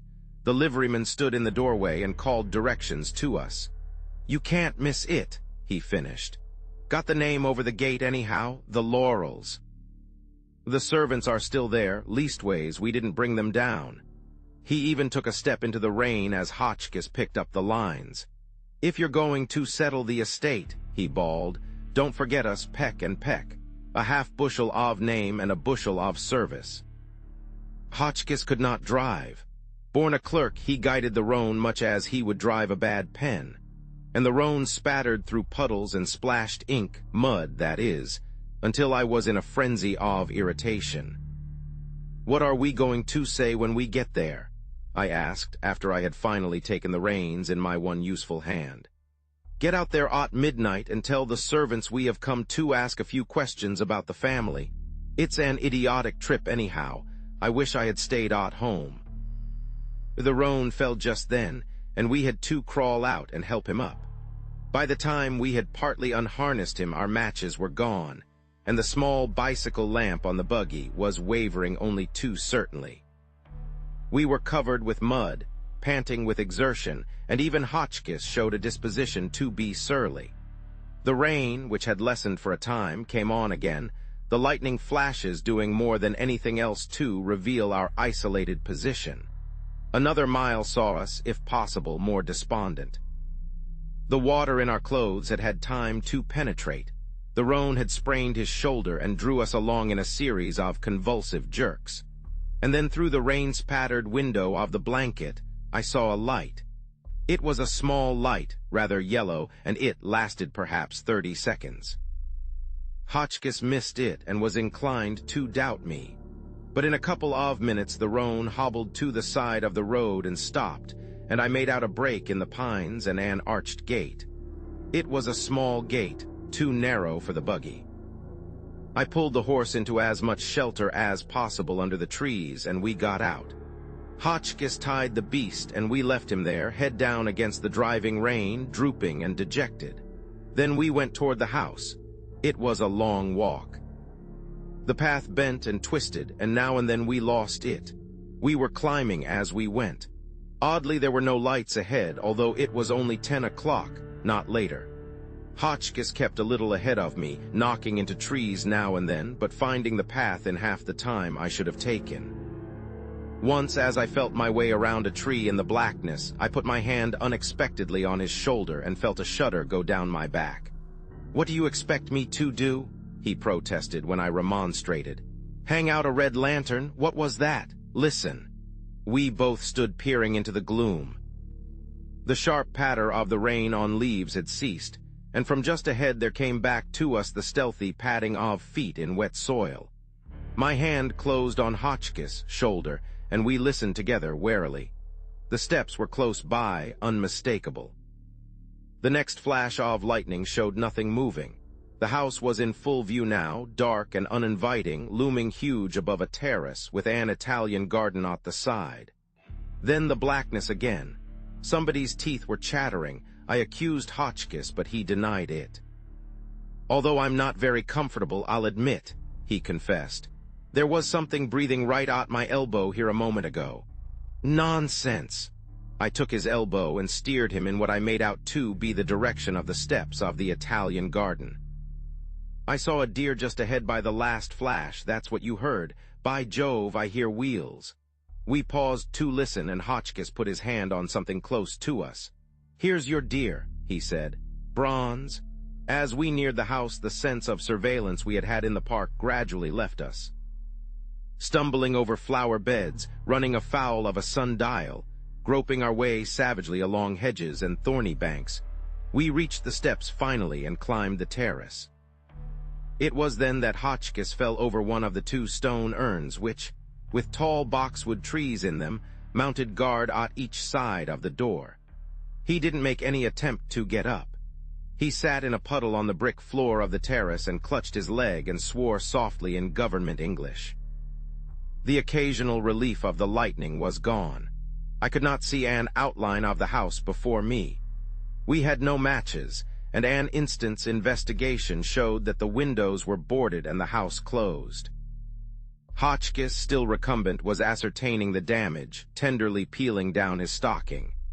"Upon my soul," he said finally, "I don't know whether this moisture is blood or rain. I think I've broken a bone." "Blood is thicker than water," I suggested. "Is it sticky? See if you can move your toes." There was a pause. Hotchkiss moved his toes. By that time I had found a knocker and was making the night hideous. But there was no response save the wind that blew sodden leaves derisively in our faces. Once Hotchkiss declared he heard a window sash lifted, but renewed violence with the knocker produced no effect. "There's only one thing to do," I said finally. "I'll go back and try to bring the buggy up for you." "You can't walk, can you?" Hotchkiss sat back in his puddle and said he didn't think he could stir. But for me to go back to town and leave him, that he didn't have any family dependent on him, and that if he was going to have pneumonia he had probably got it already. I left him there and started back to get the horse.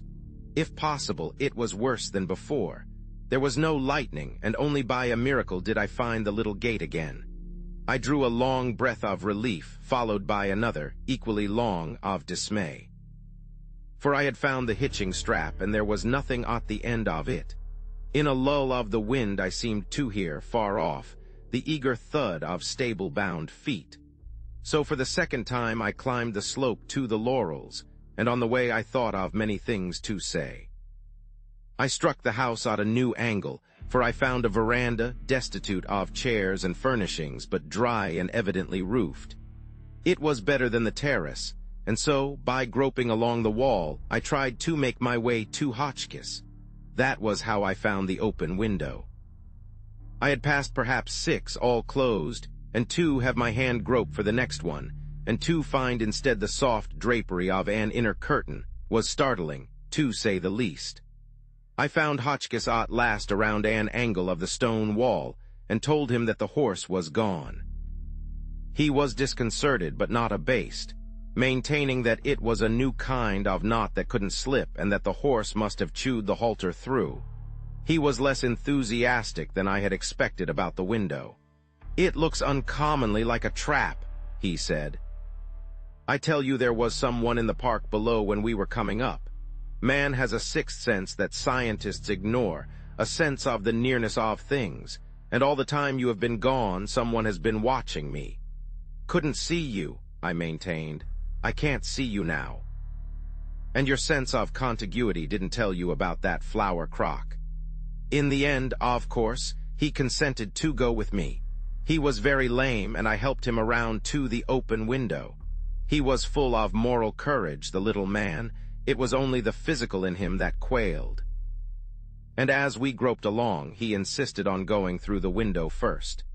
"If it is a trap," he whispered, "I have 2 arms to your one, and besides, as I said before, life holds much for you. As for me, the government would merely lose an indifferent employee." When he found I was going first, he was rather hurt, but I did not wait for his protests. I swung my feet over the sill and dropped. I made a clutch at the window frame with my good hand when I found no floor under my feet, but I was too late. I dropped probably 10 feet and landed with a crash that seemed to split my eardrums. I was thoroughly shaken, but in some miraculous way the bandaged arm had escaped injury. "For heaven's sake," Hotchkiss was calling from above, "have you broken your back?" "No," I returned as steadily as I could, merely driven it up through my skull. "This is a staircase. I'm coming up to open another window." It was eerie work, but I accomplished it finally, discovering, not without mishap, a room filled with more tables than I had ever dreamed of, tables that seemed to waylay and strike at me. When I had got a window open, Hotchkiss crawled through, and we were at last under shelter. Our first thought was for a light. The same laborious investigation that had landed us where we were revealed that the house was lighted by electricity, and that the plant was not in operation. By accident, I stumbled across a tablet with smoking materials and found a half-dozen matches. The first one showed us the magnitude of the room we stood in, and revealed also a brass candlestick by the open fireplace, a candlestick almost 4 feet high, supporting a candle of similar colossal proportions. It was Hotchkiss who discovered that it had been recently lighted. He held the match to it and peered at it over his glasses. "Within 10 minutes, he announced impressively, "this candle has been burning. Look at the wax and the wick, both soft." "Perhaps it's the damp weather," I ventured, moving a little nearer to the circle of light. A gust of wind came in just then, and the flame turned over on its side and threatened demise. There was something almost ridiculous in the haste with which we put down the window and nursed the flicker to life. The peculiarly ghost-like appearance of the room added to the uncanniness of the situation. The furniture was swathed in white covers for the winter. Even the pictures wore shrouds. And in a niche between 2 windows, a bust on a pedestal, similarly wrapped, one arm extended under its winding sheet, made a most lifelike ghost, if any ghost can be lifelike. In the light of the candle, we surveyed each other, and we were objects for mirth. Hotchkiss was taking off his sodden shoes and preparing to make himself comfortable, while I hung my muddy raincoat over the ghost in the corner. Thus habited, he presented a rakish but distinctly more comfortable appearance. "When these people built," Hotchkiss said, surveying the huge dimensions of the room, "they must have bought a mountain and built all over it. What a room!" It seemed to be a living room, although Hotchkiss remarked that it was much more like a dead one. It was probably 50 feet long and 25 feet wide. It was very high, too, with a domed ceiling, and a gallery ran around the entire room, about 15 feet above the floor. The candle light did not penetrate beyond the dim outlines of the gallery rail, but I fancied the wall there hung with smaller pictures. Hotchkiss had discovered a fire laid in the enormous fireplace, and in a few minutes we were steaming before a cheerful blaze. Within the radius of its light and heat, we were comfortable again, but the brightness merely emphasized the gloom of the ghostly corners. We talked in subdued tones, and I smoked, a box of Russian cigarettes which I found in a table drawer. We had decided to stay all night, there being nothing else to do. I suggested a game of double-dummy bridge, but did not urge it when my companion asked me if it resembled euchre. Gradually, as the ecclesiastical candle paled in the firelight, we grew drowsy. I drew a divan into the cheerful area and stretched myself out for sleep. Hotchkiss, who said the pain in his leg made him wakeful, sat wide-eyed by the fire, smoking a pipe. I have no idea how much time had passed when something threw itself violently on my chest. I roused with a start and leaped to my feet, and a large Angora cat fell with a thump to the floor. The fire was still bright, and there was an odor of scorched leather through the room from Hotchkiss' shoes. The little detective was sound asleep, his dead pipe in his fingers. The cat sat back on its haunches and wailed. The curtain at the door into the hallway bellied slowly out into the room and fell again. The cat looked toward it and opened its mouth for another howl. I thrust at it with my foot, but it refused to move. Hotchkiss stirred uneasily, and his pipe clattered to the floor. The cat was standing at my feet, staring behind me. Apparently it was following with its eyes an object unseen to me that moved behind me. The tip of its tail waved threateningly, but when I wheeled I saw nothing. I took the candle and made a circuit of the room. Behind the curtain that had moved, the door was securely closed. The windows were shut and locked, and everywhere the silence was absolute. The cat followed me majestically. I stooped and stroked its head, but it persisted in its uncanny watching of the corners of the room. When I went back to my divan, after putting a fresh log on the fire, I was reassured. I took the precaution and smiled at myself for doing it, to put the fire tongs within reach of my hand. But the cat would not let me sleep. After a time, I decided that it wanted water, and I started out in search of some, carrying the candle without the stand. I wandered through several rooms, all closed and dismantled, before I found a small lavatory opening off a billiard room. The cat lapped steadily, and I filled a glass to take back with me. The candle flickered in a sickly fashion that threatened to leave me there lost in the wanderings of the many hallways, and from somewhere there came an occasional violent puff of wind. The cat stuck by my feet with the hair on its back raised menacingly. I don't like cats. There is something psychic about them. Hotchkiss was still asleep when I got back to the big room. I moved his boots back from the fire and trimmed the candle. Then, with sleep gone from me, I lay back on my divan and reflected on many things. On my idiocy in coming, on Allison West, and the fact that only a week before she had been a guest in this very house, on Richie and the constraint that had come between us. From that I drifted back to Allison, and to the barrier my comparative poverty would be. The emptiness, the stillness were oppressive. Once I heard footsteps coming, rhythmical steps that neither hurried nor dragged, and seemed to mount endless staircases without coming any closer. I realized finally that I had not quite turned off the tap, and that the lavatory which I had circled to reach must be quite close. The cat lay by the fire, its nose on its folded paws, content in the warmth and companionship. I watched it idly. Now and then the green would hiss in the fire, but the cat never batted an eye. Through an unshuttered window the lightning flashed. Suddenly the cat looked up. It lifted its head and stared directly at the gallery above. Then it blinked and stared again. I was amused. Not until it had got up on its feet, eyes still riveted on the balcony, tail waving at the tip, the hair on its back a bristling brush, did I glance casually over my head.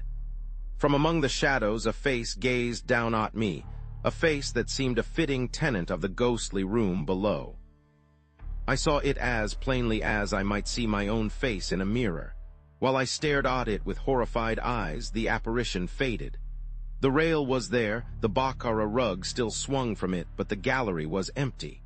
The cat threw back its head and wailed. Chapter 24, His Wife's Father. I jumped up and seized the fire tongs. The cat's wail had roused Hotchkiss, who was wide awake at once. He took in my offensive attitude, the tongs, the direction of my gaze, and needed nothing more. As he picked up the candle and darted out into the hall, I followed him. He made directly for the staircase, and part way up he turned off to the right through a small door. We were on the gallery itself. Below us the fire gleamed cheerfully. The cat was not in sight. There was no sign of my ghostly visitant, but as we stood there the baccarat rug, without warning, slid over the railing and fell to the floor below. "Man or woman?" Hotchkiss inquired in his most professional tone. "Neither. That is, I don't know." "I didn't notice anything but the eyes," I muttered. "They were looking a hole in me. If you'd seen that cat you would realize my state of mind. That was a traditional graveyard yowl." "I don't think you saw anything at all," he lied cheerfully. "You dozed off, and the rest is the natural result of a meal on a buffet car." Nevertheless, he examined the baccarat carefully when we went down, and when I finally went to sleep he was reading the only book in sight, Elwell on Bridge. The first rays of daylight were coming mistily into the room when he roused me. He had his finger on his lips, and he whispered sibilantly while I tried to draw on my distorted boots. "I think we have him," he said triumphantly. "I've been looking around some, and I can tell you this much. Just before we came in through the window last night, another man came. Only, he did not drop as you did. He swung over to the stair railing and then down. The rail is scratched. He was long enough ahead of us to go into the dining room and get a decanter out of the sideboard.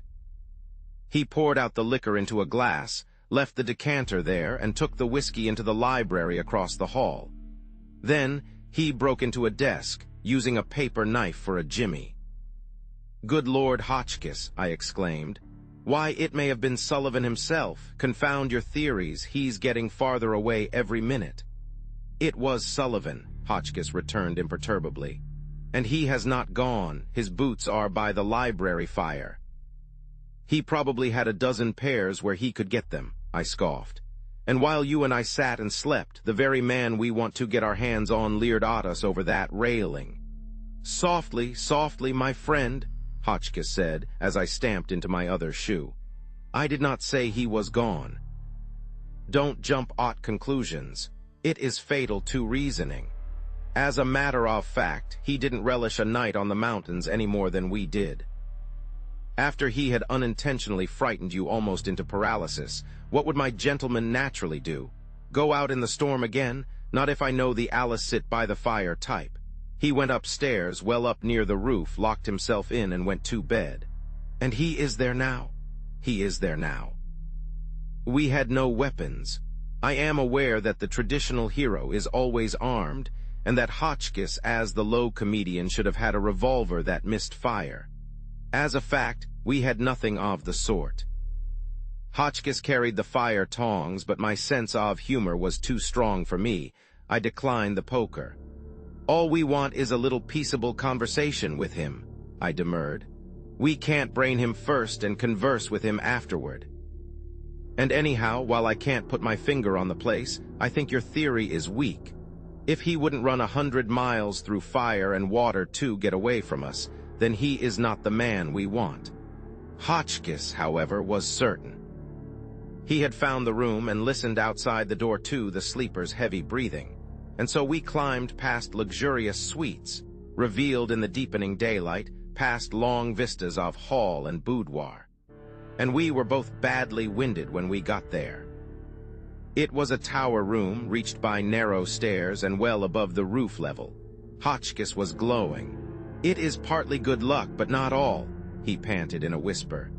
"If we had persisted in the search last night, he would have taken alarm and fled. Now we have him. Are you ready?" He gave a mighty rap at the door with the fire tongs and stood expectant. Certainly he was right. Someone moved within. "Hello, hello there," Hotchkiss bawled. "You might as well come out. We won't hurt you if you'll come peaceably." "Tell him we represent the law," I prompted. "That's the customary thing, you know." But at that moment a bullet came squarely through the door and flattened itself with a sharp PSD against the wall of the tower staircase.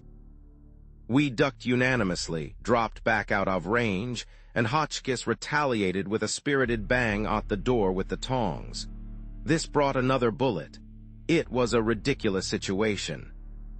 Under the circumstances, no doubt we should have retired, at least until we had armed ourselves.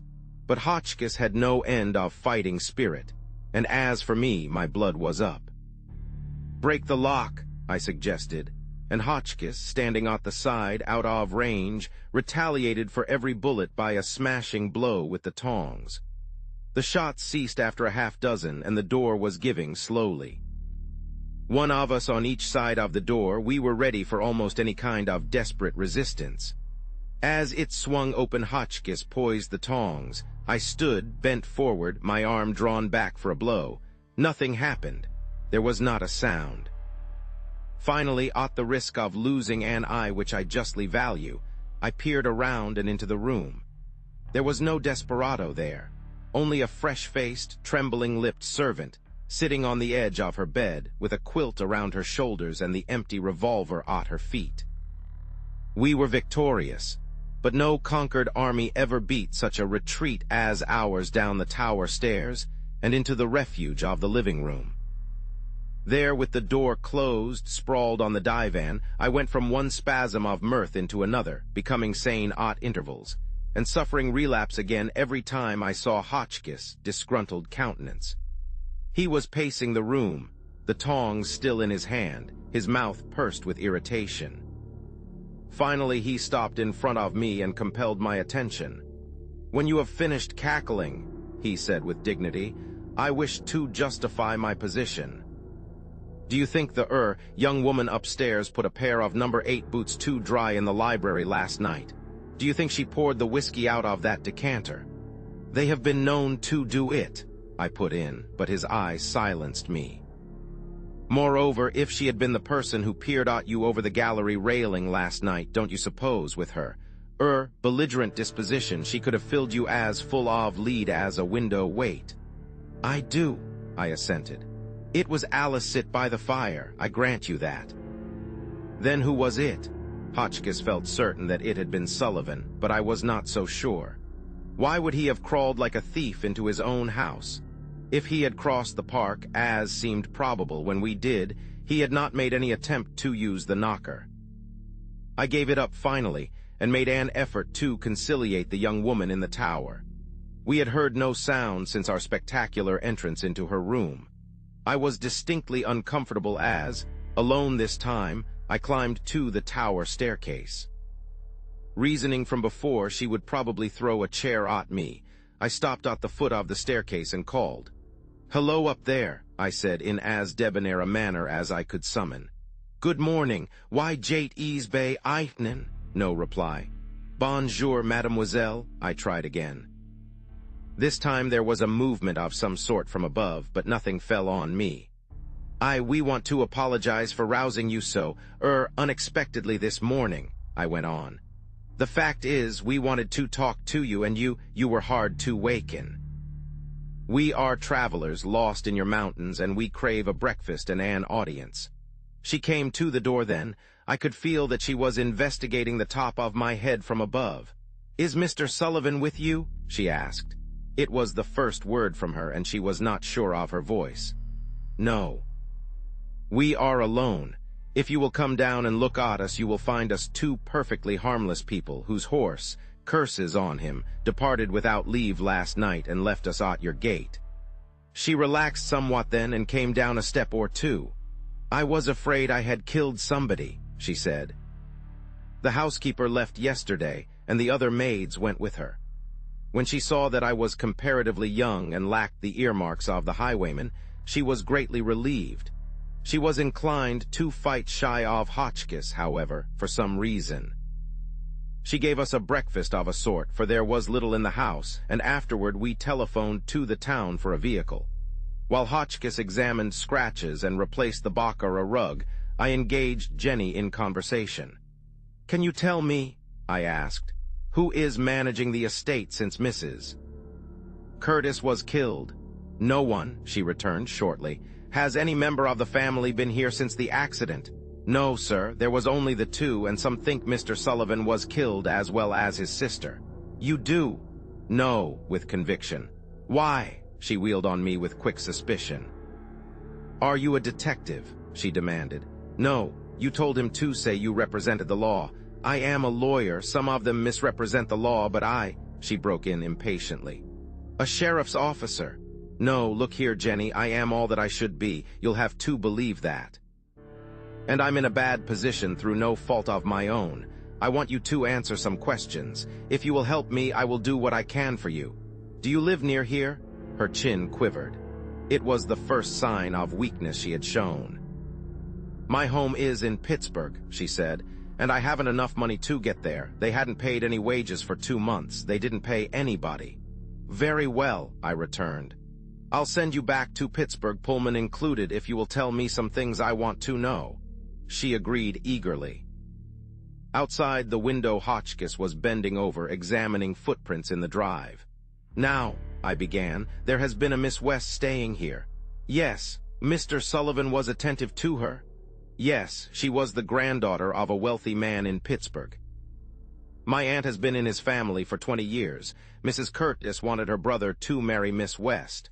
"Do you think he did marry her?" I could not keep the excitement out of my voice. "No, there were reasons." She stopped abruptly.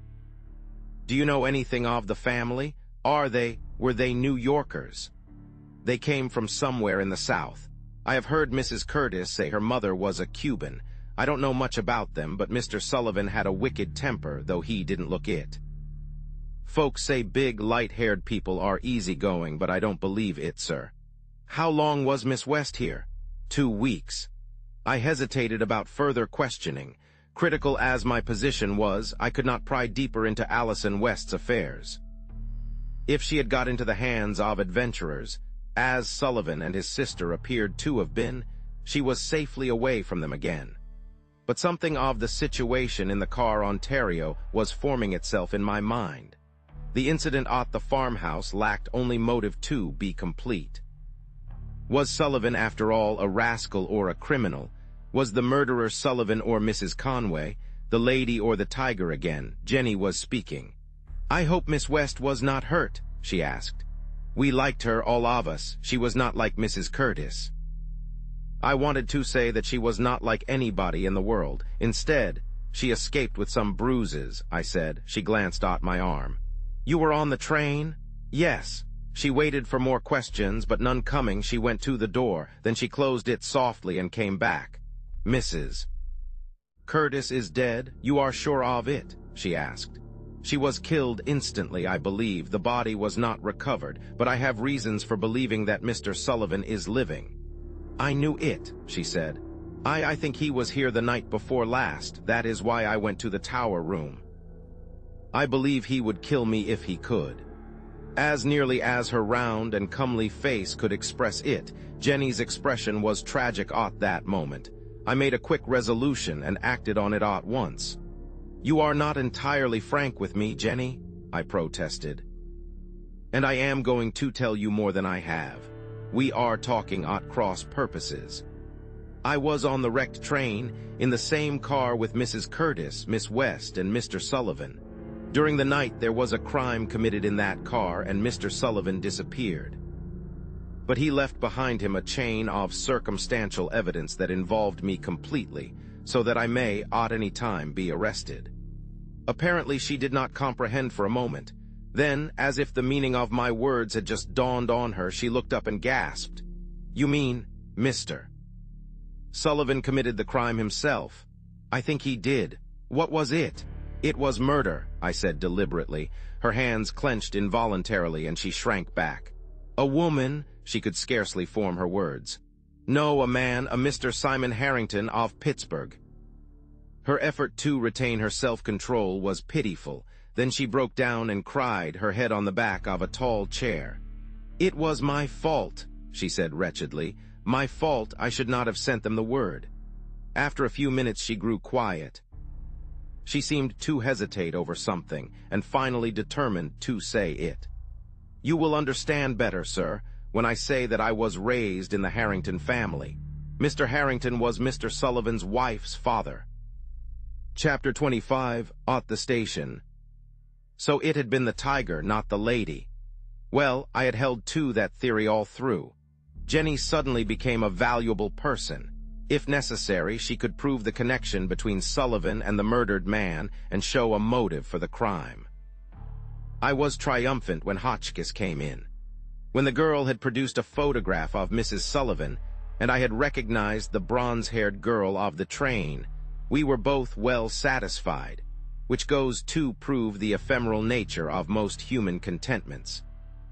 Jenny either had nothing more to say, or feared she had said too much. She was evidently uneasy before Hotchkiss.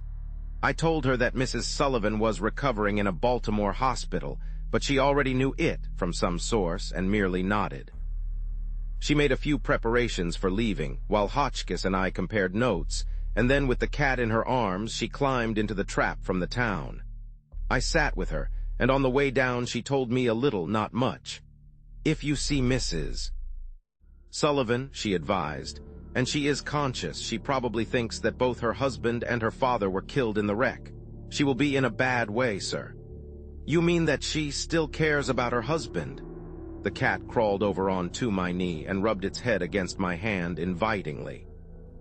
Jenny stared at the undulating line of the mountain crests, a colossal sun against a blue ocean of sky. "Yes, she cares. she said softly. Women are made like that. They say they are cats, but Peter there in your lap wouldn't come back and lick your hand if you kicked him. If you have to tell her the truth, be as gentle as you can, sir. She has been good to me, that's why I have played the spy here all summer. It's a thankless thing, spying on people. It is that, I agreed soberly. Hotchkiss and I arrived in Washington late that evening, and rather than arouse the household, I went to the club. I was at the office early the next morning and admitted myself. Knight rarely appeared before 10:30, and our modest office for some time after 9. I looked over my previous day's mail and waited, with such patience as I possessed, for Knight. In the interval I called up Mrs. Clopton and announced that I would dine at home that night. What my household subsists on during my numerous absences I have never discovered. Tea, probably, and crackers. Diligent search when I have made a midnight arrival never reveals anything more substantial. Possibly I imagine it, but the announcement that I am about to make a journey always seems to create a general atmosphere of depression throughout the house, as though Euphemia and Eliza and Thomas, the stableman, were already subsisting, in imagination, on Mrs. Clopton's meager fare. So I called her up and announced my arrival. There was something unusual in her tone, as though her throat was tense with indignation. Always shrill, her elderly voice rasped my ear painfully through the receiver. "I have changed the butcher, Mr. Lawrence," she announced portentously. The last roast was a pound short, and his mutton chops. Any self-respecting sheep would refuse to acknowledge them. As I said before, I can always tell from the voice in which Mrs. Clopton conveys the most indifferent matters if something of real significance has occurred. Also, through long habit, I have learned how quickest to bring her to the point. "You are pessimistic this morning," I returned. "What's the matter, Mrs. Clopton? You haven't used that tone since Euphemia baked a pie for the Iceman." "What is it now? Somebody poisoned the dog." She cleared her throat. "The house has been broken into, Mr. Lawrence," she said. "I have lived in the best families, and never have I stood by and seen what I saw yesterday, every bureau drawer opened and my most sacred belongings," she choked. "Did you notify the police?" I asked sharply. "Police," she sniffed. "Police. It was the police that did it, 2 detectives with a search warrant. I wouldn't dare tell you over the telephone what one of them said when he found the whiskey and rock candy for my cough." "Did they take anything?" I demanded, every nerve on edge. "They took the cough medicine," she returned indignantly, "and they said, 'Confound the cough medicine,'" I was frantic. "Did they take anything else? Were they in my dressing room?" "Yes." I threatened to sue them, and I told them what you would do when you came back. But they wouldn't listen. They took away that black sealskin bag you brought home from Pittsburgh with you. I knew then that my hours of freedom were numbered. To have found Sullivan, and then, in support of my case against him, to have produced the bag, minus the bit of chain, had been my intention. But the police had the bag, and beyond knowing something of Sullivan's history, I was practically no nearer his discovery than before. Hotchkiss hoped he had his man in the house off Washington Circle, but on the very night he had seen him, Jenny claimed that Sullivan had tried to enter the Laurels. Then suppose we found Sullivan and proved the satchel and its contents his? Since the police had the bit of chain, it might mean involving Allison in the story. I sat down and buried my face in my hands. There was no escape. I figured it out despondingly. Against me was the evidence of the survivors of the Ontario that I had been accused of the murder at the time. There had been bloodstains on my pillow and a hidden dagger. Into the bargain, in my possession had been found a traveling bag containing the dead man's pocketbook. In my favor was Knight's theory against Mrs. Conway. She had a motive for wishing to secure the notes. She believed I was in lower 10, and she had collapsed at the discovery of the crime in the morning. Against both of these theories, I accuse a purely chimerical person named Sullivan, who was not seen by any of the survivors, save one, Allison, whom I could not bring into the case. I could find a motive for his murdering his father-in-law, whom he hated, but again, I would have to drag in the girl. And not one of the theories explained the telegram and the broken necklace. Outside, the office force was arriving. They were comfortably ignorant of my presence, and over the transom floated scraps of dialogue and the stenographer's gurgling laugh. Knight had a relative who was reading law with him in the intervals between calling up the young women of his acquaintance. He came in singing, and the office boy joined in with the uncertainty of voice of 15. I smiled grimly. I was too busy with my own troubles to find any joy in opening the door and startling them into silence. I even heard, without resentment, blobs of the uncertain voice inquire when Blake would be back. I hoped Knight would arrive before the arrest occurred. There were many things to arrange. But when at last, impatient of his delay, I telephoned, I found he had been gone for more than an hour. Clearly he was not coming directly to the office, and with such resignation as I could muster, I paced the floor and waited. I felt more alone than I have ever felt in my life. Born an orphan, as Richie said, I had made my own way, carved out myself such success as had been mine. I had built up my house of life on the props of law and order, and now some unknown hand had withdrawn the supports, and I stood among ruins. I suppose it is the maternal in a woman that makes a man turn to her when everything else fails. The eternal boy in him goes to have his wounded pride bandaged, his tattered self-respect repaired. If he loves the woman, he wants her to kiss the hurt. The longing to see Allison, always with me, was stronger than I was that morning. It might be that I would not see her again. I had nothing to say to her save one thing, and that, under the cloud that hung over me, I did not dare to say. But I wanted to see her, to touch her hand. As only a lonely man can crave it, I wanted the comfort of her, the peace that lay in her presence. And so, with every step outside the door a threat, I telephoned to her. She was gone. The disappointment was great, for my need was great. In a fury of revolt against the scheme of things, I heard that she had started home to Richmond, but that she might still be caught at the station. To see her had by that time become an obsession. I picked up my hat, threw open the door, and oblivious of the shock to the office force of my presence, followed so immediately by my exit, I dashed out to the elevator. As I went down in one cage, I caught a glimpse of Johnson and two other men going up in the next. I hardly gave them a thought.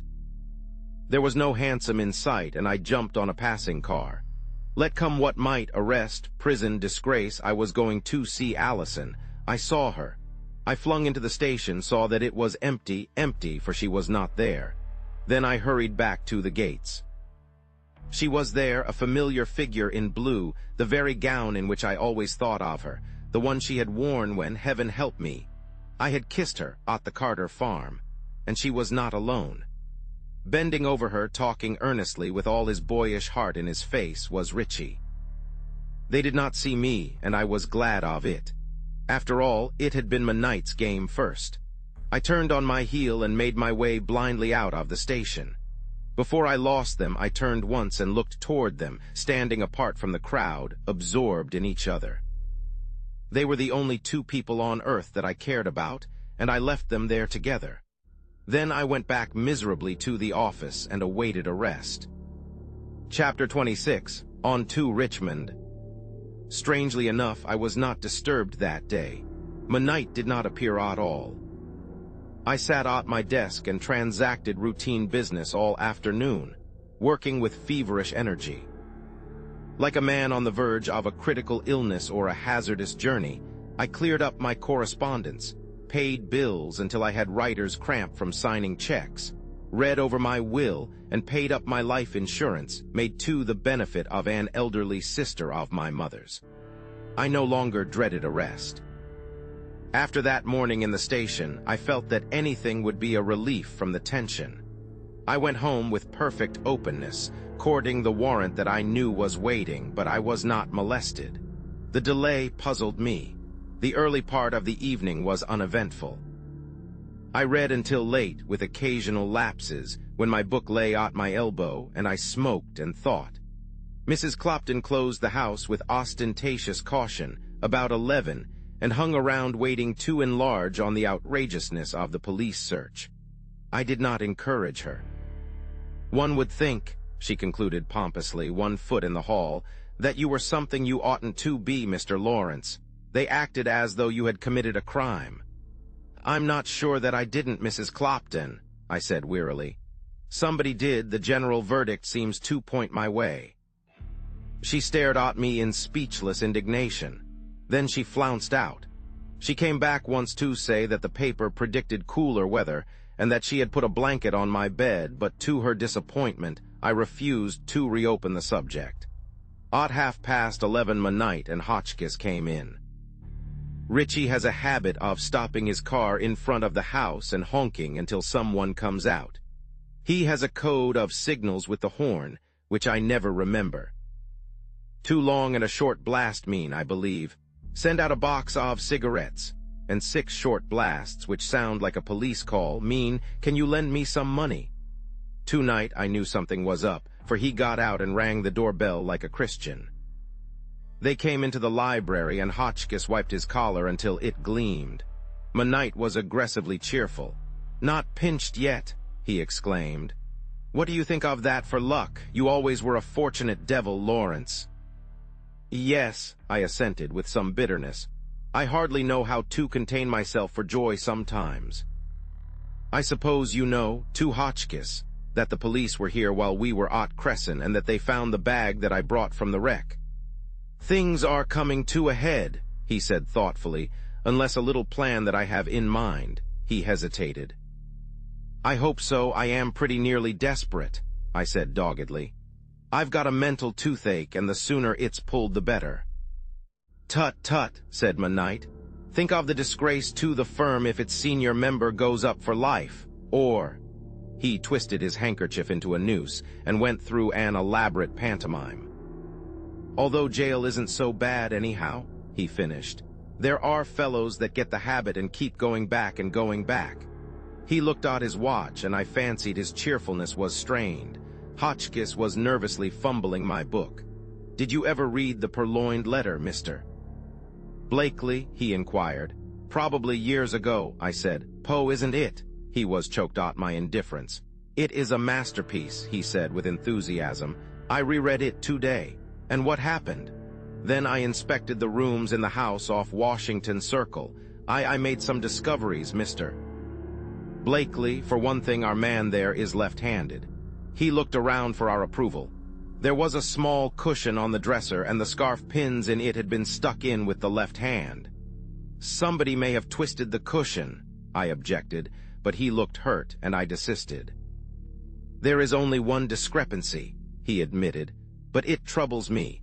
According to Mrs. Carter, at the farmhouse our man wore gaudy pajamas, while I found here only the most severely plain nightshirts." "Any buttons off?" Midnight inquired, looking again at his watch. "The buttons were there," the amateur detective answered gravely, "but the buttonhole next the top one was torn through." Midnight winked at me furtively. "I am convinced of one thing," Hotchkiss went on, clearing his throat. "The papers are not in that room. Either he carries them with him, or he has sold them." A sound on the street made both my visitors listen sharply. Whatever it was, it passed on, however. I was growing curious, and the restraint was telling on Midnight.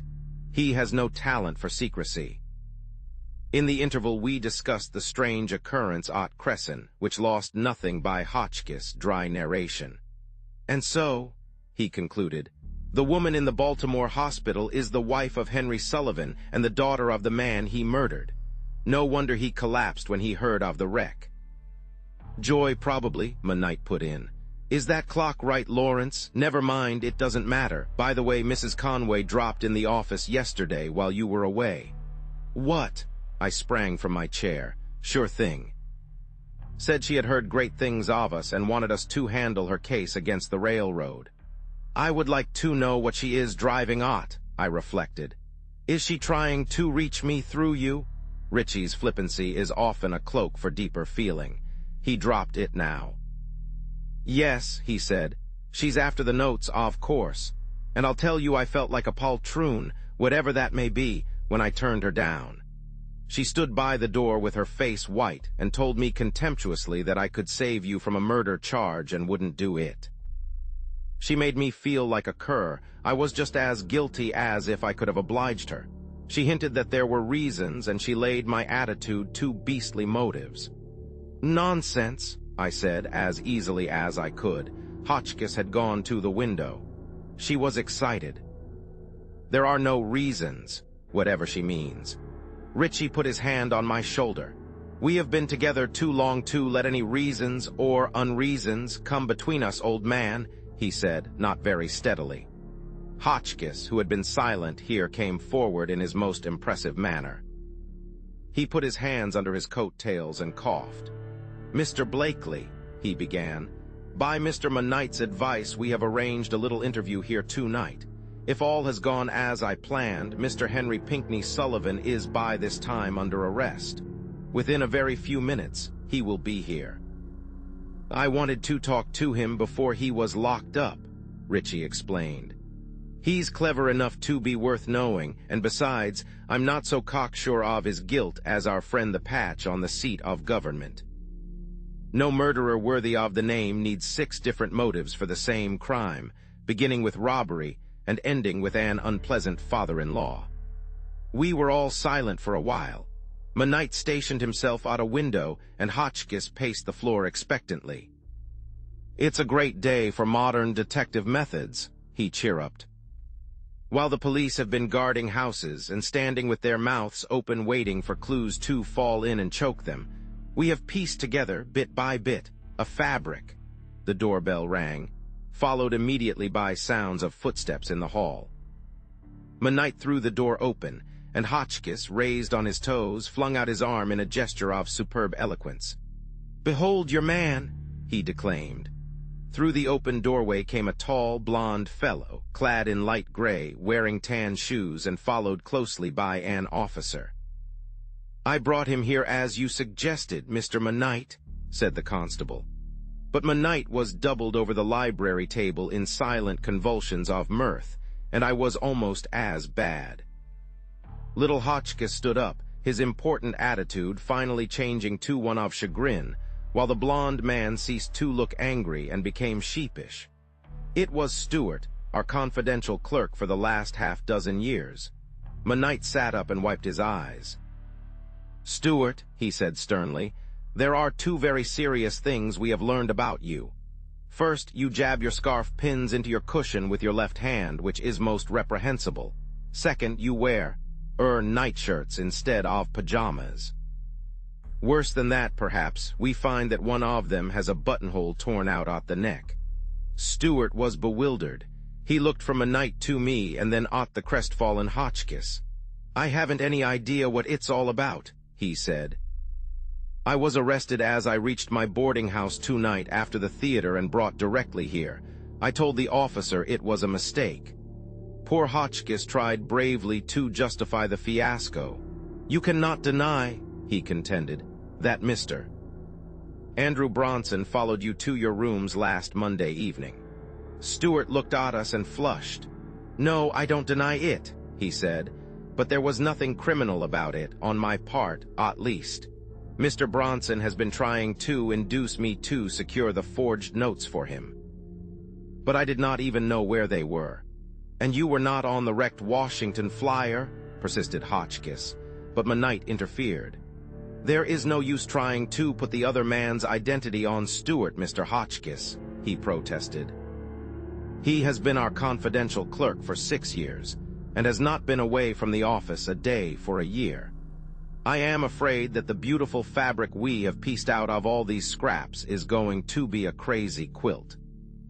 His tone was facetious, but I could detect the undercurrent of real disappointment. I paid the constable for his trouble, and he departed. Stewart, still indignant, left to go back to Washington Circle. He shook hands with Monnight and myself magnanimously, but he hurled a look of utter hatred at Hotchkiss, sunk crestfallen in his chair. "As far as I can see," said Monnight dryly, We are exactly as far along as we were the day we met at the Carter place. We are not a step nearer to finding our man. We have one thing that may be of value, I suggested. He is the husband of a bronze-haired woman at Van Kirk's hospital, and it is just possible we may trace him through her. I hope we are not going to lose your valuable cooperation, Mr.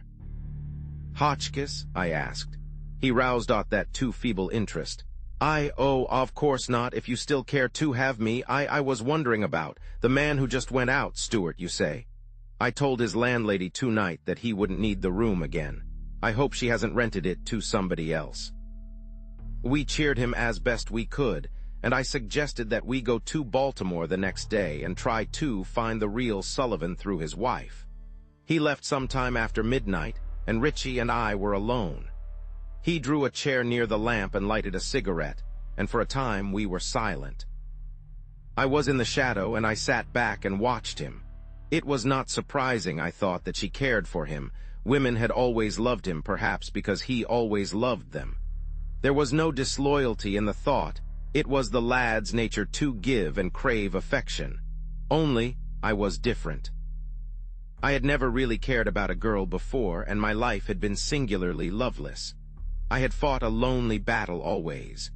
Once before, in college, we had both laid ourselves and our callow devotions at the feet of the same girl.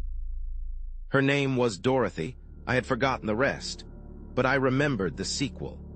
In a spirit of quixotic youth, I had relinquished my claim in favor of Richie and had gone cheerfully on my way, elevated by my heroic sacrifice to a somber, white-hot martyrdom. As is often the case, my knight's first words showed our parallel lines of thought. I say, Lolly, he asked, do you remember Dorothy Brown? Brown, that was it. Dorothy Brown, I repeated.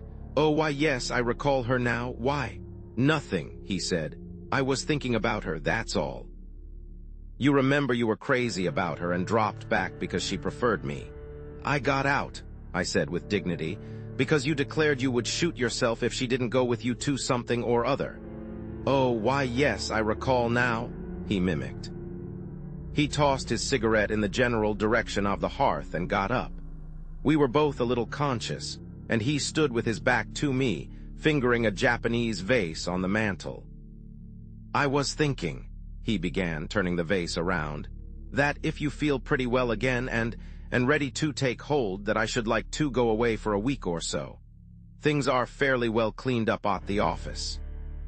Do you mean you are going to Richmond? I asked after a scarcely perceptible pause. He turned and faced me with his hands thrust in his pockets. No, that's off, Lolly. The Saberts are going for a week's cruise along the coast. The hot weather has played hob with me, and the cruise means 7 days, breeze and bridge. I lighted a cigarette and offered him the box, but he refused. He was looking haggard and suddenly tired. I could not think of anything to say, and neither could he, evidently. The matter between us lay too deep for speech. How's Candida? He asked. Martin says a month and she will be all right, I returned in the same tone. He picked up his hat, but he had something more to say. He blurted it out finally halfway to the door. The Saberts are not going for a couple of days, he said, and if you want a day or so off to go down to Richmond yourself. Perhaps I shall, I returned as indifferently as I could. Not going yet, are you? Yes, it is late. He drew in his breath as if he had something more to say, but the impulse passed. Well, good night, he said from the doorway. Good night, old man. The next moment the outer door slammed, and I heard the engine of the cannonball throbbing in the street. Then the quiet settled down around me again, and there in the lamplight I dreamed dreams. I was going to see her. Suddenly the idea of being shut away, even temporarily, from so great and wonderful a world became intolerable. The possibility of arrest before I could get to Richmond was hideous, the night without end. I made my escape the next morning through the stable back of the house, and then, by devious dark and winding ways, to the office. There, after a conference with Blobbs, whose features fairly jerked with excitement, I double-locked the door of my private office and finished off some imperative work. By 10 o'clock I was free, and for the 20th time I consulted my train schedule. At 5 minutes after 10, with my night not yet in sight, Blobbs knocked at the door, the double rap we had agreed upon, and on being admitted slipped in and quietly closed the door behind him. His eyes were glistening with excitement, and a purple dab of typewriter ink gave him a peculiarly villainous and stealthy expression. "They're here," he said. "Two of 'em, and that crazy steward wasn't on and said you were somewhere in the building." A door slammed outside, followed by steps on the uncarpeted outer office. "This way," said Blobbs in a husky undertone, and darting into a lavatory, threw open a door that I had always supposed locked. Thence into a back hall piled high with boxes, and past the presses of a bookbindery to the freight elevator. Greatly to Blobbs' disappointment, there was no pursuit. I was exhilarated but out of breath when we emerged into an alleyway, and the sharp daylight shone on Blobbs' excited face. "Great sport, isn't it?" I panted, dropping $1 into his palm, inked to correspond with his face. "Regular walk away in the 100-yard dash. Gimme $2 more and I'll drop him down the elevator shaft," he suggested ferociously. I left him there with his bloodthirsty schemes and started for the station. I had a tendency to look behind me now and then, but I reached the station unnoticed. The afternoon was hot. The train rolled slowly along, stopping 2 sweltering stations, from whose roofs the heat rose in waves. But I noticed these things objectively, not subjectively, for at the end of the journey was a girl with blue eyes and dark brown hair that could, had I not seen it, hang loose in bewitching tangles or be twisted into little coils of delight. Chapter 27. The Sea, the Sand, the Stars. I telephoned as soon as I reached my hotel, and I had not known how much I had hoped from seeing her until I learned that she was out of town. I hung up the receiver, almost dizzy with disappointment, and it was fully 5 minutes before I thought of calling up again and asking if she was within telephone reach. It seemed she was down on the bay staying with the Samuel Forbeses. Sammy Forbes? It was a name to conjure with just then. In the old days at college I had rather flouted him, but now I was ready to take him to my heart. I remembered that he had always meant well anyhow, and that he was explosively generous. I called him up. "By the fumes of gasoline," he said when I told him who I was. "Blakely, the fount of wisdom against woman. Blakely, the great unkissed. Welcome to our city." Whereupon he proceeded to urge me to come down to the shack, and to say that I was an agreeable surprise, because 4 times in 2 hours youths had called up to ask if Allison West was stopping with him, and to suggest that they had a vacant day or two. "Oh, Miss West," I shouted politely. There was a buzzing on the line. "Is she there?" Sam had no suspicions. Was not I in his mind always the great unkissed, which sounds like the great unwashed and is even more of a reproach? He asked me down promptly, as I had hoped, and thrust aside my objections. "Nonsense," he said. "Bring yourself. The lady that keeps my boarding house is calling to me to insist. You remember Dorothy, don't you, Dorothy Brown? She says unless you have lost your figure, you can wear my clothes all right.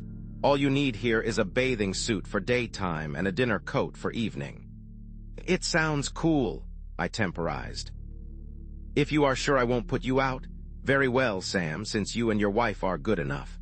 I have a couple of days free. Give my love to Dorothy until I can do it myself." Sam met me himself and drove me out to the shack, which proved to be a substantial house overlooking the water.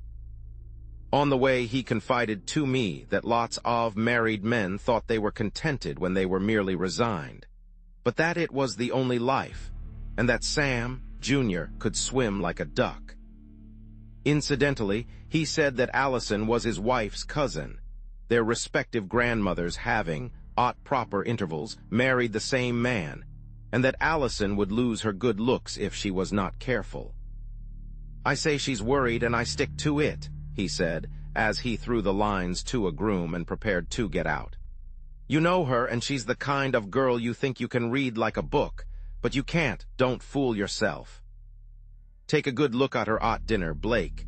You won't lose your head like the other fellows, and then tell me what's wrong with her. We are mighty fond of Allie."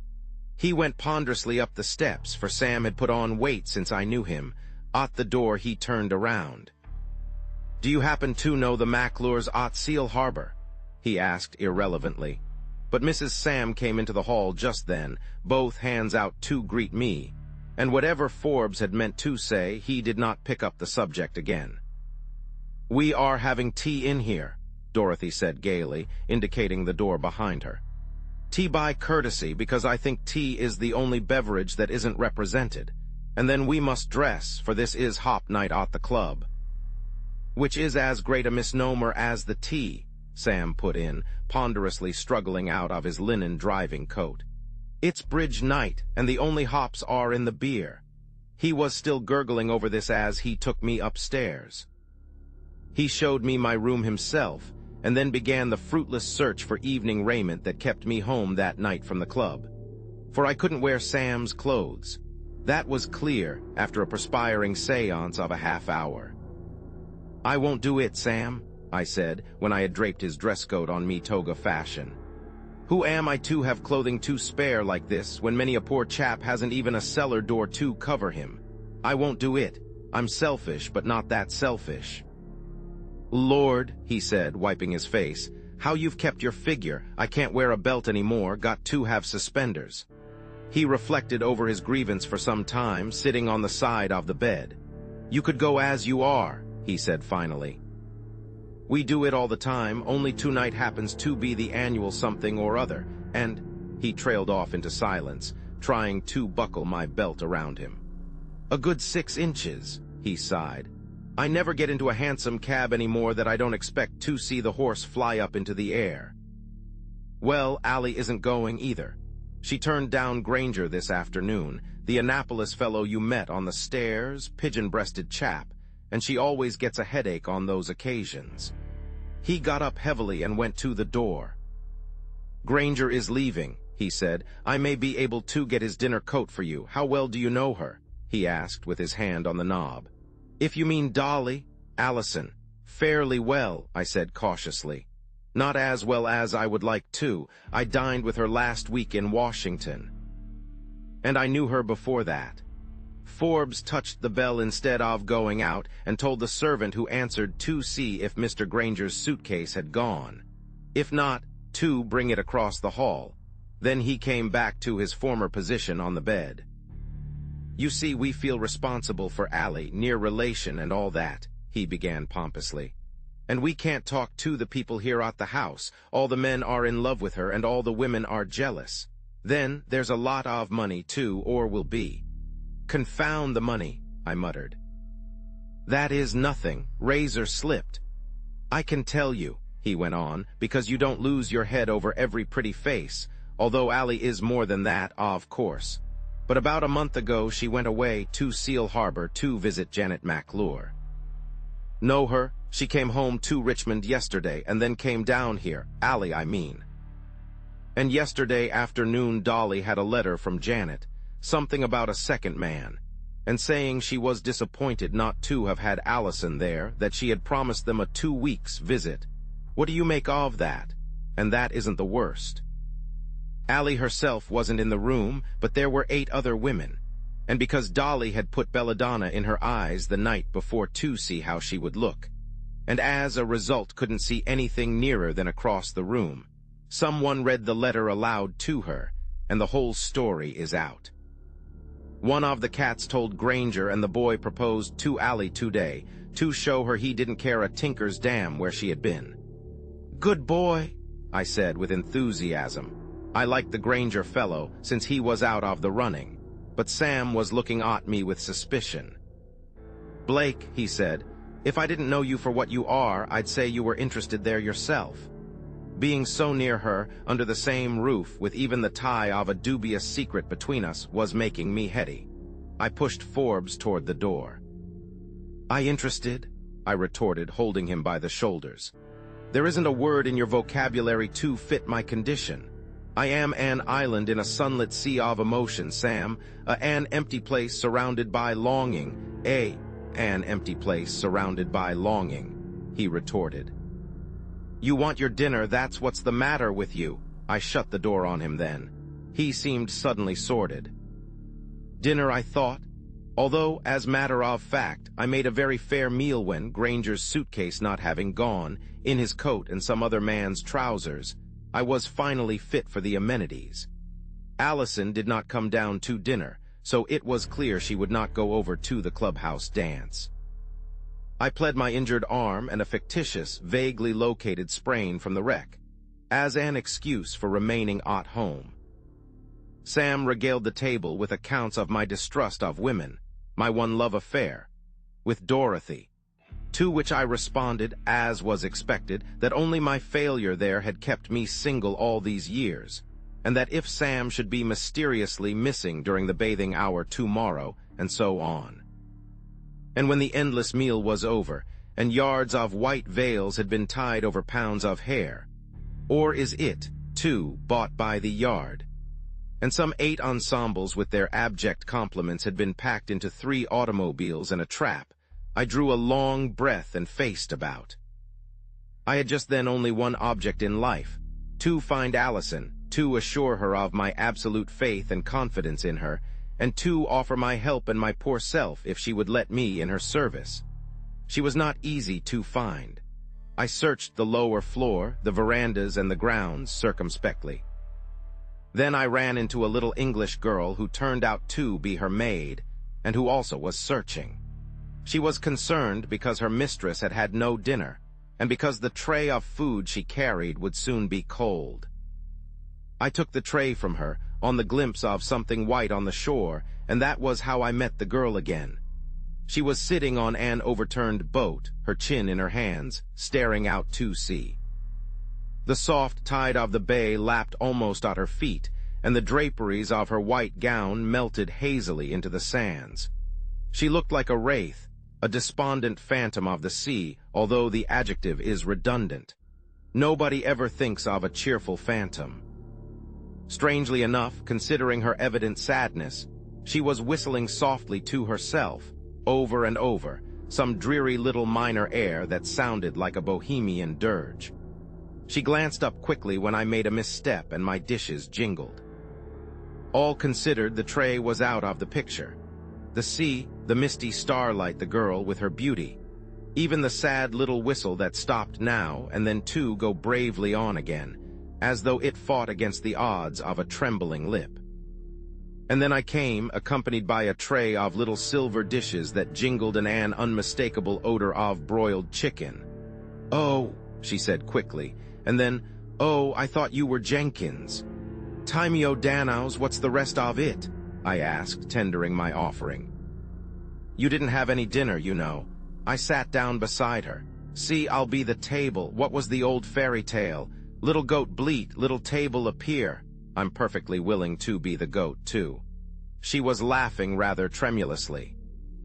"We never do meet like other people, do we?" she asked. "We really ought to shake hands and say, 'How are you?'"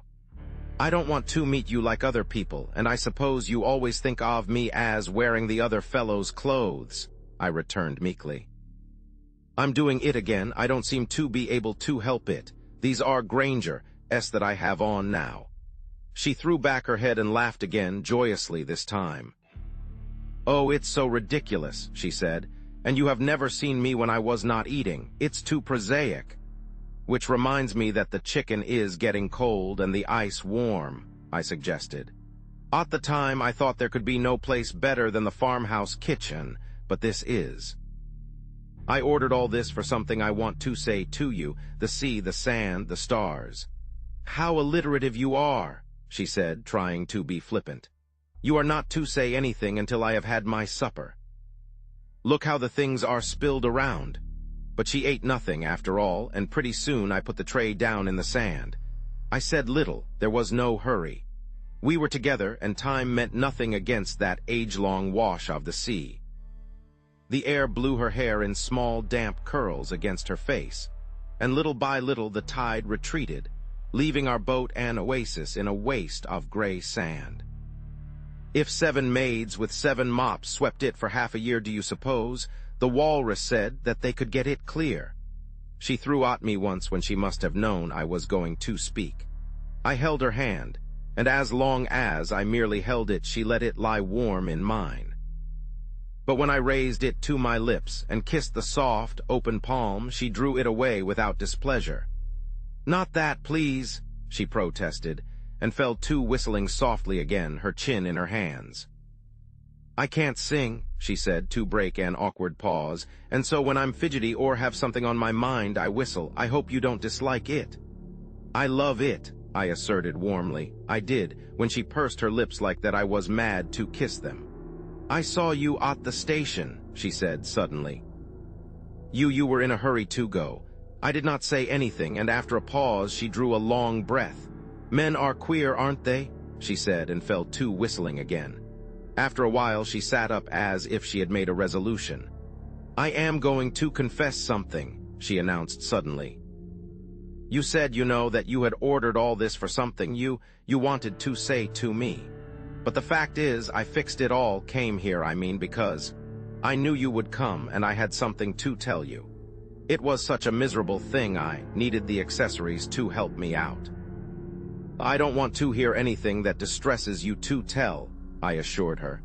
"I didn't come here to force your confidence, Allison. I came because I couldn't help it."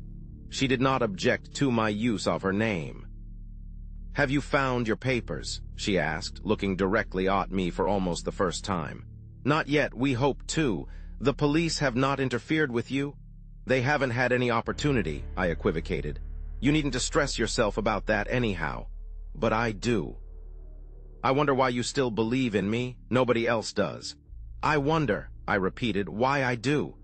"If you produce Harry Sullivan," she was saying, partly to herself, "and if you could connect him with Mr. Bronson and get a full account of why he was on the train and all that, it would help, wouldn't it?" I acknowledged that it would. Now that the whole truth was almost in my possession, I was stricken with the old cowardice. I did not want to know what she might tell me. The yellow line on the horizon, where the moon was coming up, was a broken bit of golden chain. My heel in the sand was again pressed on a woman's yielding fingers. I pulled myself together with a jerk.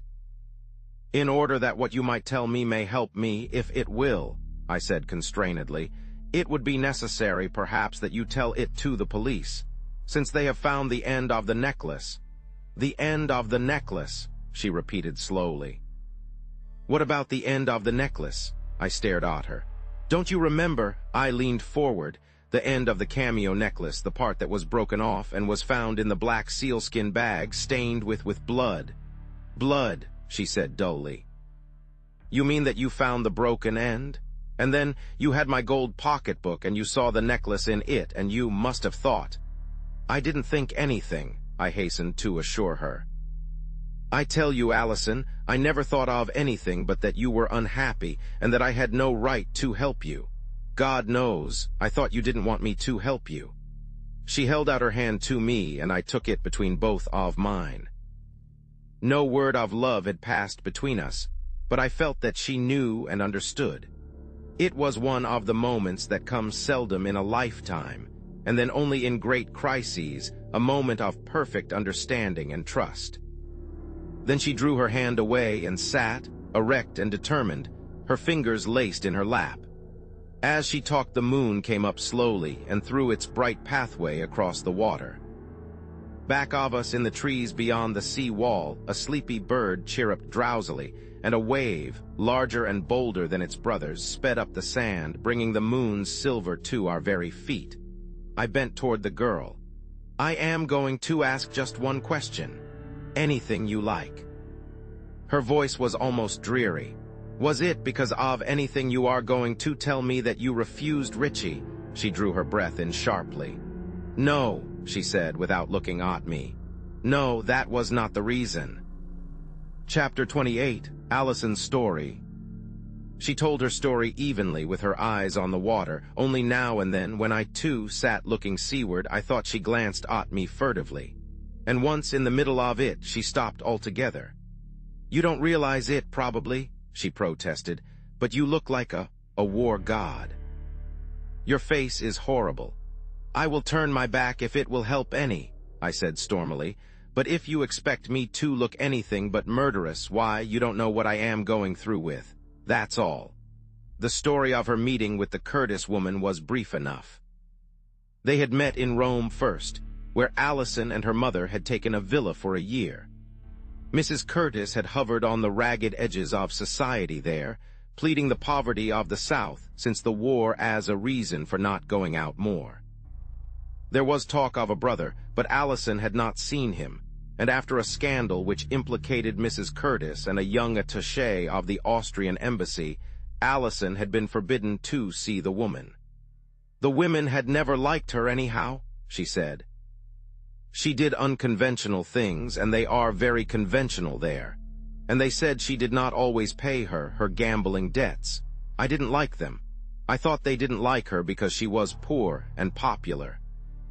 Then we came home, and I almost forgot her, but last spring, when Mother was not well, she had taken Grandfather to the Riviera, and it always uses her up. We went to Virginia Hot Springs, and we met them there, the brother, too, this time. His name was Sullivan, Harry Pinckney Sullivan." "I know." "Go on." "Mother had a nurse, and I was alone a great deal, and they were very kind to me. I saw a lot of them. The brother rather attracted me, partly because he did not make love to me. He even seemed to avoid me, and I was piqued. I had been spoiled, I suppose. Most of the other men I knew had. I know that, too," I said bitterly, and moved away from her a trifle. I was brutal, but the whole story was a long torture. I think she knew what I was suffering, for she showed no resentment. It was early, and there were few people around, none that I cared about. And Mother and the nurse played cribbage eternally, until I felt as though the little pegs were driven into my brain. And when Mrs. Curtis arranged drives and picnics, I slipped away and went. I suppose you won't believe me, but I had never done that kind of thing before, and I have paid up, I think." "What sort of looking chap was Sullivan?" I demanded. I had got up and was pacing back and forward on the sand. I remember kicking savagely at a bit of water-soaked board that lay in my way. "Very handsome, as large as you are, but fair and even more erect." I drew my shoulders up sharply. I am straight enough, but I was fairly sagging with jealous rage. When Mother began to get around, somebody told her that I had been going about with Mrs. Curtis and her brother, and we had a dreadful time. I was dragged home like a bad child. Did anybody ever do that to you? Nobody ever cared. "I was born an orphan," I said with a cheerless attempt at levity. "Go on." "If Mrs. Curtis knew, she never said anything. She wrote me charming letters, and in the summer when they went to Cresson, she asked me to visit her there. I was too proud to let her know that I could not go where I wished, and so I sent Polly, my maid, to her aunt's in the country, pretended to go to Seal Harbor, and really went to Cresson. You see, I warned you it would be an unpleasant story. I went over and stood in front of her. All the accumulated jealousy of the last few weeks had been fired by what she told me. If Sullivan had come across the sands just then, I think I would have strangled him with my hands, out of pure hate. "Did you marry him?" I demanded. My voice sounded hoarse and strange in my ears. "That's all I want to know. Did you marry him?" "No." I drew a long breath. "You cared about him?" She hesitated. "No," she said finally. "I did not care about him." I sat down on the edge of the boat and mopped my hot face. I was heartily ashamed of myself, and mingled with my abasement was a great relief. If she had not married him and had not cared for him, nothing else was of any importance. I was sorry, of course, the moment the train had started, but I had wired I was coming and I could not go back. And then when I got there, the place was charming. There were no neighbors, but we fished and rode and motored, and it was moonlight like this. I put my hand over both of hers, clasped in her lap. "I know," I acknowledged repentantly, "and people do queer things when it is moonlight. The moon has got me tonight, Allison. If I am a bore, remember that, won't you?" Her fingers lay quiet under mine. And so, she went on with a little sigh, I began to think perhaps I cared. But all the time I felt that there was something not quite right. Now and then Mrs. Curtis would say or do something that gave me a queer start, as if she had dropped a mask for a moment. And there was trouble with the servants. They were almost insolent. I couldn't understand. I don't know when it dawned on me that the old Baron Cavalcanti had been right when he said they were not my kind of people. But I wanted to get away, wanted it desperately. Of course they were not your kind, I cried. The man was married. The girl Jenny, a housemaid, was a spy in Mrs. Sullivan's employ. If he had pretended to marry you, I would have killed him. Not only that, but the man he murdered, Harrington, was his wife's father. And I'll see him hang by the neck yet if it takes every energy and every penny I possess. I could have told her so much more gently, have broken the shock for her. I have never been proud of that evening on the sand. I was alternately a boor and a ruffian, like a hurt youngster who passes the blow that has hurt him on to his playmate, that both may bawl together. And now Allison sat, white and cold, without speech. "Married," she said finally in a small voice. "Why, I don't think it is possible, is it? I was on my way to Baltimore to marry him myself when the wreck came." "But you said you didn't care for him," I protested, my heavy masculine mind unable to jump the gaps in her story. And then, without the slightest warning, I realized that she was crying. She shook off my hand and fumbled for her handkerchief, and failing to find it, she accepted the one I thrust into her wet fingers. Then, little by little, she told me from the handkerchief a sordid story of a motor trip in the mountains without Mrs. Curtis, of a lost road and a broken car, and a rainy night when she and Sullivan, tramped eternally and did not get home. And of Mrs. Curtis, when they got home at dawn, suddenly grown conventional and deeply shocked. Of her own proud, half-disdainful consent to make possible the hackneyed compromising situation by marrying the rascal, and then of his disappearance from the train. It was so terrible to her, such a heaven-sent relief to me, in spite of my rage against Sullivan, that I laughed aloud, at which she looked at me over the handkerchief. "I know it's funny," she said with a catch in her breath. "When I think that I nearly married a murderer and didn't, I cry for sheer joy." Then she buried her face and cried again. "Please don't," I protested unsteadily. "I won't be responsible if you keep on crying like that. I may forget that I have a capital charge hanging over my head and that I may be arrested at any moment." That brought her out of the handkerchief at once. "I meant to be so helpful," she said, "and I've thought of nothing but myself. There were some things I meant to tell you. If Jenny was what you say, then I understand why she came to me just before I left. She had been packing my things, and she must have seen what condition I was in, for she came over to me when I was getting my wraps on to leave and said, 'Don't do it, Miss West. I beg you won't do it. You'll be sorry ever after.' And just then Mrs. Curtis came in and Jenny slipped out." "That was all?" "No. As we went through the station, the telegraph operator gave Mr. Sullivan a message. He read it on the platform, and it excited him terribly. He took his sister aside and they talked together. He was white with either fear or anger, I don't know which. Then when we boarded the train, a woman in black with beautiful hair who was standing on the car platform touched him on the arm and then drew back. He looked at her and glanced away again, but she reeled as if he had struck her. "Then what?" The situation was growing clearer. "Mrs. Curtis and I had the drawing room. I had a dreadful night, just sleeping a little now and then. I dreaded to see dawn come. It was to be my wedding day. When we found Harry had disappeared in the night, Mrs. Curtis was in a frenzy. Then I saw his cigarette case in your hand. I had given it to him. You wore his clothes. The murder was discovered and you were accused of it. What could I do? And then afterward, when I saw him asleep at the farmhouse, I was panic-stricken. I locked him in and ran. I didn't know why he did it, but he had killed a man." Someone was calling Allison through a megaphone from the veranda. It sounded like Sam. "Ollie," he called. "Ollie, I'm going to have some anchovies on toast. Ollie," neither of us heard. I wonder, I reflected, if you would be willing to repeat a part of that story just from the telegram on to a couple of detectives, say on Monday. If you would tell that and how the end of your necklace got into the sealskin bag. "My necklace," she repeated. "But it isn't mine." I picked it up in the car. "Ollie," Sam again, "I see you down there. I'm making a julep." Allison turned and called through her hands. "Coming in a moment, Sam," she said and rose. "It must be very late. Sam is home. We would better go back to the house." "Don't," I begged her. "Anchovies and juleps and Sam will go on forever, and I have you such a little time. I suppose I am only one of a dozen or so, but you are the only girl in the world. You know I love you, don't you, dear?"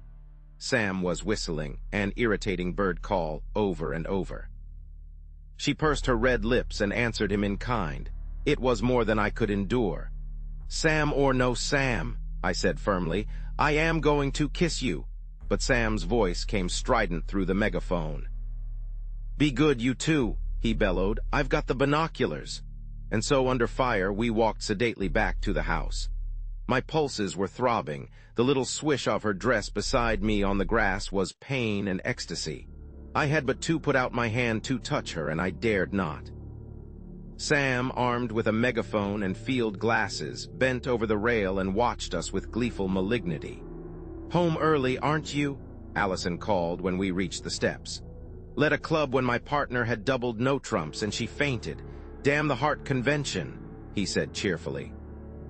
"The others are not here yet." 3 hours later, I went up to bed. I had not seen Allison alone again.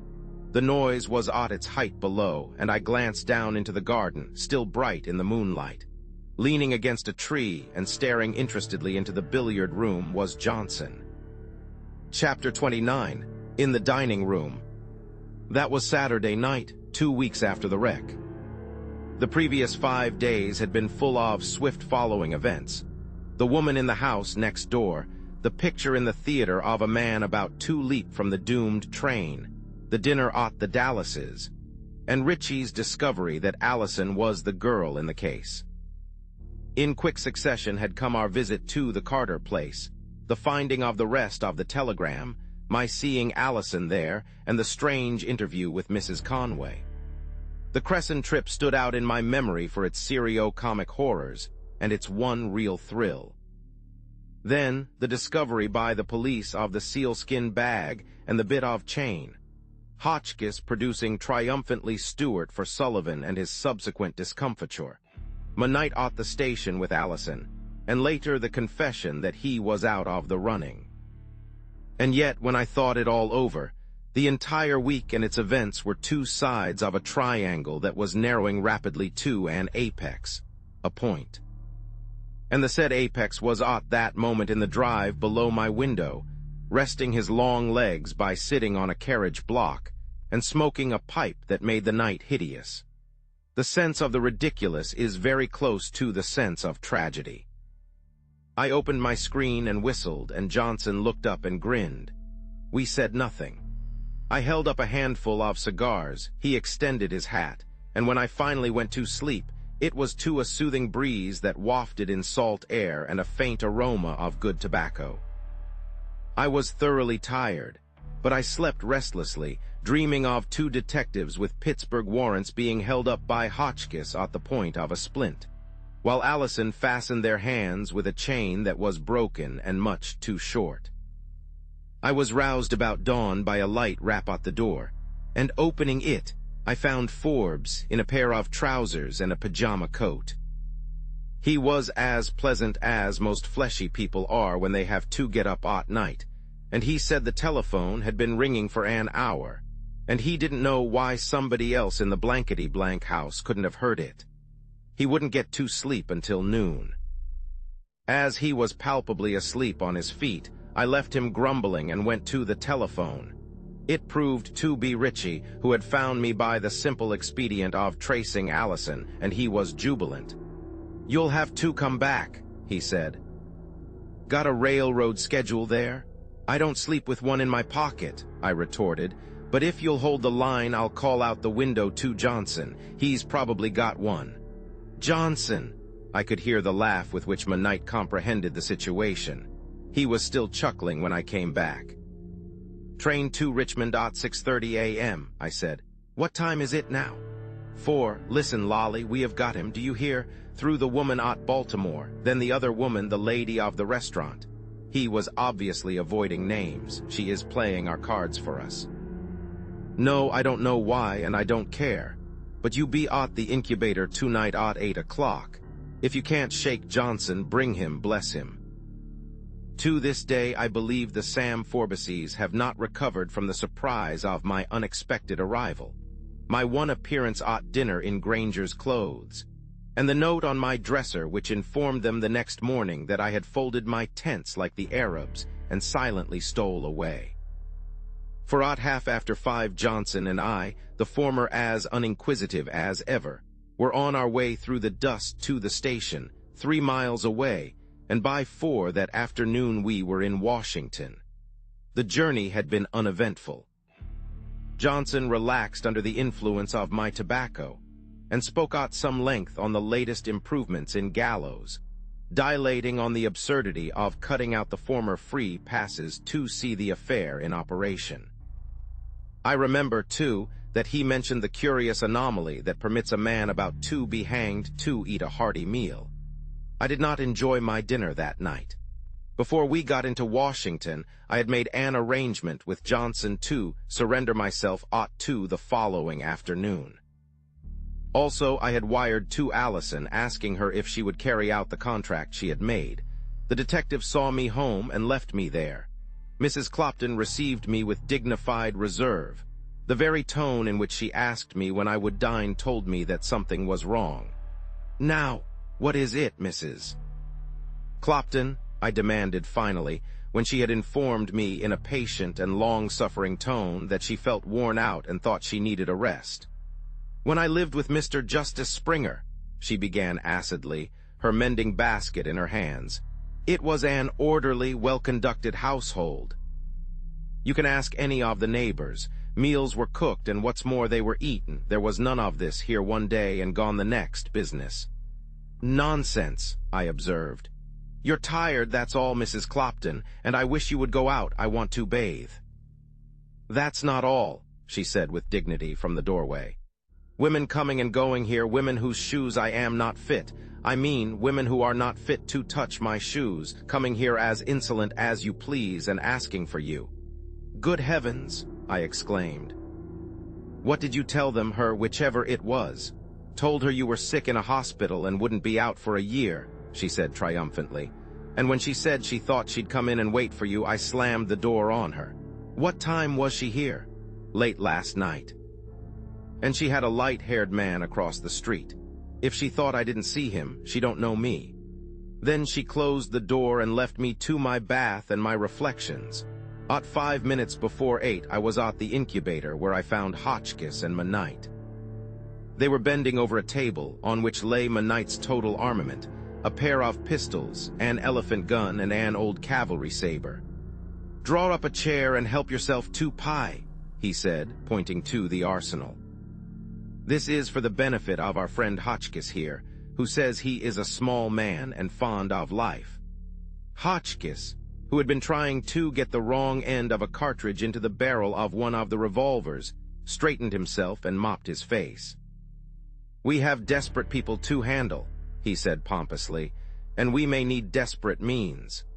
Hotchkiss is like the small boy whose one ambition was to have people grow ashen and tremble at the mention of his name, Knight jibed. But they were serious enough, both of them, under it all, and when they had told me what they planned, I was serious too. You're compounding a felony, I remonstrated when they had explained. I'm not eager to be locked away, but by Jove, to offer her the stolen notes in exchange for Sullivan. We haven't got either of them, you know, Knight remonstrated, and we won't have if we don't start. Come along, Fido, to Hotchkiss. The plan was simplicity itself. According to Hotchkiss, Sullivan was to meet Bronson at Mrs. Conway's apartment at 8:30 that night with the notes. He was to be paid there and the papers destroyed. But just before that interesting finale, Knight ended, we will walk in, take the notes, grab Sullivan, and give the police a jolt that will put them out of the count. I suppose not one of us, slewing around corners in the machine that night, had the faintest doubt that we were on the right track, or that fate, scurvy enough before, was playing into our hands at last. Little Hotchkiss was in a state of fever. He alternately twitched and examined the revolver, and a fear that the two movements might be synchronous kept me uneasy. He produced and dilated on the scrap of pillow slip from the wreck, and showed me the stiletto, with its point in cotton batting for safekeeping. And in the intervals he implored Richie not to make such fine calculations at the corners. We were all grave enough and very quiet, however, when we reached the large building where Mrs. Conway had her apartment. Knight left the power on, in case we might want to make a quick getaway, and Hotchkiss gave a final look at the revolver. I had no weapon. Somehow it all seemed melodramatic to the verge of farce. In the doorway Hotchkiss was a half-dozen feet ahead. Richie fell back beside me. He dropped his affectation of gaiety, and I thought he looked tired. "Same old Sam, I suppose?" he asked. "Same, only more of him." "I suppose Allison was there? How is she?" he inquired irrelevantly. "Very well, I did not see her this morning." Hotchkiss was waiting near the elevator. Knight put his hand on my arm. "Now look here, old man," he said. "I've got 2 arms and a revolver, and you've got 1 arm and a splint. If Hotchkiss is right and there is a row, you crawl under a table."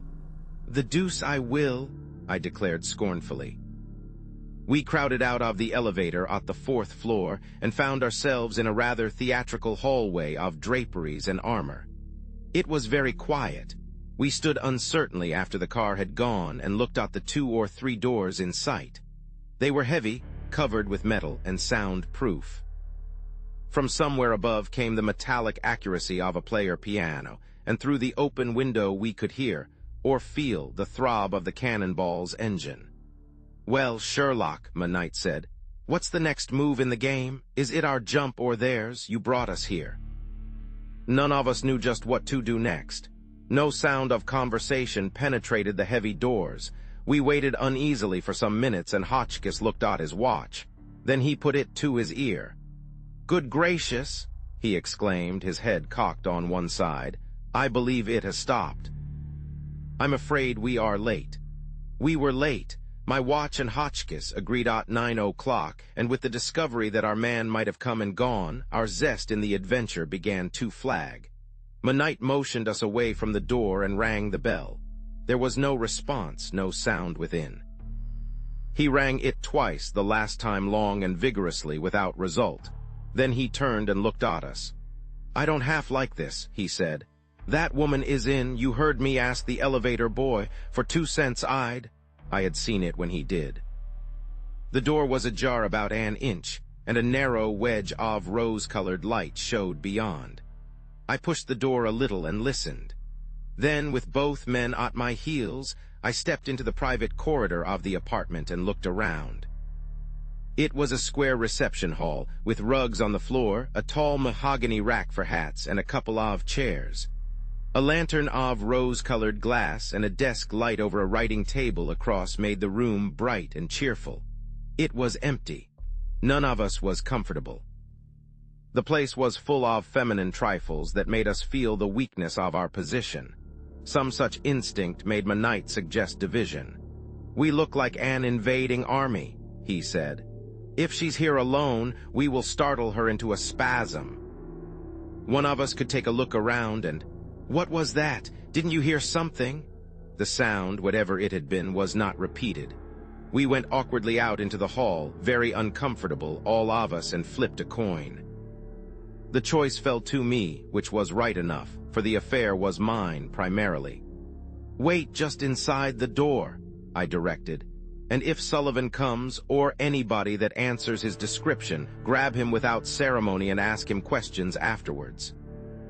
The apartment, save in the hallway, was unlighted. By one of those freaks of arrangement possible only in the modern flat, I found the kitchen first, and was struck a smart and unexpected blow by a swinging door.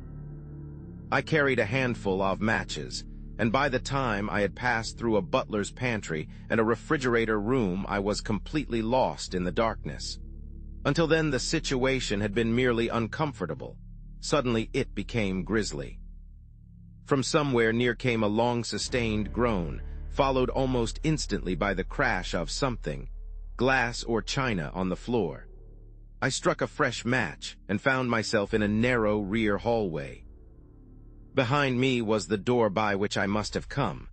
With a keen desire to get back to the place I had started from, I opened the door and attempted to cross the room. I thought I had kept my sense of direction, but I crashed without warning into what, from the resulting jangle, was the dining table, probably laid for dinner. I cursed my stupidity in getting into such a situation, and I cursed my nerves for making my hand shake when I tried to strike a match. The groan had not been repeated. I braced myself against the table and struck the match sharply against the sole of my shoe. It flickered faintly and went out, and then, without the slightest warning, another dish went off the table. It fell with 1,000 splinterings. The very air seemed broken into crashing waves of sound. I stood still, braced against the table, holding the red end of the dying match, and listened. I had not long to wait. The groan came again, and I recognized it, the cry of a dog in straits. I breathed again. "Come, old fellow," I said. "Come on, old man, let's have a look at you."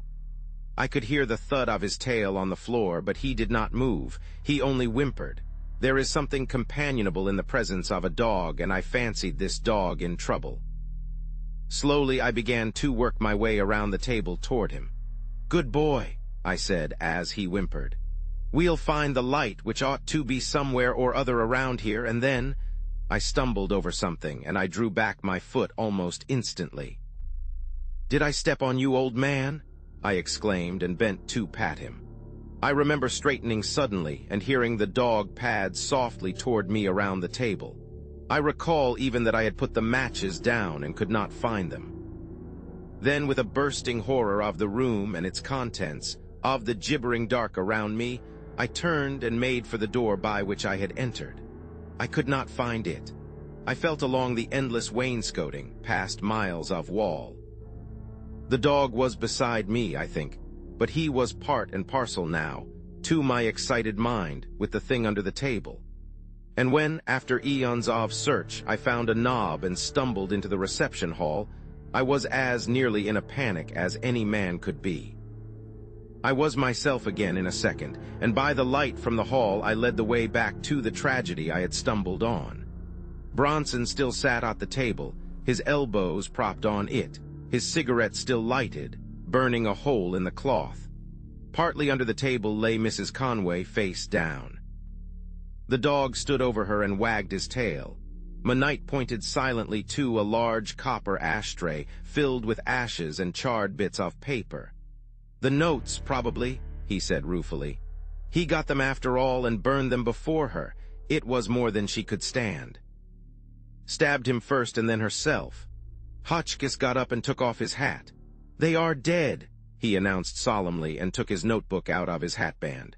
Monite and I did the only thing we could think of, drove Hotchkiss and the dog out of the room and closed and locked the door. "It's a matter for the police," Monite asserted. "I suppose you've got an officer tied to you somewhere, Lawrence? You usually have." We left Hotchkiss in charge and went downstairs. It was Monite who first saw Johnson, leaning against a park railing across the street, and called him over. We told him in a few words what we had found, and he grinned at me cheerfully. "After a while, in a few weeks or months, Mr. Blakely," he said, "when you get tired of monkeying around with the bloodstain and fingerprint specialist upstairs, you come to me. I've had that fellow you want under surveillance for 10 days. Chapter 30, Finer Details. At 10 minutes before 2 the following day, Monday, I arrived at my office. I had spent the morning putting my affairs in shape and in a trip to the stable. The afternoon would see me either a free man or a prisoner for an indefinite length of time. and in spite of Johnson's promise to produce Sullivan, I was more prepared for the latter than the former. Blobbs was watching for me outside the door, and it was clear that he was in a state of excitement bordering on delirium. He did nothing, however, save to tip me a wink that meant, "As man to man, I'm for you." I was too much engrossed either to reprove him or return the courtesy, but I heard him follow me down the hall to the small room where we keep outgrown law books, typewriter supplies, and incidentally, our wraps. I was wondering vaguely if I would ever hang my hat on its nail again when the door closed behind me. It shut firmly, without any particular amount of sound, and I was left in the dark. I groped my way to it, irritably, to find it locked on the outside. I shook it frantically and was rewarded by a sibilant whisper through the keyhole. "Keep quiet," Blobbs was saying huskily. "You're in deadly peril. The police are waiting in your office, 3 of them. I'm going to lock the whole bunch in and throw the key out of the window." "Come back here, you imp of Satan," I called furiously. But I could hear him speeding down the corridor and the slam of the outer office door by which he always announced his presence. And so I stood there in that ridiculous cupboard, hot with the heat of a steaming September day, musty with the smell of old leather bindings, littered with broken overshoes and handleless umbrellas. I was apoplectic with rage 1 minute and choked with laughter the next. It seemed an hour before Blobbs came back. He came without haste, strutting with new dignity, and paused outside my prison door. "Well, I guess that will hold them for a while," he remarked comfortably, and proceeded to turn the key. "I've got 'em fastened up like sardines in a can," he explained, working with the lock. "Gee whiz, you'd ought to hear 'em." When he got his breath after the shaking I gave him, he began to splutter. "How'd I know?" he demanded sulkily. "You nearly broke your neck gettin' away the other time." "And I haven't got the old key. It's lost." "Where's it lost?" I demanded, with another gesture toward his coat collar. "Down the elevator shaft." There was a gleam of indignant satisfaction through his tears of rage and humiliation. And so, while he hunted the key in the debris at the bottom of the shaft, I quieted his prisoners with the assurance that the lock had slipped, and that they would be free as lords as soon as we could find the janitor with a pass key. Stewart went down finally and discovered Blobbs with the key in his pocket, telling the engineer how he had tried to save me from arrest and failed. When Stewart came up, he was almost cheerful, but Blobbs did not appear again that day. Simultaneous with the finding of the key came Hotchkiss, and we went in together. I shook hands with 2 men who, with Hotchkiss, made a not very animated group. The taller one, an oldish man, lean and hard, announced his errand at once. "A Pittsburgh warrant?" I inquired, unlocking my cigar drawer. "Yes, Allegheny County has assumed jurisdiction, the exact locality where the crime was committed being in doubt." He seemed to be the spokesman. The other, shorter and rotund, kept an amiable silence. "We hope you will see the wisdom of waiving extradition," he went on. "It will save time." "I'll come, of course," I agreed. "The sooner the better, but I want you to give me an hour here, gentlemen. I think we can interest you." "Have a cigar." The lean man took a cigar, the rotund man took 3, putting 2 in his pocket. "How about the catch of that door?" he inquired jovially. "Any danger of it going off again?" Really, considering the circumstances, they were remarkably cheerful. Hotchkiss, however, was not. He paced the floor uneasily, his hands under his coat tails. The arrival of Monite created a diversion. He carried a long package and a corkscrew and shook hands with the police and opened the bottle with a single gesture. "I always want something to cheer on these occasions," he said.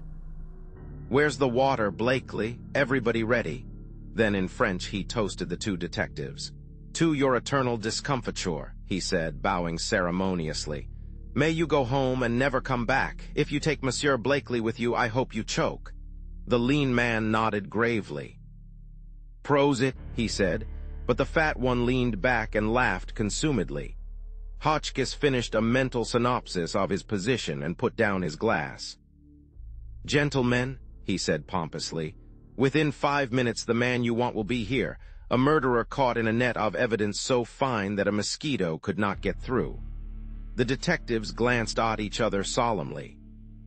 Had they not in their possession a sealskin bag containing a wallet and a bit of gold chain, which, by putting the crime on me, would leave a gap big enough for Sullivan himself to crawl through? "Why don't you say your little speech before Johnson brings the other man, Lawrence?" Knight inquired. "They won't believe you, but it will help them to understand what is coming. You understand, of course," the lean man put in gravely, "that what you say may be used against you." "I'll take the risk," I answered impatiently. It took some time to tell the story of my worse than useless trip to Pittsburgh and its sequel. They listened gravely without interruption. "Mr. Hotchkiss here," I finished, "believes that the man Sullivan whom we are momentarily expecting committed the crime. Mr. Knight is inclined to implicate Mrs. Conway, who stabbed Bronson and then herself last night. As for myself, I am open to conviction." "I hope not," said the stout detective quizzically, and then Allison was announced. My impulse to go out and meet her was forestalled by the detectives, who rose when I did.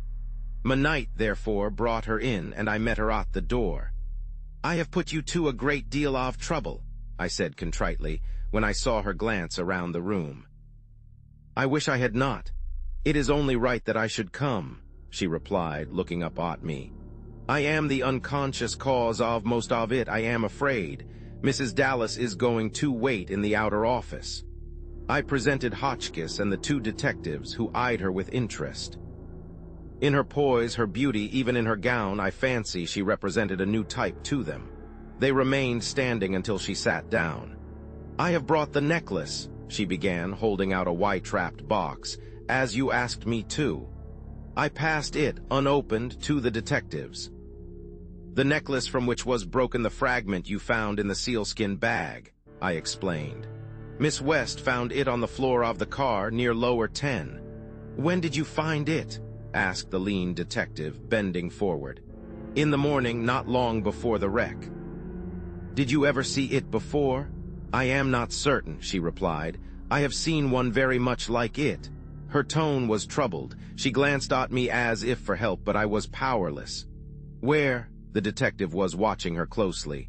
At that moment there came an interruption. The door opened without ceremony, and Johnson ushered in a tall, blond man, a stranger to all of us. I glanced at Allison. She was pale but composed and scornful. She met the newcomer's eyes full, and caught unawares, he took a hasty backward step. "Sit down, mister." Sullivan, Knight beamed cordially. "Have a cigar? I beg your pardon, Allison, do you mind this smoke?" "Not at all," she said composedly. Sullivan had had a second to sound his bearings. "No, no, thanks," he mumbled. "If you will be good enough to explain." "But that's what you're to do," Knight said cheerfully, pulling up a chair. "You've got the most attentive audience you could ask. These 2 gentlemen are detectives from Pittsburgh, and we are all curious to know the finer details of what happened on the car Ontario 2 weeks ago, the night your father-in-law was murdered." Sullivan gripped the arms of his chair. "We are not prejudiced either. The gentlemen from Pittsburgh are betting on Mr. Blakely over there. Mr. Hotchkiss, the gentleman by the radiator, is ready to place 10-to-1 odds on you, and some of us have still other theories." "Gentlemen," Sullivan said slowly, "I give you my word of honor that I did not kill Simon Harrington and that I do not know who did."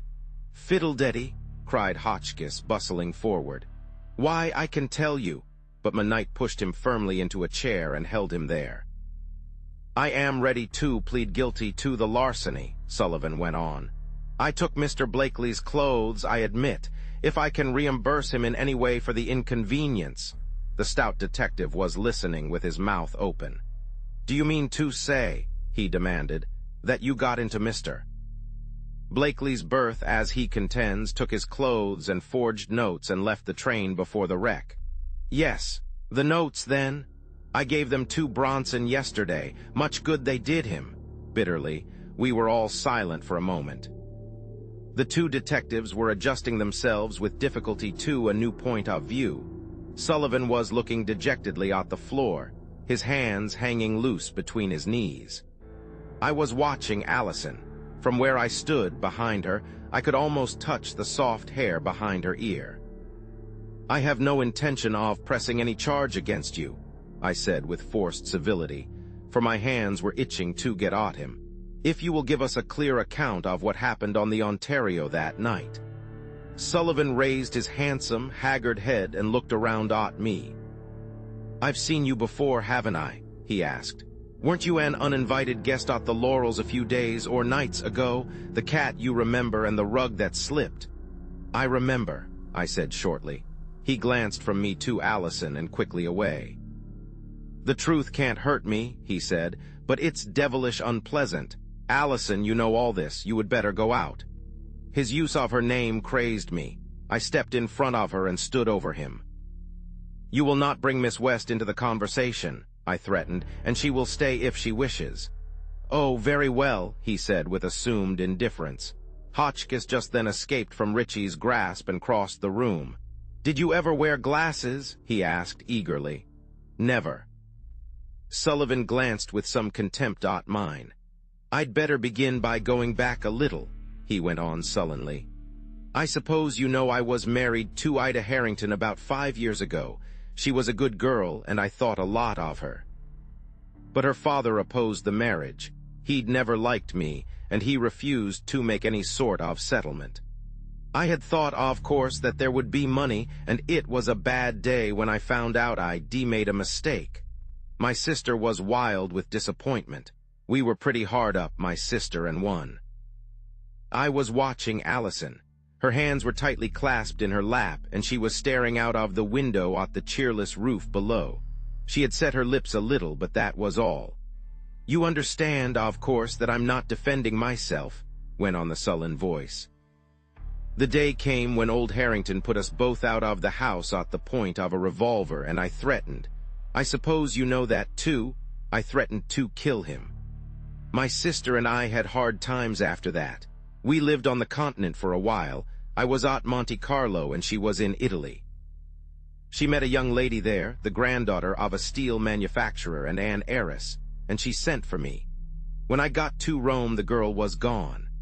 Last winter I was all in, social secretary to an Englishman, a wholesale grocer with a new title, but we had a row, and I came home. I went out to the Heaton Boys Ranch in Wyoming and met Bronson there. He lent me money, and I've been doing his dirty work ever since." Sullivan got up then and walked slowly forward and back as he talked, his eyes on the faded pattern of the office rug. "If you want to live in hell," he said savagely, "put yourself in another man's power. Bronson got into trouble, forging John Gilmore's name to those notes, and in some way he learned that a man was bringing the papers back to Washington on the flyer. He even learned the number of his birth, and the night before the wreck, just as I was boarding the train, I got a telegram." Hotchkiss stepped forward once more importantly. "Which read, I think, 'Man with papers in lower 10, car 7, get them.'" Sullivan looked at the little man with sulky blue eyes. "It was something like that anyhow. But it was a nasty business, and it made matters worse that he didn't care that a telegram which must pass through a half-dozen hands was more or less incriminating to me. Then, to add to the unpleasantness of my position, just after we boarded the train, I was accompanying my sister and this young lady, Miss West. A woman touched me on the sleeve, and I turned to face my wife. That took away my last bit of nerve. I told my sister, and you can understand she was in a bad way, too. We knew what it meant. Ida had heard that I was going." He stopped and glanced uneasily at Allison. "Go on," she said coldly. "It is too late to shield me. The time to have done that was when I was your guest."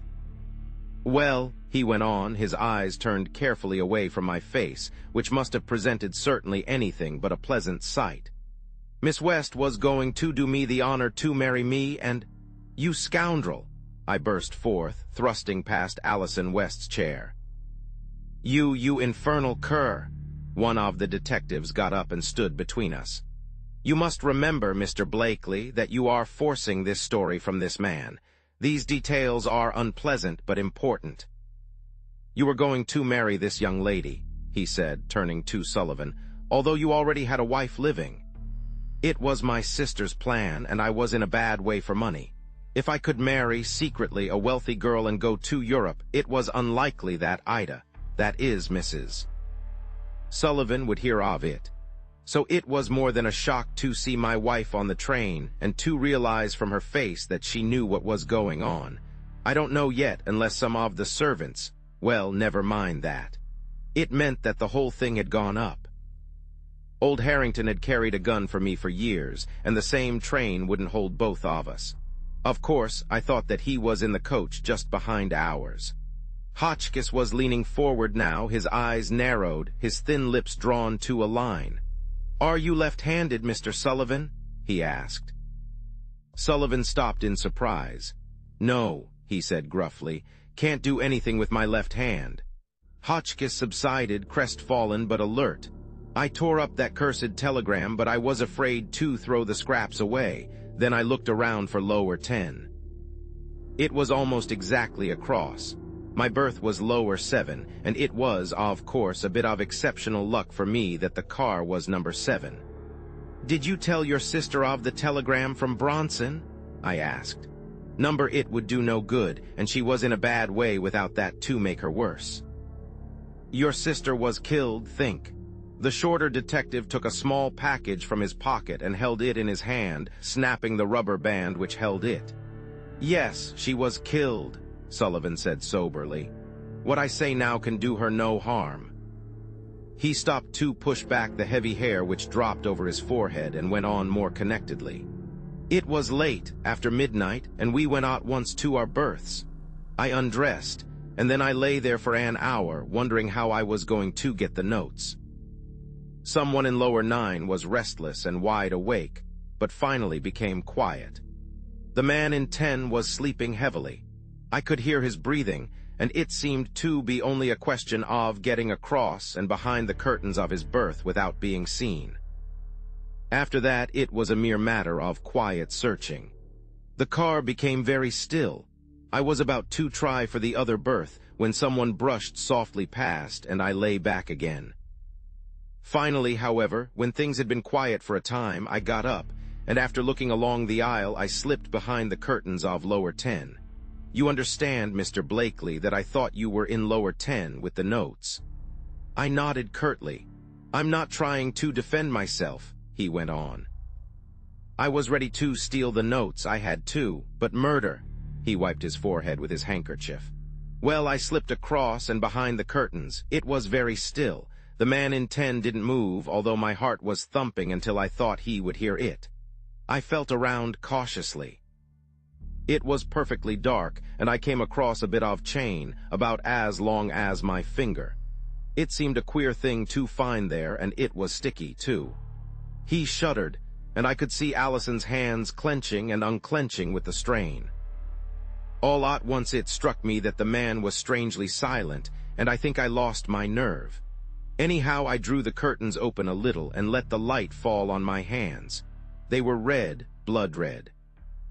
He leaned one hand on the back of the chair and was silent for a moment, as though he lived over again the awful events of that more than awful night. The stout detective had let his cigar go out. He was still drawing at it nervously. Ritchie had picked up a paperweight and was tossing it from hand to hand. When it slipped and fell to the floor, a startled shudder passed through the room. "There was something glittering in there," Sullivan resumed, and on impulse I picked it up. Then I dropped the curtains and stumbled back to my own berth, where you wiped your hands on the bed-clothing and stuck the dirk into the pillow. Hotchkiss was seeing his carefully built structure crumbling to pieces, and he looked chagrined. I suppose I did. I'm not very clear about what happened then, but when I rallied a little I saw a Russia leather wallet lying in the aisle almost at my feet, and like a fool I stuck it, with the bit of chain, into my bag. I sat there, shivering for what seemed hours. It was still perfectly quiet, except for someone snoring. I thought that would drive me crazy. The more I thought of it, the worse things looked. The telegram was the first thing against me. It would put the police on my track at once, when it was discovered that the man in lower 10 had been killed. Then I remembered the notes, and I took out the wallet and opened it. He stopped for a minute, as if the recalling of the next occurrence was almost beyond him. "I took out the wallet," he said simply, and opening it, held it to the light. In gilt letters was the name, Simon Harrington. The detectives were leaning forward now, their eyes on his face. Things seemed to whirl around for a while. I sat there almost paralyzed, wondering what this new development meant for me. My wife, I knew, would swear I had killed her father. Nobody would be likely to believe the truth. "Do you believe me now?" He looked around at us defiantly. "I am telling the absolute truth, and not one of you believes me." After a bit, the man in lower 9 got up and walked along the aisle toward the smoking compartment. I heard him go, and leaning from my berth, watched him out of sight. It was then I got the idea of changing berths with him, getting into his clothes and leaving the train. I give you my word, I had no idea of throwing suspicion on him. Allison looked scornfully incredulous, but I felt that the man was telling the truth. I changed the numbers of the berths, and it worked well. I got into the other man's berth, and he came back to mine. The rest was easy. I dressed in his clothes, luckily they fitted, and jumped the train not far from Baltimore just before the wreck. "There is something else you must clear up," I said. "Why did you try to telephone me from M, and why did you change your mind about the message?" He looked astounded. "You knew I was at M," he stammered. "Yes, we traced you." "What about the message?" "Well, it was this way. Of course, I did not know your name, Mr. Blakely. The telegram said, 'Man with papers in lower 10, car 7.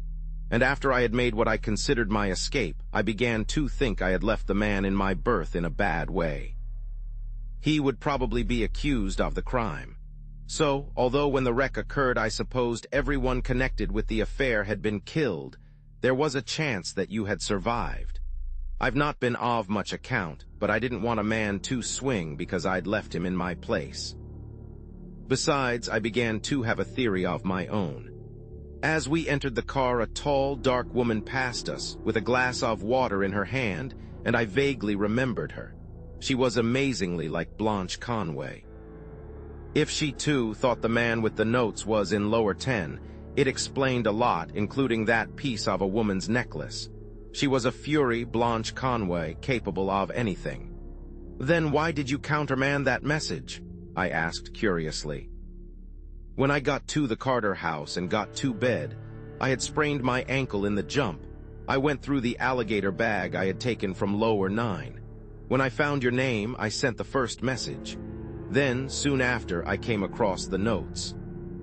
It seemed too good to be true, and I was crazy for fear the message had gone. At first, I was going to send them to Bronson. Then I began to see what the possession of the notes meant to me. It meant power over Bronson, money, influence, everything. He was a devil, that man." "Well, he's at home now," said Midnight, and we were glad to laugh and relieve the tension. Allison put her hand over her eyes, as if to shut out the sight of the man she had so nearly married, and I furtively touched one of the soft little curls that nestled at the back of her neck. "When I was able to walk," went on the sullen voice, "I came out once to Washington. I tried to sell the notes to Bronson, but he was almost at the end of his rope. Not even my threat to send them back to you, Mr. Blakely, could make him meet my figure. He didn't have the money." The Midnight was triumphant. "I think you gentlemen will see reason in my theory now," he said. "Mrs. Conway wanted the notes to force a legal marriage, I suppose?" "Yes." The detective with the small package carefully rolled off the rubber band and unwrapped it. I held my breath as he took out first the Russia leather wallet. "These things, Mr. Blakely, we found in the sealskin bag Mr. Sullivan says he left you. This wallet, Mr." Sullivan, is this the one you found on the floor of the car?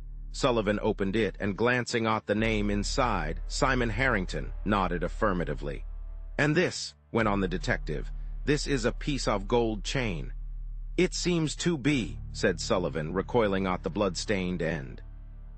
This, I believe, is the dagger.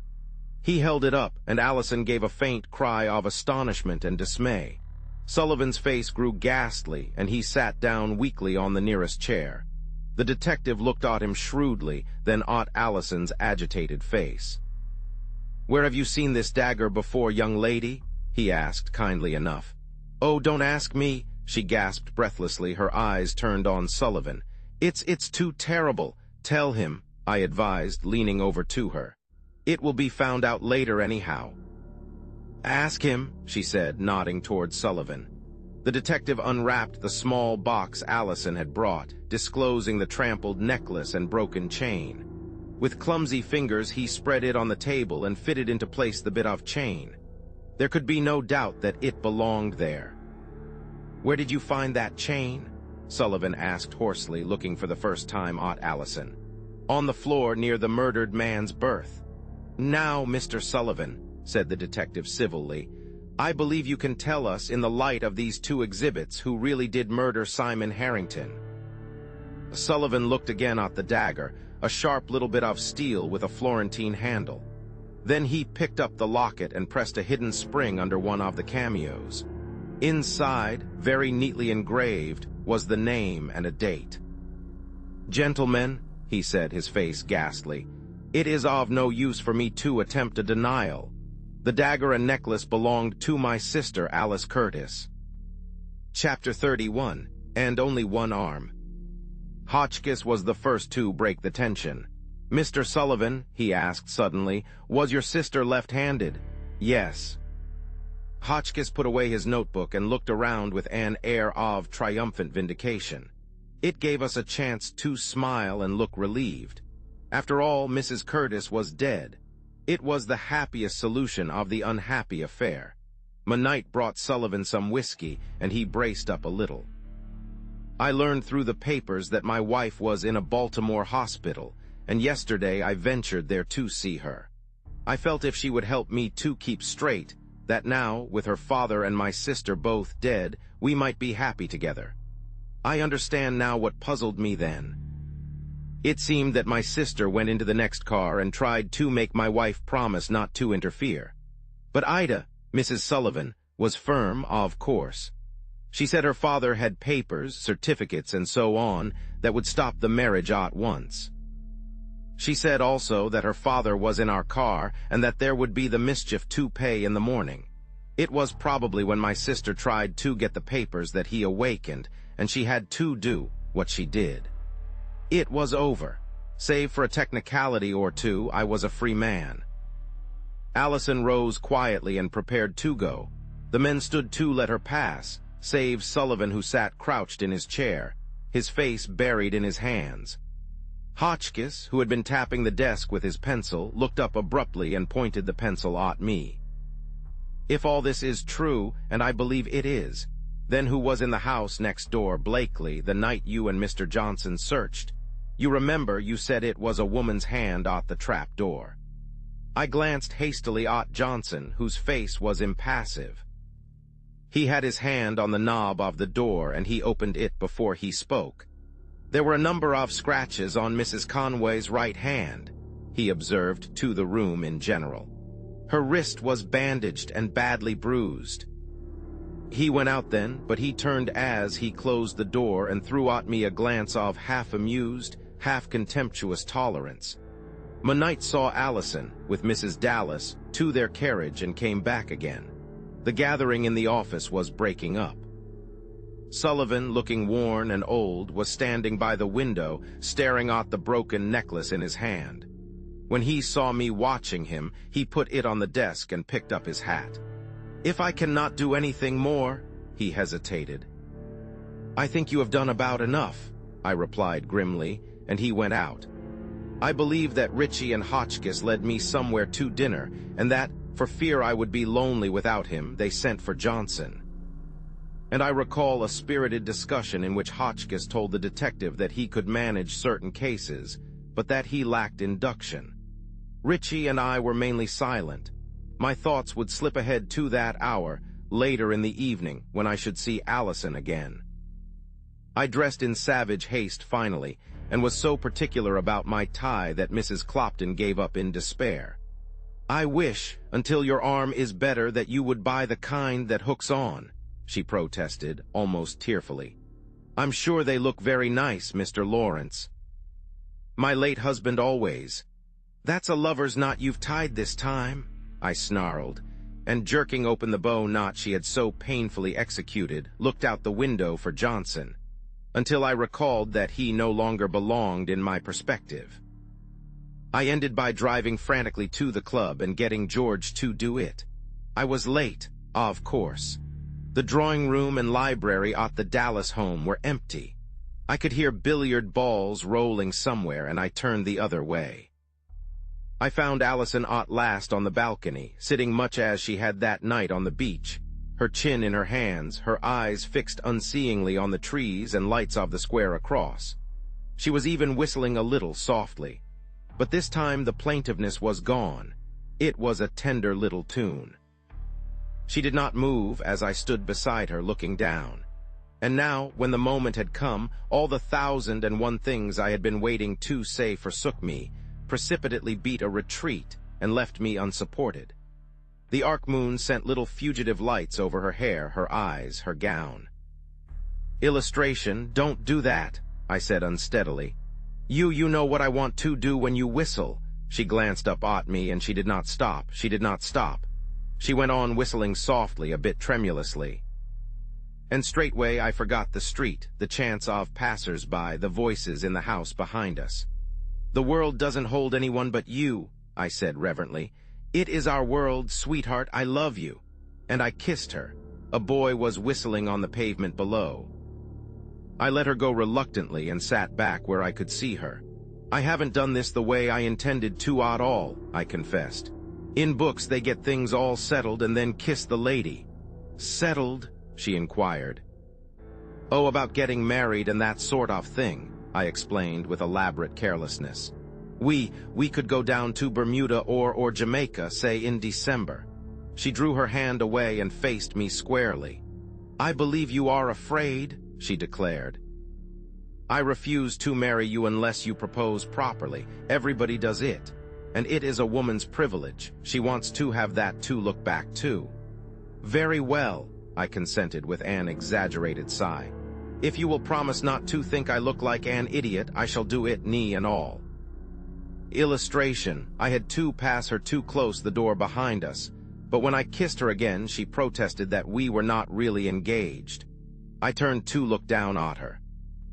"It is a terrible thing," I said exultantly, "to love a girl the way I love you and to have only one arm."